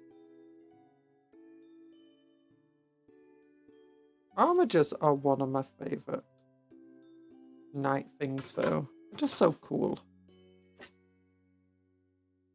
I want to compare this to the Contemptor Dreadnought that we have with our Custodes.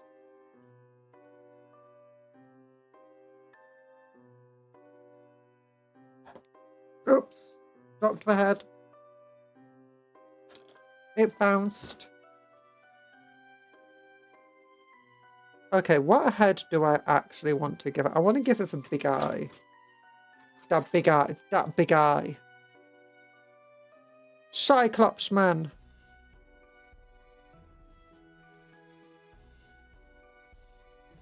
Yeah, I'm imagining her with veins and These dudes were originally sold separately, Warglaves, based on the sprue and the instruction book.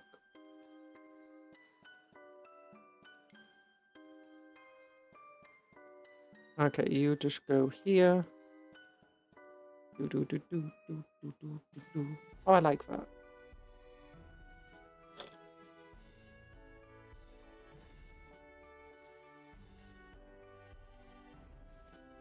Such a small connection. There we go. And then we want to put the leg armor on.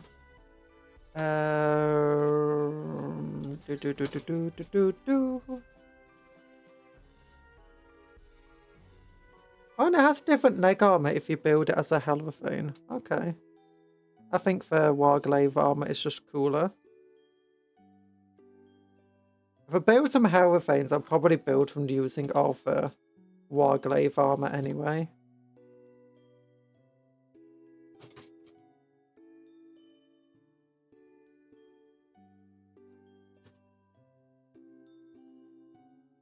Okay, and all these leg pieces are identical to one another.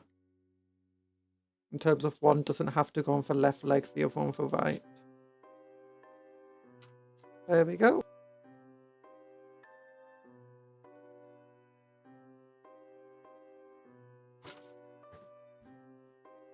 So let's put the bottom pieces on first.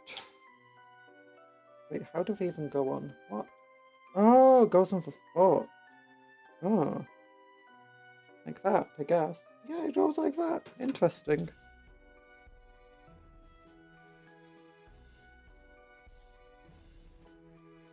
Armature Warglaves seem to punch above their weight, to be sure.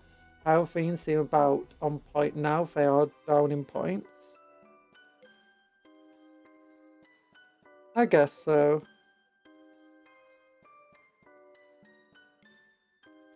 I really like Night Crusaders, great for cleaving cards. I got a Night Crusader. At first, I gave it a... what's it called? Big? What are these? Giants for ants. Giants for ants. Maybe these guys are relatively big. Like, look at them next to... like, this is just the leg next to a neophyte here.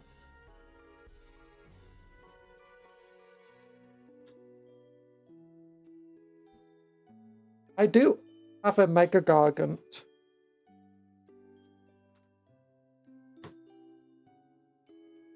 Oh gosh, my stomach just massively punched me in the gut then. I do have a Mega Gargant we can compare these guys to if we want to.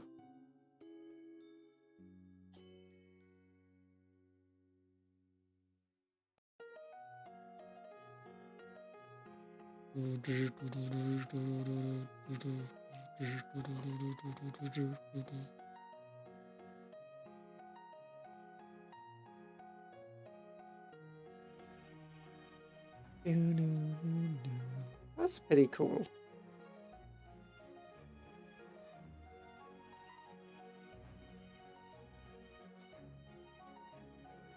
And compared to the knights, they're pretty tiny.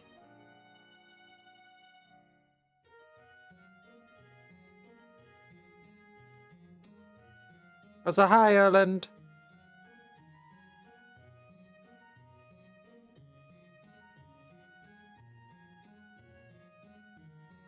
Someone's pumping something outside. It sounds really weird.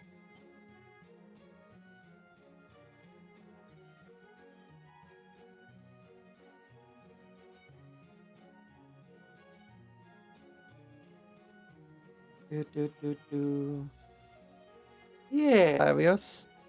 But at the same time, I do kind of regret not giving it the thermal weapon.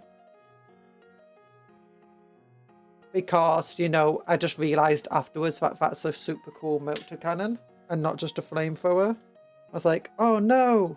Why? Hope we've been having fun. We have been having fun. So now I need to get a second Crusader just to give him the thermal speed, the thermal weapon. Because a rapid firing battle Crusader can be a bit of an odd duck. Do you want to be maximum decker at 36 inches or maximum power at 12 inches? Miss the chaos version with doubles.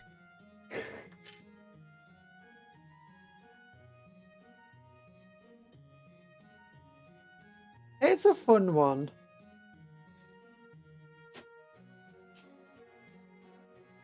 Oh gosh.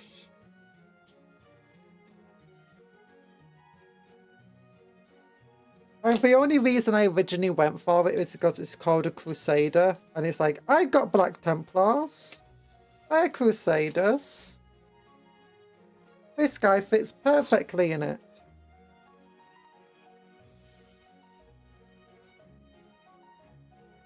Apparently I'm experiencing buffering. How's the lag been on the stream today? I hope it's not been too bad.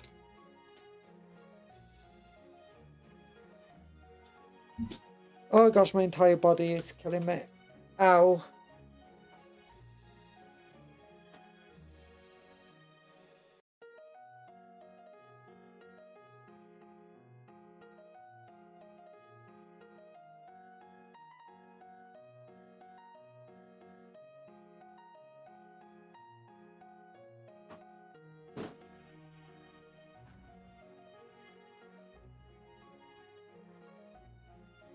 So here is my Gargant, also known as a Bone Grinder Giant.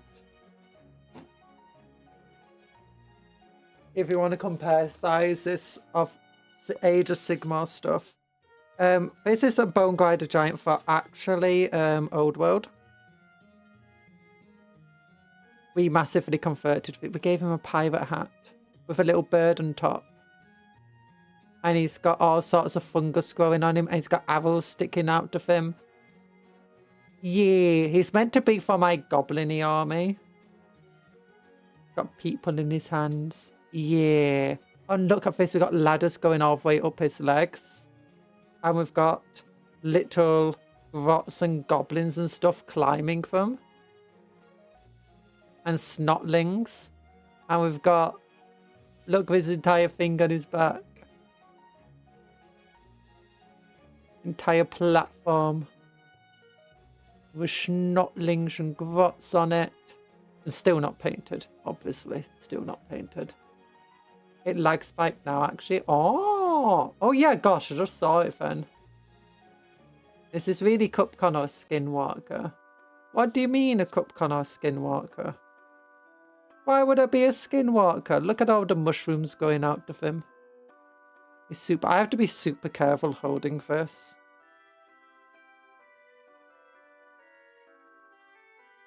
Oh. I'm not a worm. No. Capcom is a worm. No. Masochist would like that.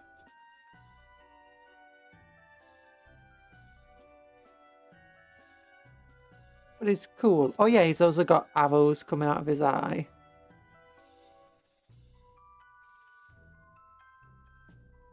Oh, and a bunch of orky symbols. But yeah, compared to the size of our Armiger over here, it's pretty big. It's pretty big. Armiger's tiny by comparison. Compared to a Knight though. A Knight Destria.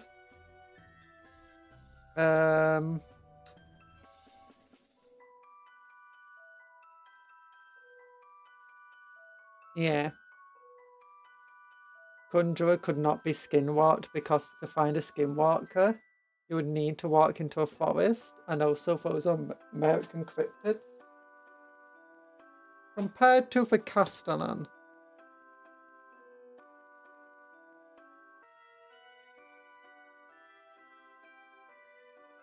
Yeah, the Castellan is absolutely massive compared to this thing.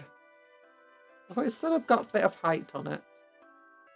Actually, no, its gun is taller than its crow. Like a little crow. Nobody's kidnapping people in the forests of Britain. Too soggy out. There's forests in Britain? I thought we cut all of them down.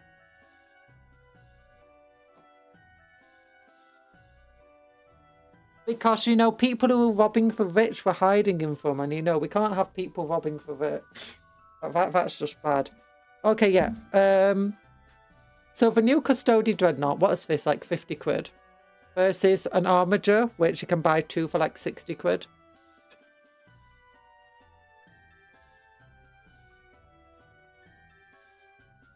And honestly, who could win in combat is... It's surprisingly even. Custody Dreadnought has the better armor save.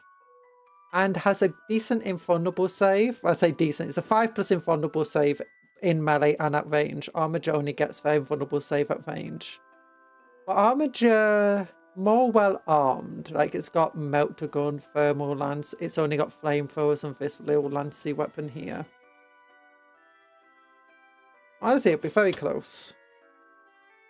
Armiger probably wins just because it's got better ranged options. Absolute unit of a knight. Absolute unit of a knight. And then you've just got an entire sprue that's useless. So yeah, they must have really been sold separately from one another originally. So once again, put the useless sprues aside. And then redo the build what we just did.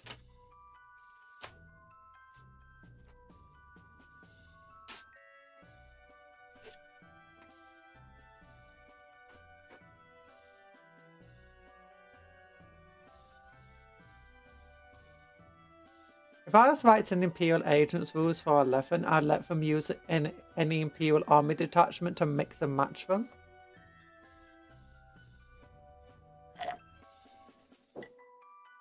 Yeah, one of the things I would do for them is, one, I would give Adeptus Astartes keyword to the models, to the Space Marine models. And I'll make the detachments that I'll give them one and a better army rule, so you can play them as their own army. And 2 is I'd make the give them at least one detachment that's designed to be used with any Imperial Agent unit. Right now, every detachment is so unique that it's like, oh, you want to play Arbites? Well, I hope you don't want to play Navy units with them. You want to play Navy units? Well, I hope you don't want to play Arbites with them. You want to play Assassins? Well, I hope you don't want to play anybody with your Assassins. It's like whatever detachment you have, 90% of the codex becomes useless. And it's like, oh. Well, Arbites would fight alongside rogue traders, so would Imperial Navy troops.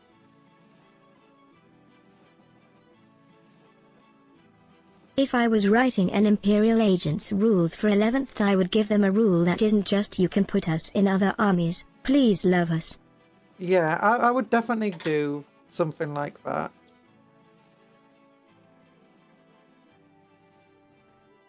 Give them an actual rule.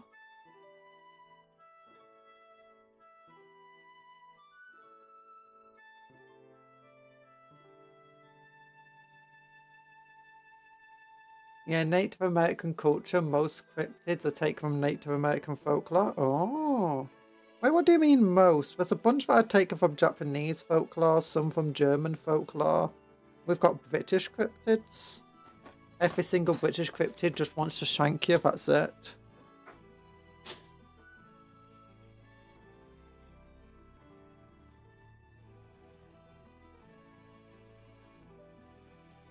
Now I don't know what a cryptid... Why isn't cryptid just basically mythological creature that's urban legend now? Or is it like something to do with SCP specifically? I thought it was like just general term for, you know, things like Bigfoot, Loch Ness Monster.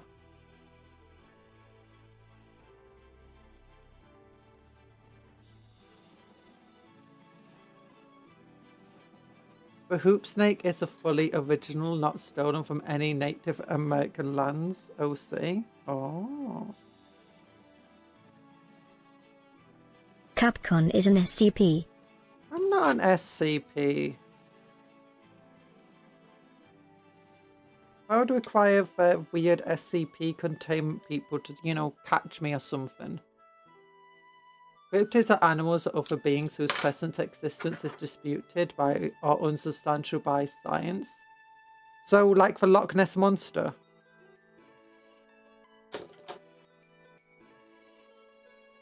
Or Krakens.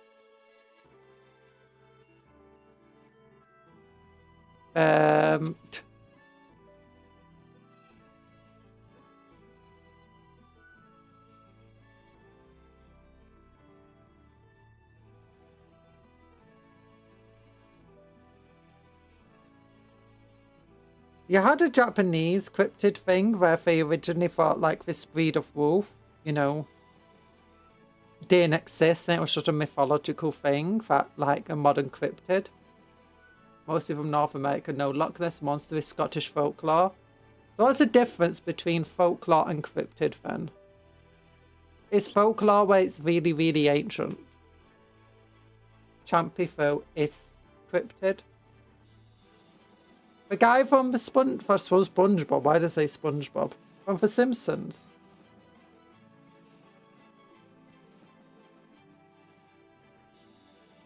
Cryptids are from only North America. What about South America?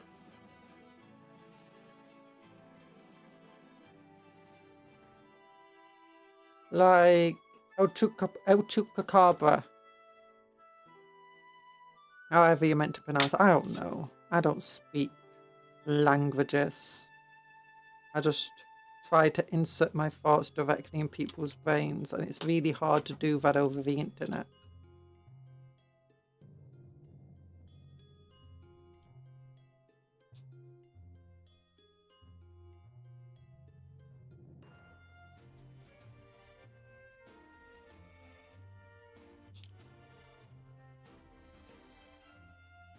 There we go.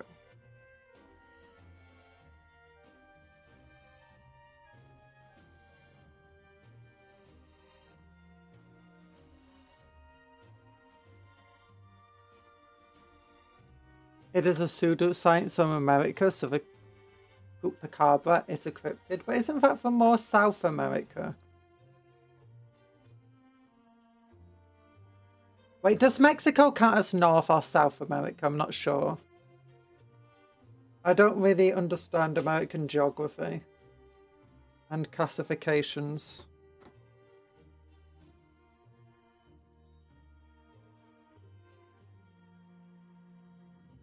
I am British.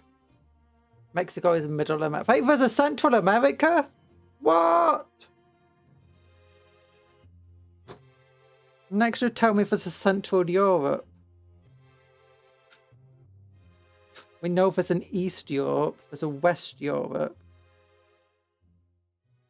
No, there's Eastern Europe, and then there's just Europe. That's how it goes. You got North America, you got South America, and that's it. Nukalave, or Orchidean Horseman, being Britain's most wild folklore. Centaurs are cool too, but what if we made it mid-torsoed?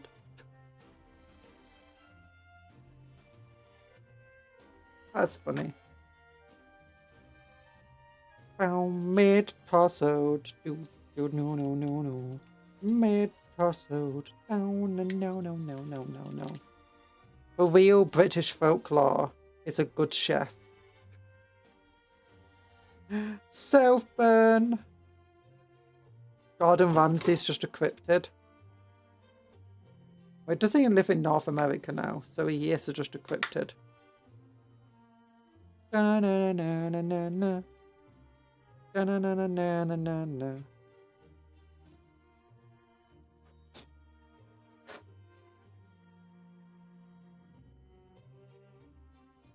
I find it hilarious that people make fun of British cooking, but one of the most popular British shows ever made in like recent years is Great British Bake Off. And also things like, you know, the Gordon Ramsay stuff. It's like some of our most famous things, like, you know, shows and stuff, is people just watching British people cook, apparently. Or criticise other people's cooking. My favourite cryptid is the aforementioned hoop snake. It can grasp its own tail in its jaws like Ouroboros of Greek mythology. Don't you mean Norse mythology? And roll after its prey like a wheel. The hoop snake sounds so silly. The hoop snake sounds so silly.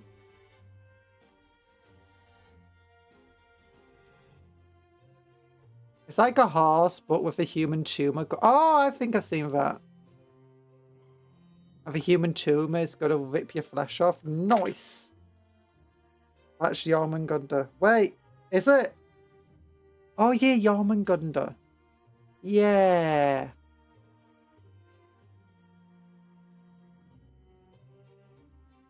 Look, it's names. I get confused with names. You're lucky I remember anyone's name.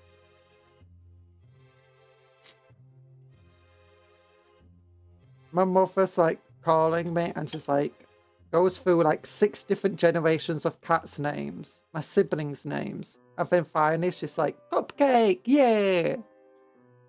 I'm like, yes, finally. It only took you 7 hours to remember which name is mine. Or sometimes she just doesn't correct herself. Technically, Ouroboros is a symbol of a snake eating its tail, being used by everyone back then. Everyone! That means a snake eating its tail is real!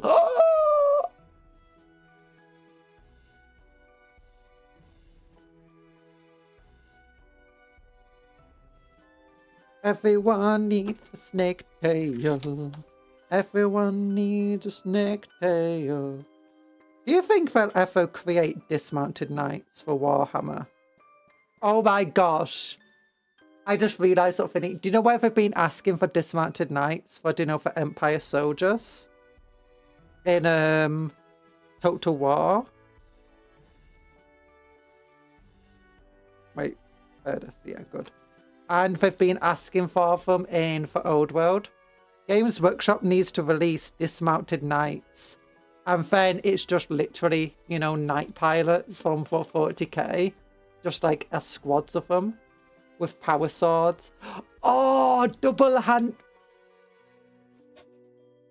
Great weapon knight squad. It's like a bunch of, you know, like knight squires and pilots. You know, outside of the armor. Just armed with like 2-handed power weapons. And they've each got like force fields. 4+ invulnerable save. Toughness 3. 2 wounds each. Each one gets 5 attacks at strength 6, AP -2. With devastating wounds and damage 2. In melee, obviously. Hitting on 2s. I love a hoop snake because it's so silly and lazy. Some guy in America wanted to tell some shock story and best he could come up with was a...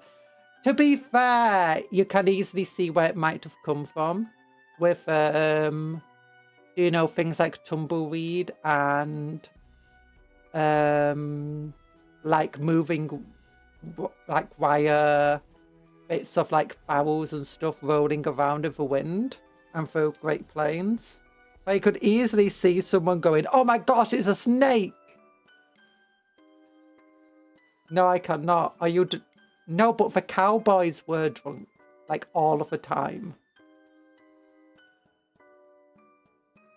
I can imagine a cowboy seeing, like, a piece, like, do you know one of those metal things that go around barrels to keep it together? Just rolling down, and they'd be like, oh my god, there's a snake rolling after me!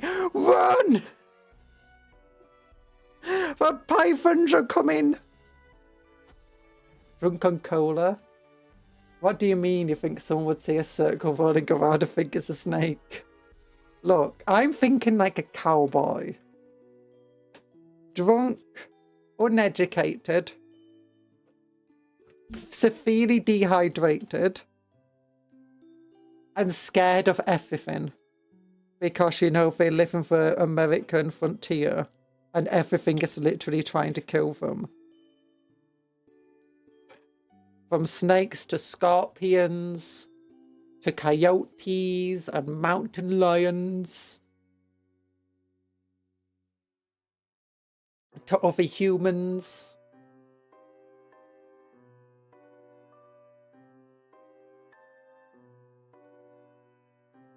Tumbleweed are actually from Russia. Yeah, but they completely took over the American frontier. The Wild West. And for their massive pest problem today. I say pest, that's not the correct word. I like to think that the hoop snake was actually a particularly belligerent runaway tire. Maybe. Although, have you seen runaway tires? It's, I saw a runaway tire from, do you know, a truck? I say I saw, I didn't see it personally, like, in person. But, do you know, video, it's just going down the road, doesn't seem to be going that fast. And then it just plows into, it smacks into, like, a brick wall and just goes straight through it. It's like, what? I mean, it is a massive, thick tire. But incredibly weighty if you've ever tried to lift one up. What am I doing now? I'm meant to be making legs. I'm going to be making legs. Man, I'll be putting legs together. Man, I'll be making them better. Don't give in to Kundra's perspective. Yes, as I said, particularly belligerent. Yeah, and even a normal tire, like going 30 miles an hour, just whack straight into you. That's multiple broken bones.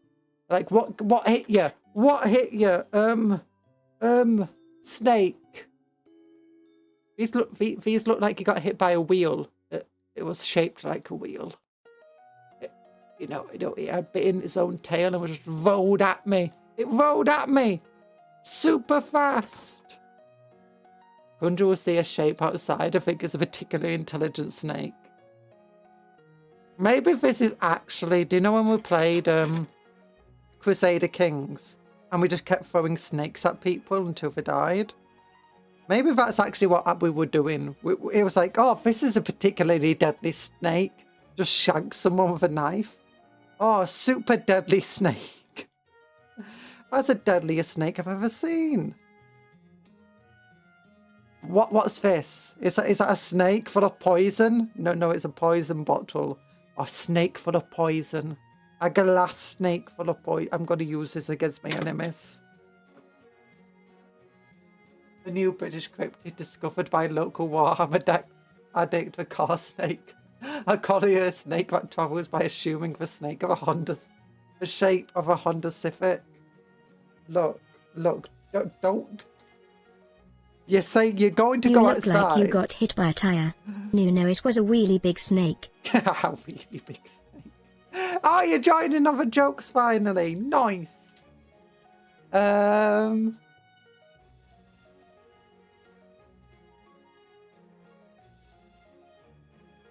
Invasive species, that was the correct word.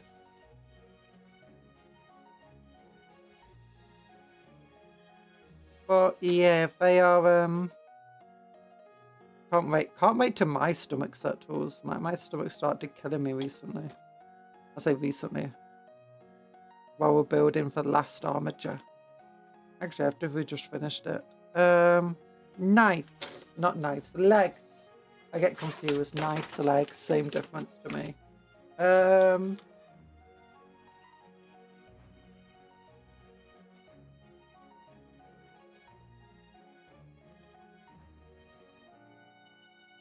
But yeah, Talan.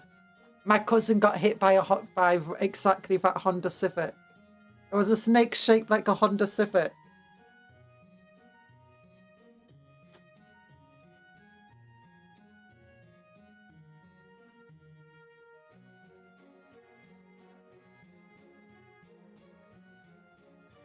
Don't underestimate those snakes.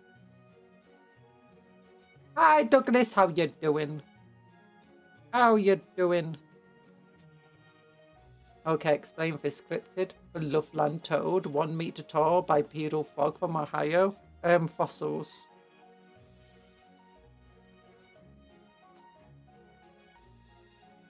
Ohio is a place where many fossils come from. And there is a giant fossilized toad from Ohio. I could have eaten you whole.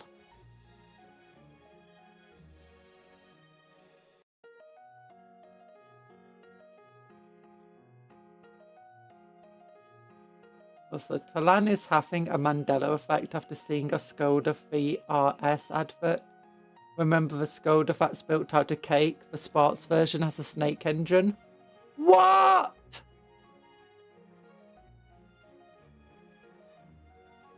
Wait, what's not true? It's not true that Ohio has loads of snakes coming from... No, loads of snakes come from Ohio. Don't you know this, Talan?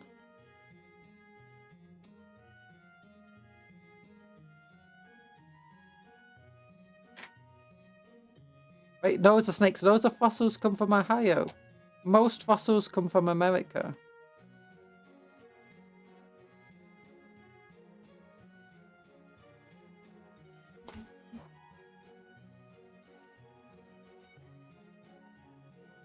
Giant fossilized toad. The Buffo is an extinct genus of hybrid frog, also called the frog from hell. It's 70 million years old. Oh, that comes from Madagascar, never mind.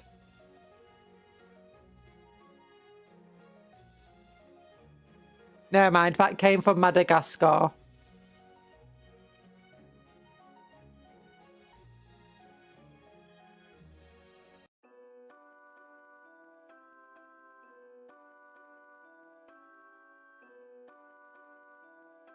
Loveland frog was sighted by a police officer going down a Branch Hill neighborhood.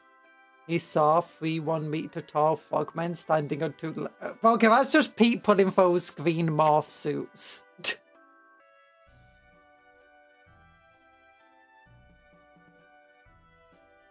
That's just people making a YouTube sketch in green morph suits of a policeman. It's like, oh my god, giant frogs!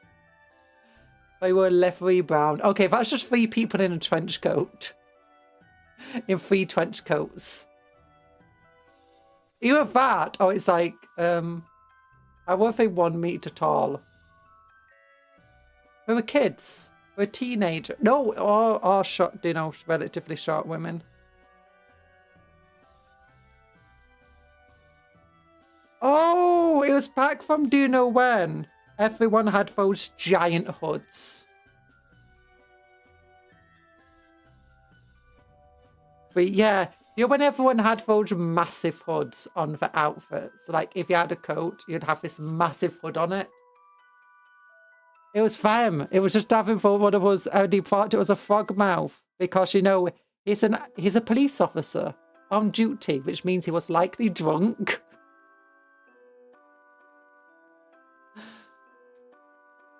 Severely dehydrated and high on sugar from his jelly donuts. Oh my gosh. That was in 1972. Okay, yeah, it makes even more sense.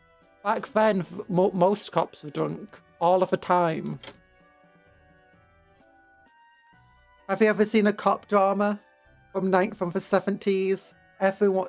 Look, Talan, most of these cryptids are explained by just people were drunk and dehydrated. And probably a bit stressed and scared and skittish.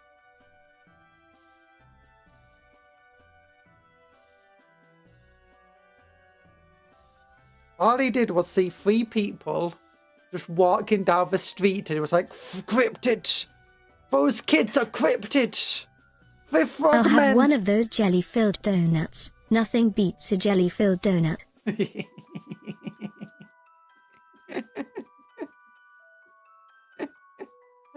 It's a rice cake. Love the idea that this was a cryptid driving down the road. And he just didn't bother driving back. He just went to work and called a newspaper. See, this is exactly what a drunk person would do. Look, I know drunk people. I'm British. I've been to a pub before. If you don't have one person raving about the fact that they saw some crazy thing out there, did you really go to a pub? Was anyone really drunk? The answer's no. Only if they're raving about seeing some crazy thing that didn't exist.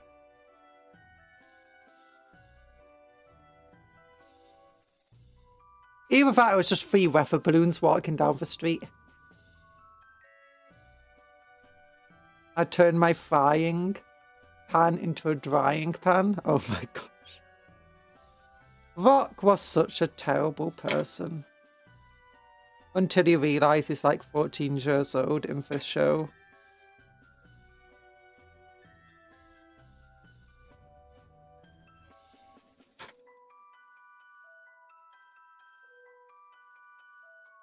And then he's like, no, 14-year-old Rock. Being mistreated at every turn. Can I summon Exodia to banish Brock? Or is that too much meta bent? No, you can't do that.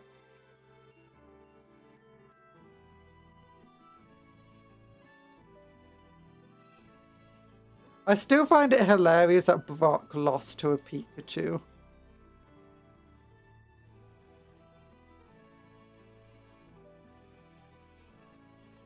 Darn, isn't Ash like 10? I think Ash is like 10 or 11 in the show. And like eternally.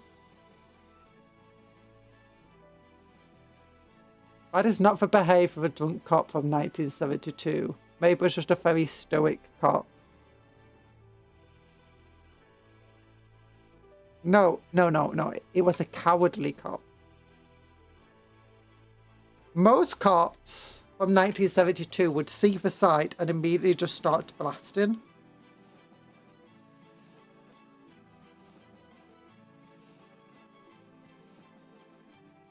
I know what happened. He left his gun. He left his gun at the shop or something. And as a result, he had to drive to go and get it. But by the time he came back, the frogs were gone. That explains it. That explains it perfectly. Perfectly. He had to drive back to get his gun.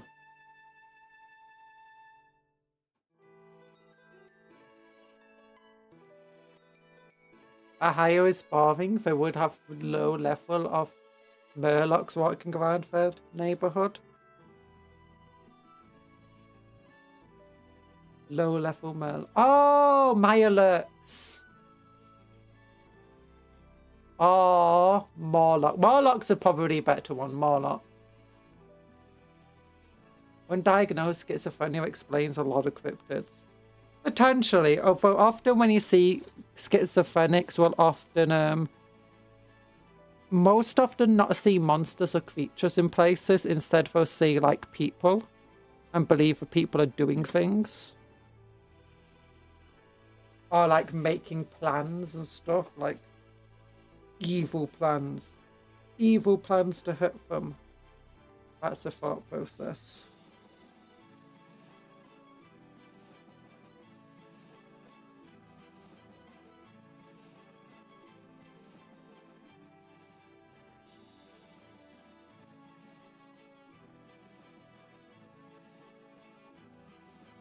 A third sighting of a frogman from 2016.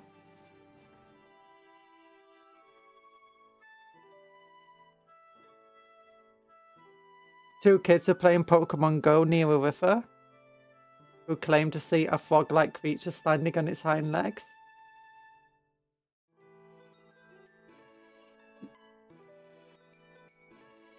Where were they? Were they also in Ohio? Oh, so you can't trust kids. The kids probably were well aware of cryptids and stuff and just wanted to feel included. Because, you know, that's what kids do. Ash Ketchup, yes I know no I'm correct, being 10 years old for 30 years is insane. Imperium of Man wishes they had that rejuvenation tech.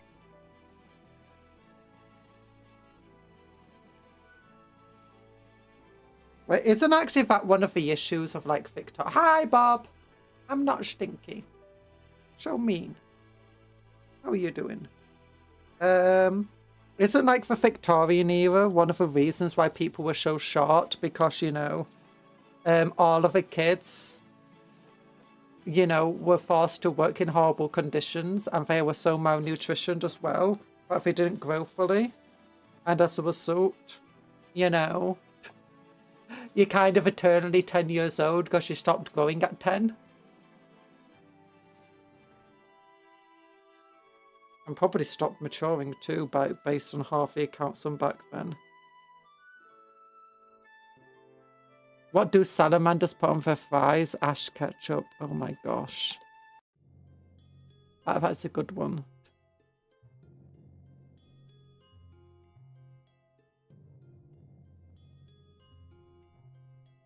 Also, if we're playing Pokemon Go, no one in their right mind plays Pokemon Go. You have to go outside and touch grass to learn. And it's a video game.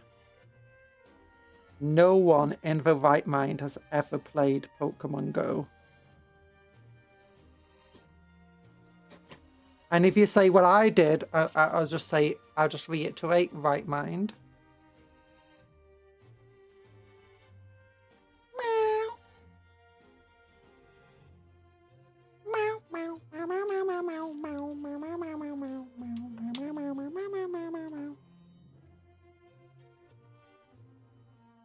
Okay. What's one cryptid? What's the best actual cryptid that people have seen?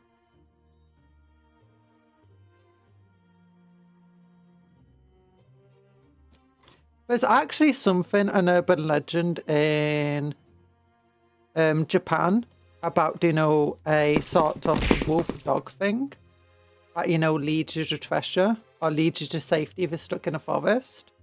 And everyone thought it was, you know, fake until they caught it on camera multiple times. And it turns out that it's actually still, there was an ancient species of dog wolf thing that they did find out did exist, but it was believed to have like died out long ago. But it turns out it's still alive. We don't know how many there are, but it's still alive, the creature. It's not gone extinct yet. But they're very friendly with humans. Wendigos!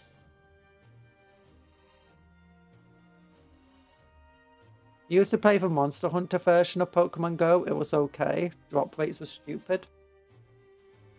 Ah, sad. Wrath. What is a G-Dub's favourite Dark Angel detachment? Wrath of the Bee-Rock? Wrath of a Brock. Oh, Wrath of a Brock! Geodude, not Geo... Oh my gosh, I misread that massively. It's Geodudes. I'm sorry. Geodude. I just saw I just thought you were talking about Games Workshop, which sometimes is just called G-Dubs. Oh my gosh, my ability to read there got tested and it failed. There we go. Mount a gun. Mount a gun. Thermal lens. Everyone loves it. The Listexia was too powerful in that one. It was. I can't beat the Listexia. Nobody in their right mind loves GW as much as Capcom does. GW does nothing wrong. GW has never done anything wrong. Games Workshop is perfect in every single respect. They gave me 100 quid to say that they are great. They didn't give me any money. I wish they did. That's the one issue I have with Games Workshop. They don't give me any money. Games Workshop, sponsor me! Sponsor me, Games Workshop! Give me monies. Give me free models.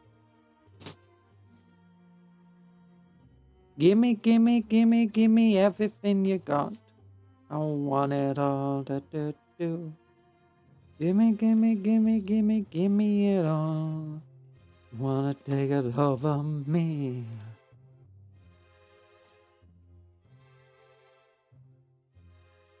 Why would they need to sponsor you when you're already a free ad? Because otherwise I'll start saying bad stuff about them. Like Games Workshop doesn't want you to have 60 Armigers. Games Workshop doesn't want you to buy 60 Armigers, they don't. It's super bad. I want 60 Armigers, but they said no.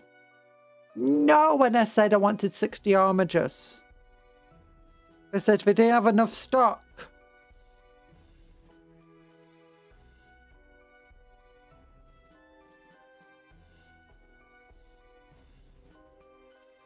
Told you, crazy. Evil. That's like how you tell a, you know, someone's evil, isn't it? They don't let you buy too much of a product. Like Coca-Cola telling me I can't have 5,000 litres of cola delivered to me a day. Jerks. Hunter needs to start making awful slop 40k shots to get subs. The next shot be like, that time the Tau found a dreadnought older than the whole civilization. That time Talan found a dreadnought older than his steptoe. Down, down, down. No, if she starts making awful slop, then we start to send a cease and desist.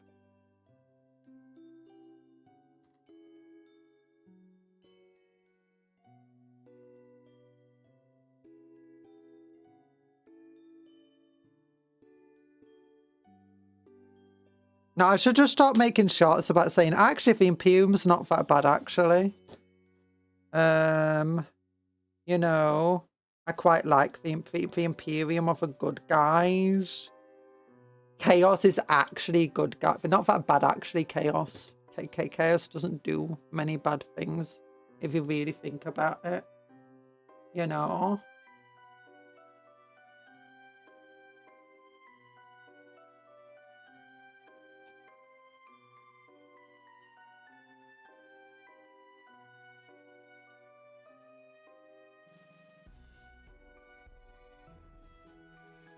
Remember Emperor TTS? Nah. I don't think the Emperor has text-to-speech.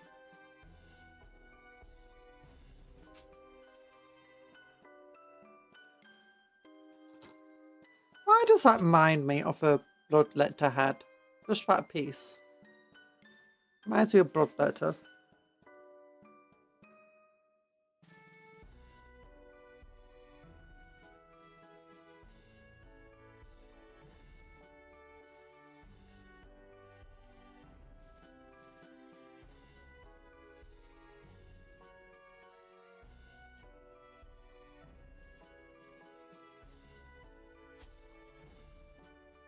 And then D-Dubs did for Big Funny. Yeah.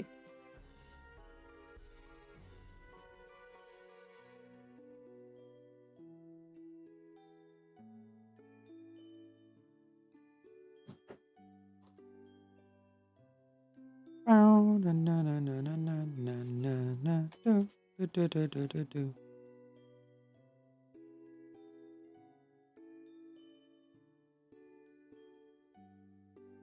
Yeah. I really like the new Night Dustria kit though. Castellan kit. I kind of want it to get an update.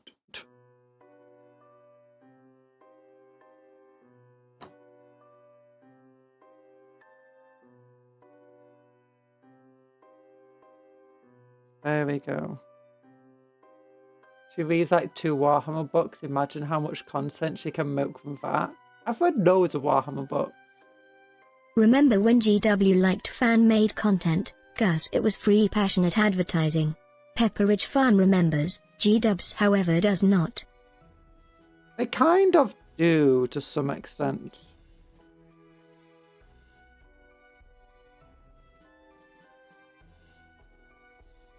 As for certain things that they actually still, you know, support and whatever. I was like, YouTubers out there making it still, and it's like, hey, Game Truck Trap, check me all this stuff for some reason.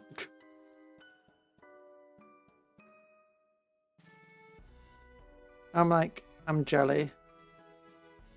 I want all that stuff myself. Yip.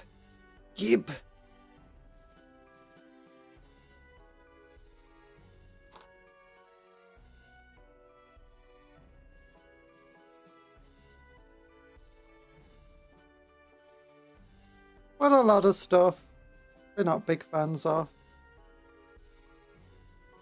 I think it mostly comes from the fact that they did Warhammer TV. And they're like, now we got our own animations, our own stories being produced. We don't need the fans to make it, and we don't want the fans making better stuff than what we're making. Which was one way to look at it, I guess.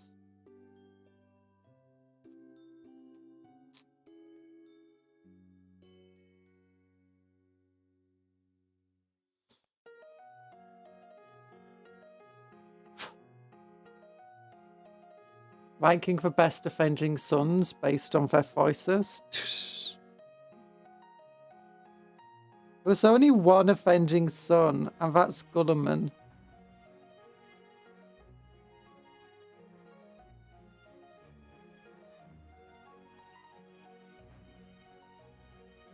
Yeah, the model people promoting the product, not the setting. Yeah.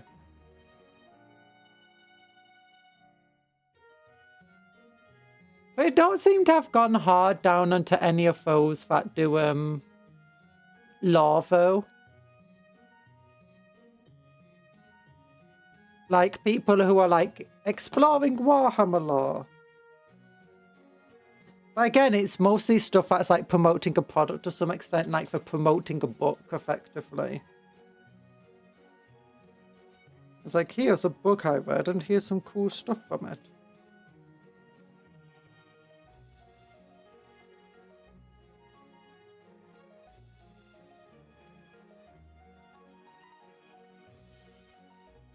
Because lore is not real.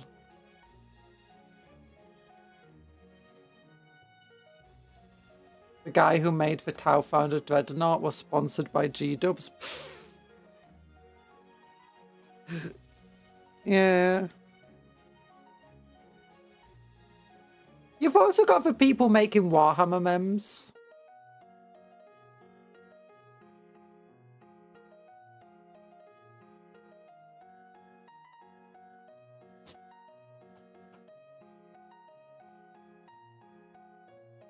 The ones I've seen, I don't know much about text-to-speech, so I can't really comment on that, but I do know that one I've seen was doing well until they started like making, you know, merchandise. I've eventually started getting cease and desist because, you know, the merchandise was based on the Warhammer memes that they were making. It's like, here's basically Fulgrim. The Tau Law destroyed law discussion forever. Fake Tau Law, yeah. I think that's another thing they don't want. Like as fun as like certain memes can be, is some factions have been reduced by the fan base to just a meme now. And when they behave outside of that meme, so it's like, oh my gosh, but the meme didn't say this. It's like, yeah, but that's not Warhammer lore. Like Black Templars suffer from that.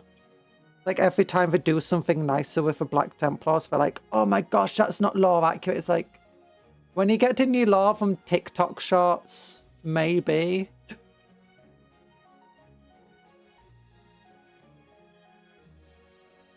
So I can kind of understand some of it. Although a lot of it is just like massive overreaching. Massive, but I mean, So yeah. Do do do do do do do do.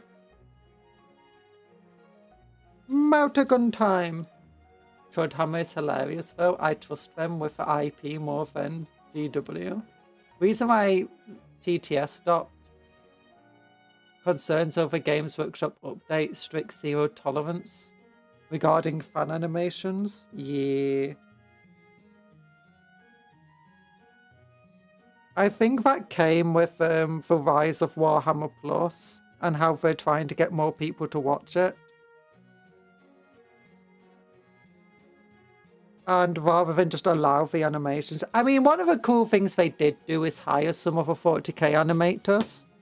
Like didn't have some of the fan animators. Like the Astartes guy. And that's cool. But then other stuff are just like, we can't have people making animations that people are saying is better than the animations we're making. Oh. Right, you just don't do that. Star Wars did that to people and it didn't go well.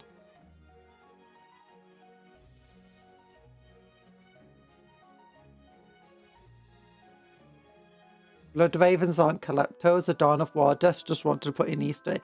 They wanted to put in the ability to have relics and stuff. One of the fun things about the Easter eggs they put in is... Well, the memes of the Blood Ravens being Calyptos kind of is true because there was a suggestion that the relics were taken by, you know, questionable means. Well, the fact of that, like, they're going to steal your rhino because you've been in it, yeah, they wouldn't do that. Although the Dawn of War Deaths, I believe, had, like, full ability to make the Blood Ravens whatever they wanted to because they weren't meant to be a canon chapter. But in the end, because of the popularity of the Blood Ravens, they made them canon. There is some stuff, though, that they have made canon, such as the Raptors. The Raptors were a completely fan-made chapter, and they made them a canon chapter. And it's nice when Games Workshop does stuff like that. It's just every time they do something nice like that, they do something stupid as well that, you know... It's like swings and roundabouts. If they give you something with one hand, they're smacking you with the other hand. The gift horse comes along and bites you on the nose. There's a culling of fan content to the wake of Warhammer Plus. They sent out cease and desist, and then 2 to 3 months after they announced their shiny new subscription service. Yeah...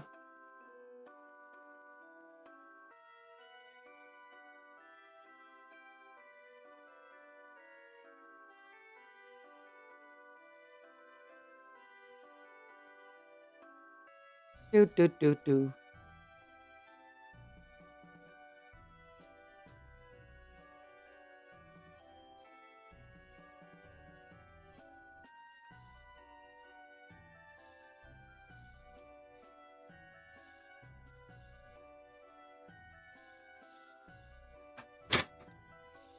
Oh no.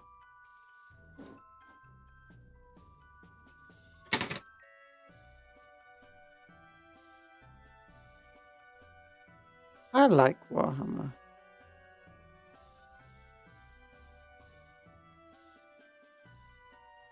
Yeah, the entire thing of the culling of Warhammer animations kind of sucked. You can still find some of the old Warhammer animations online, though. And on YouTube, actually. Like, they did the initial cull, but then a lot of them, like, they brought it back again. Yeah. The thing I don't like about Warhammer Plus is that the subscription seems like a lot for what you get from it.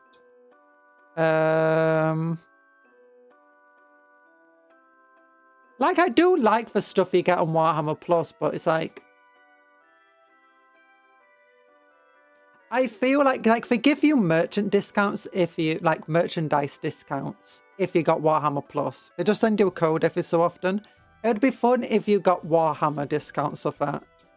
Like, even if you could just use some of the Warhammer website. Because Games Workshop wouldn't be losing much money from that. They already sell stuff at like a 20% discount too. Well, you know, you can already buy a Warhammer at 20% discount from other stores. Just allowing you to buy some online only models at a discount would be nice. But no, apparently they don't want to do that.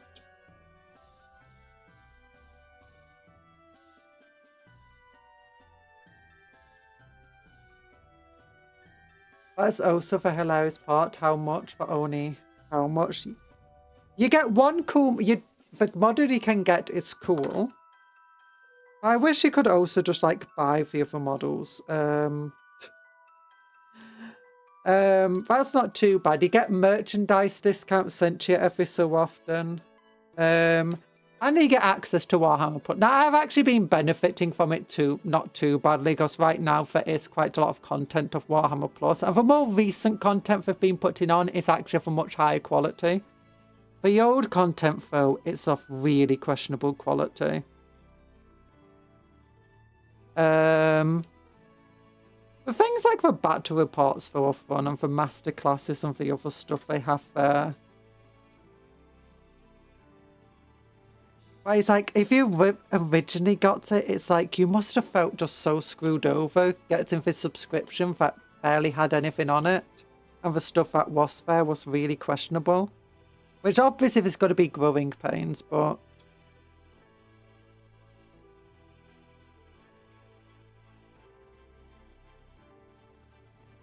And one thing I wish, actually, no. One thing I wish, not discounts. I wish if you had Warhammer Plus... You'd think they'd sell the Warhammer Plus models at typical character prices, but I guess even G-Dubs has limits on its greed. Yeah. One thing I mean, compared to how other streaming services are getting way expensive now, I guess it's not too bad.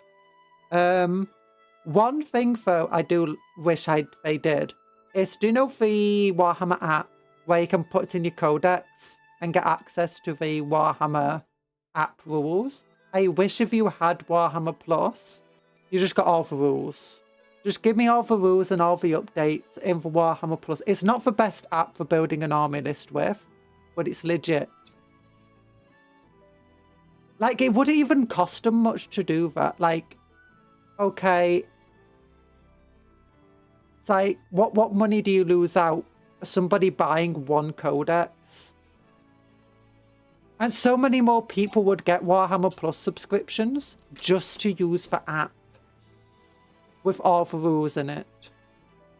Like, that alone is worth it. And then, with more people getting the app just to use the rules, they're likely to stay for all the animations and stuff, even if they stopped playing.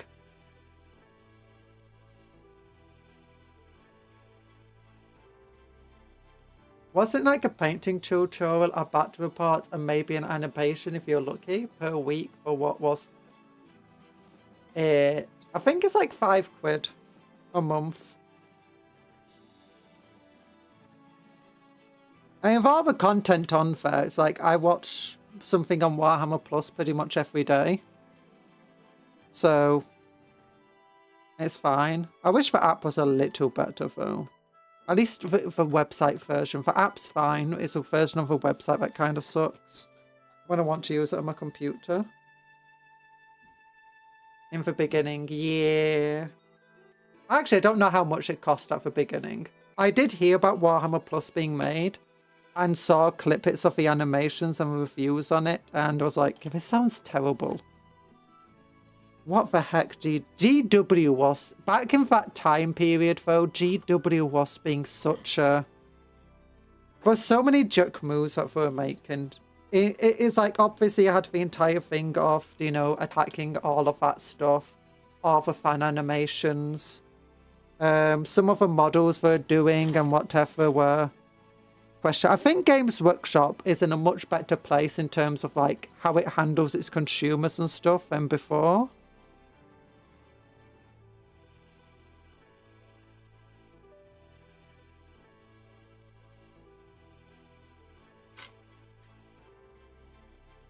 But yeah, Warhammer, this time period was like half a decade ago, by the way. Yeah. Wait, was it only half a decade ago? I thought it was more. I thought it was like...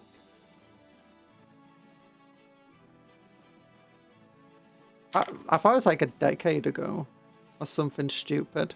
I don't know, I don't pay attention to time and my memory doesn't work that well. Everything above a certain time, it was during the Great Cough. Was it? Oh. I thought it was earlier than that for some reason. Again, my memory is just... puts everything... If it's past a certain time, everything just kind of seems to blend together.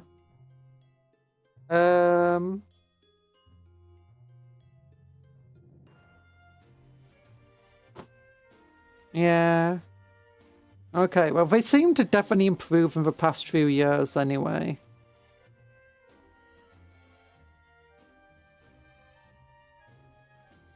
I wouldn't say that Warhammer Plus is definitely something worth getting, though. Like, if you got a choice between getting Netflix and Warhammer Plus, or Disney Plus and Warhammer Plus, yeah, you could go for those other ones. It's definitely not something I'd recommend to people. The only reason I got it is because I wanted the Eldar miniature and I wanted the Inquisitor miniature.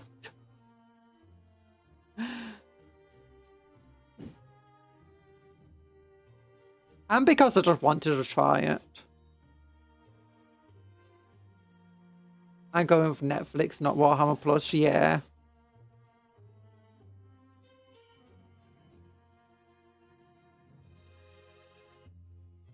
There we go.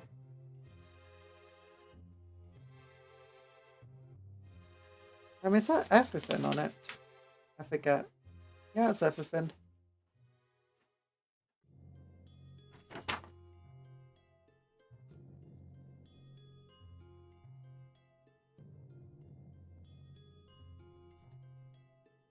I've heard it's gotten better at the very least. They are getting more into a stride.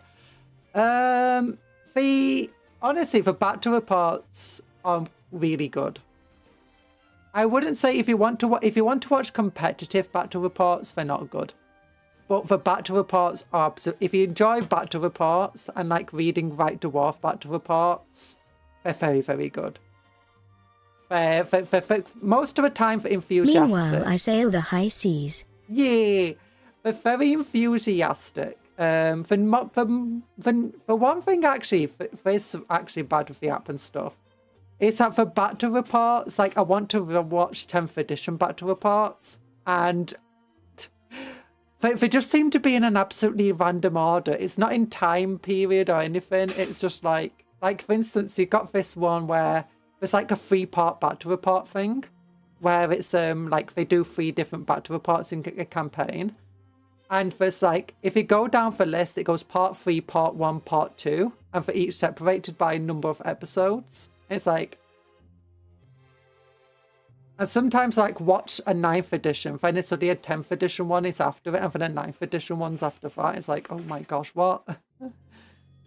But they've got some sort of system here for what order it's meant to be in, but I don't know what it's based on. It's not alphabetical, it's not. Yaha, fiddle-dee-dee. Fiddle-dee-dee. Being a pirate is alright to be. Yeah. Do what you want, cause a pirate is ye. You are a pirate. You are a pirate. Yaha, fiddle-dee-dee. Being a pirate's alright for me. Do what you want, cause a pirate is free. You are a pirate. Okay, but I'd rather be a corsair. Yeah. Yeah, it's... But the recent Warhammer animations have been really good. Like, Tithes, amazing. Kill Lupercal, also amazing. Penitence, I think, for animation quality, really high quality. Overall, the story and stuff with it is a bit meh. And one of the things that I think they need to do, though, is, like, make, they need to really, like, have a proper, like, studio or something work with them. Like Amazon, Netflix, anything really. Because one of the issues that they have is that everything has to be in like 3 10-minute sections. And it's really hard to tell a compelling story in 3 10-minute sections. And they're getting better at it. But especially like you can tell for older ones, that they're not very good at it. Like, they're making a lot of what I would consider very basic storytelling mistakes.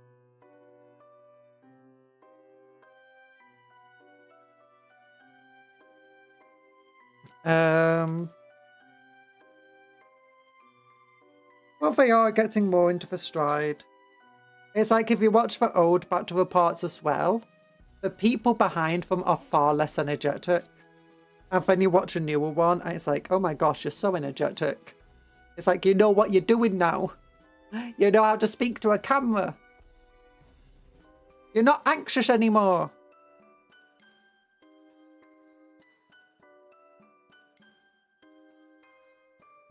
But it all does speak of the thing that they built this Warhammer Plus without really much idea of what they were doing. Which, I mean, everyone has to start somewhere. But a big company like Games Workshop should have been able to, you know, bring on people that knew what they were doing a lot better. With like... I think I saw someone posted all of Kill Lupercal on YouTube. Really should have watched that before it got, probably, banished to the void. Yeah. I mean, the one thing that they have protecting them from, you know, piracy and stuff is it's relatively small and unknown enough that you're not getting a lot of pirates actually trying to pirate it and put it onto the big pirating websites. Pirate.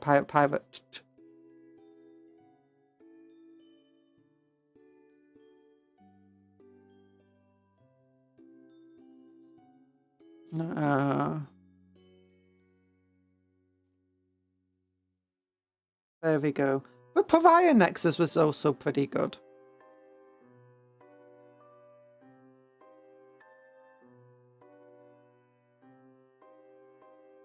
There we go. Yeah. Dun dun dun dun dun dun dun dun. And then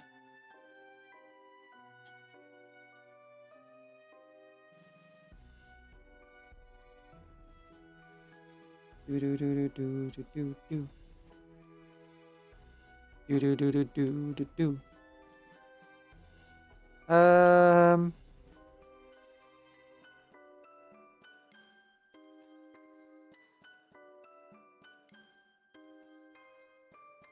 There we go.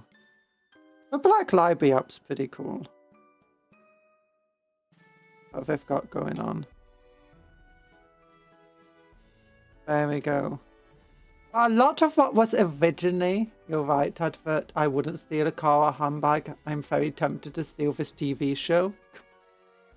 You wouldn't download a car. Laughs in 3D printer.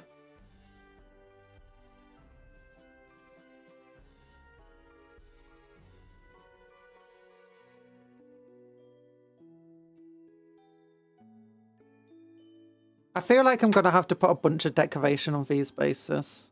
Like a mini tree or something. Oh, I might buy some, do you know, a set of trees. I remember when Warhammer used to sell sets of trees. That was so cool. I wish they brought back some of their basing stuff that they used to do. It wasn't have anything particularly high quality. It was the same sort of just stuff you'd find from like pretty much anywhere. Like dust models, but they're still cool. I really liked the old tree set that they did, the old forest. I downloaded an Armiger. I downloaded a Titan. I don't have any way of making the Titan. In fact, it'll be so expensive for me to get it 3D printed, I might as well buy a Titan. I can't buy that Titan anymore because it's the old Subjugator. But yeah, I realised it's so expensive I could just buy a Warhound Titan for that price, and I'd rather just have a Warhound Titan. An official one. But here we go, 2 Armigers. Oh, look at them. Look at, they're firing at 2 different targets until they're about to crash into Book. Oh. Dun, dun, dun, dun, dun, dun, dun, dun. I wish armor just came in squads of 2. That would be really cool. If I think they'll be super powerful if they were in squads of... Oh, wait, what happens if we made them 4 plus armor save, toughness 7, 4 plus... Wait, I already said 4 plus armor save, toughness 7, but they had like 14 wounds each. So they were really easy to kill. Well, as like anything could hurt them pretty much. And take them out.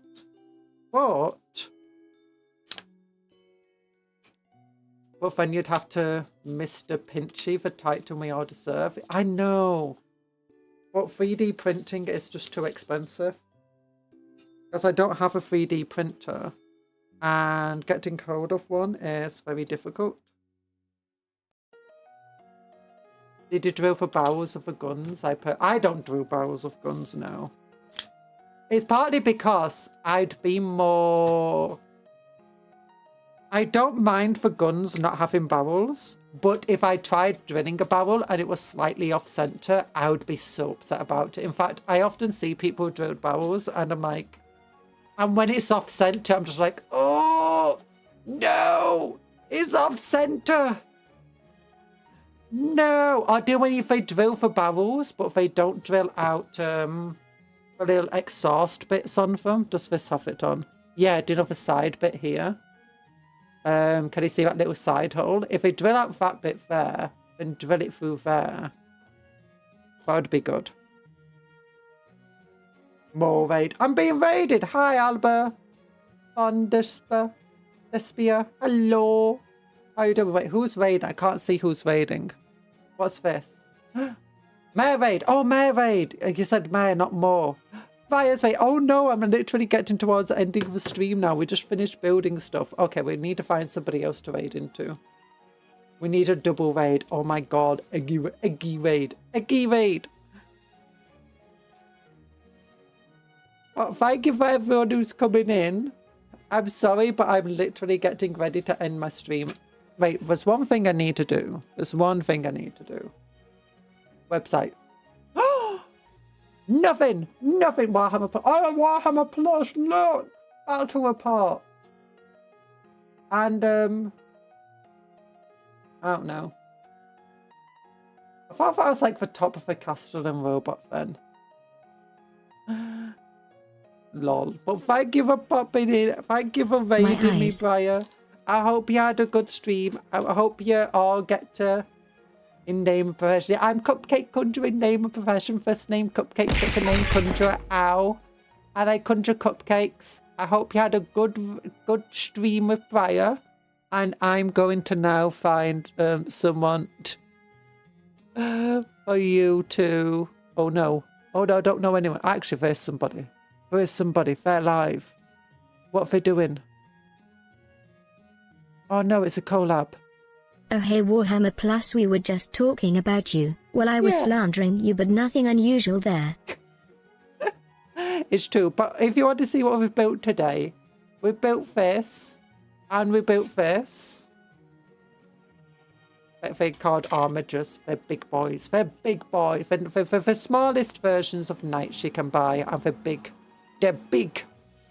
Even compared to like a dreadnought. They be big. Honestly, knights are the cheapest army to get hold of.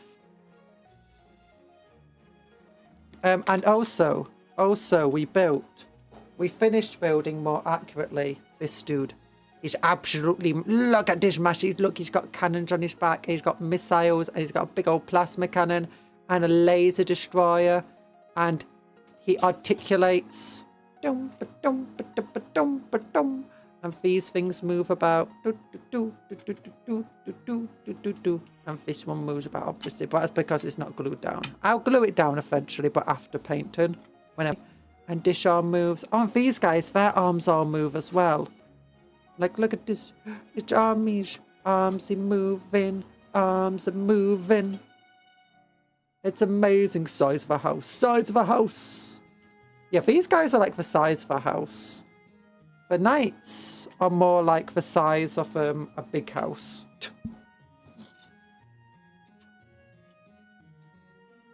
The size of an office block. Oh no, his mask fell off. They know his secret identity as Bruce Wayne.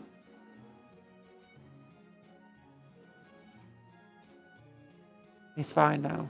Look how ugly he is under that thing, though.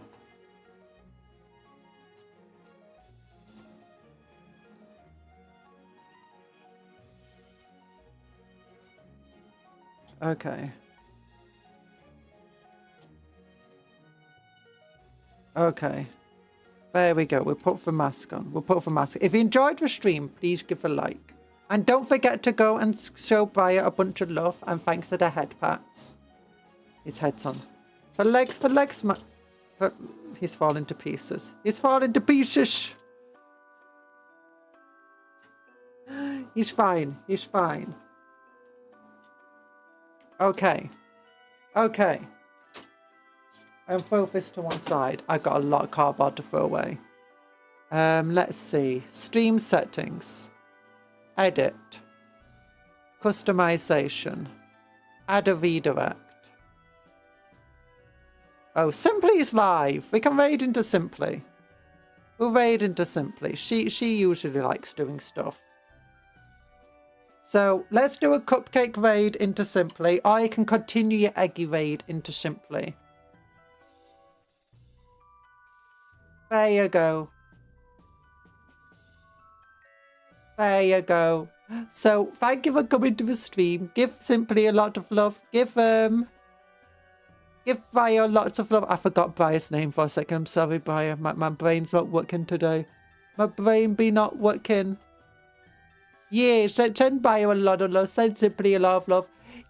Big loves to you guys. Take care of yourself. Be kind to others and vice versa. Work hard but play harder. Eat good food. Sleep well. Dream of cupcakes but don't eat the cupcakes. They're friends, not food. And don't forget to do a cupcake raid. Smash!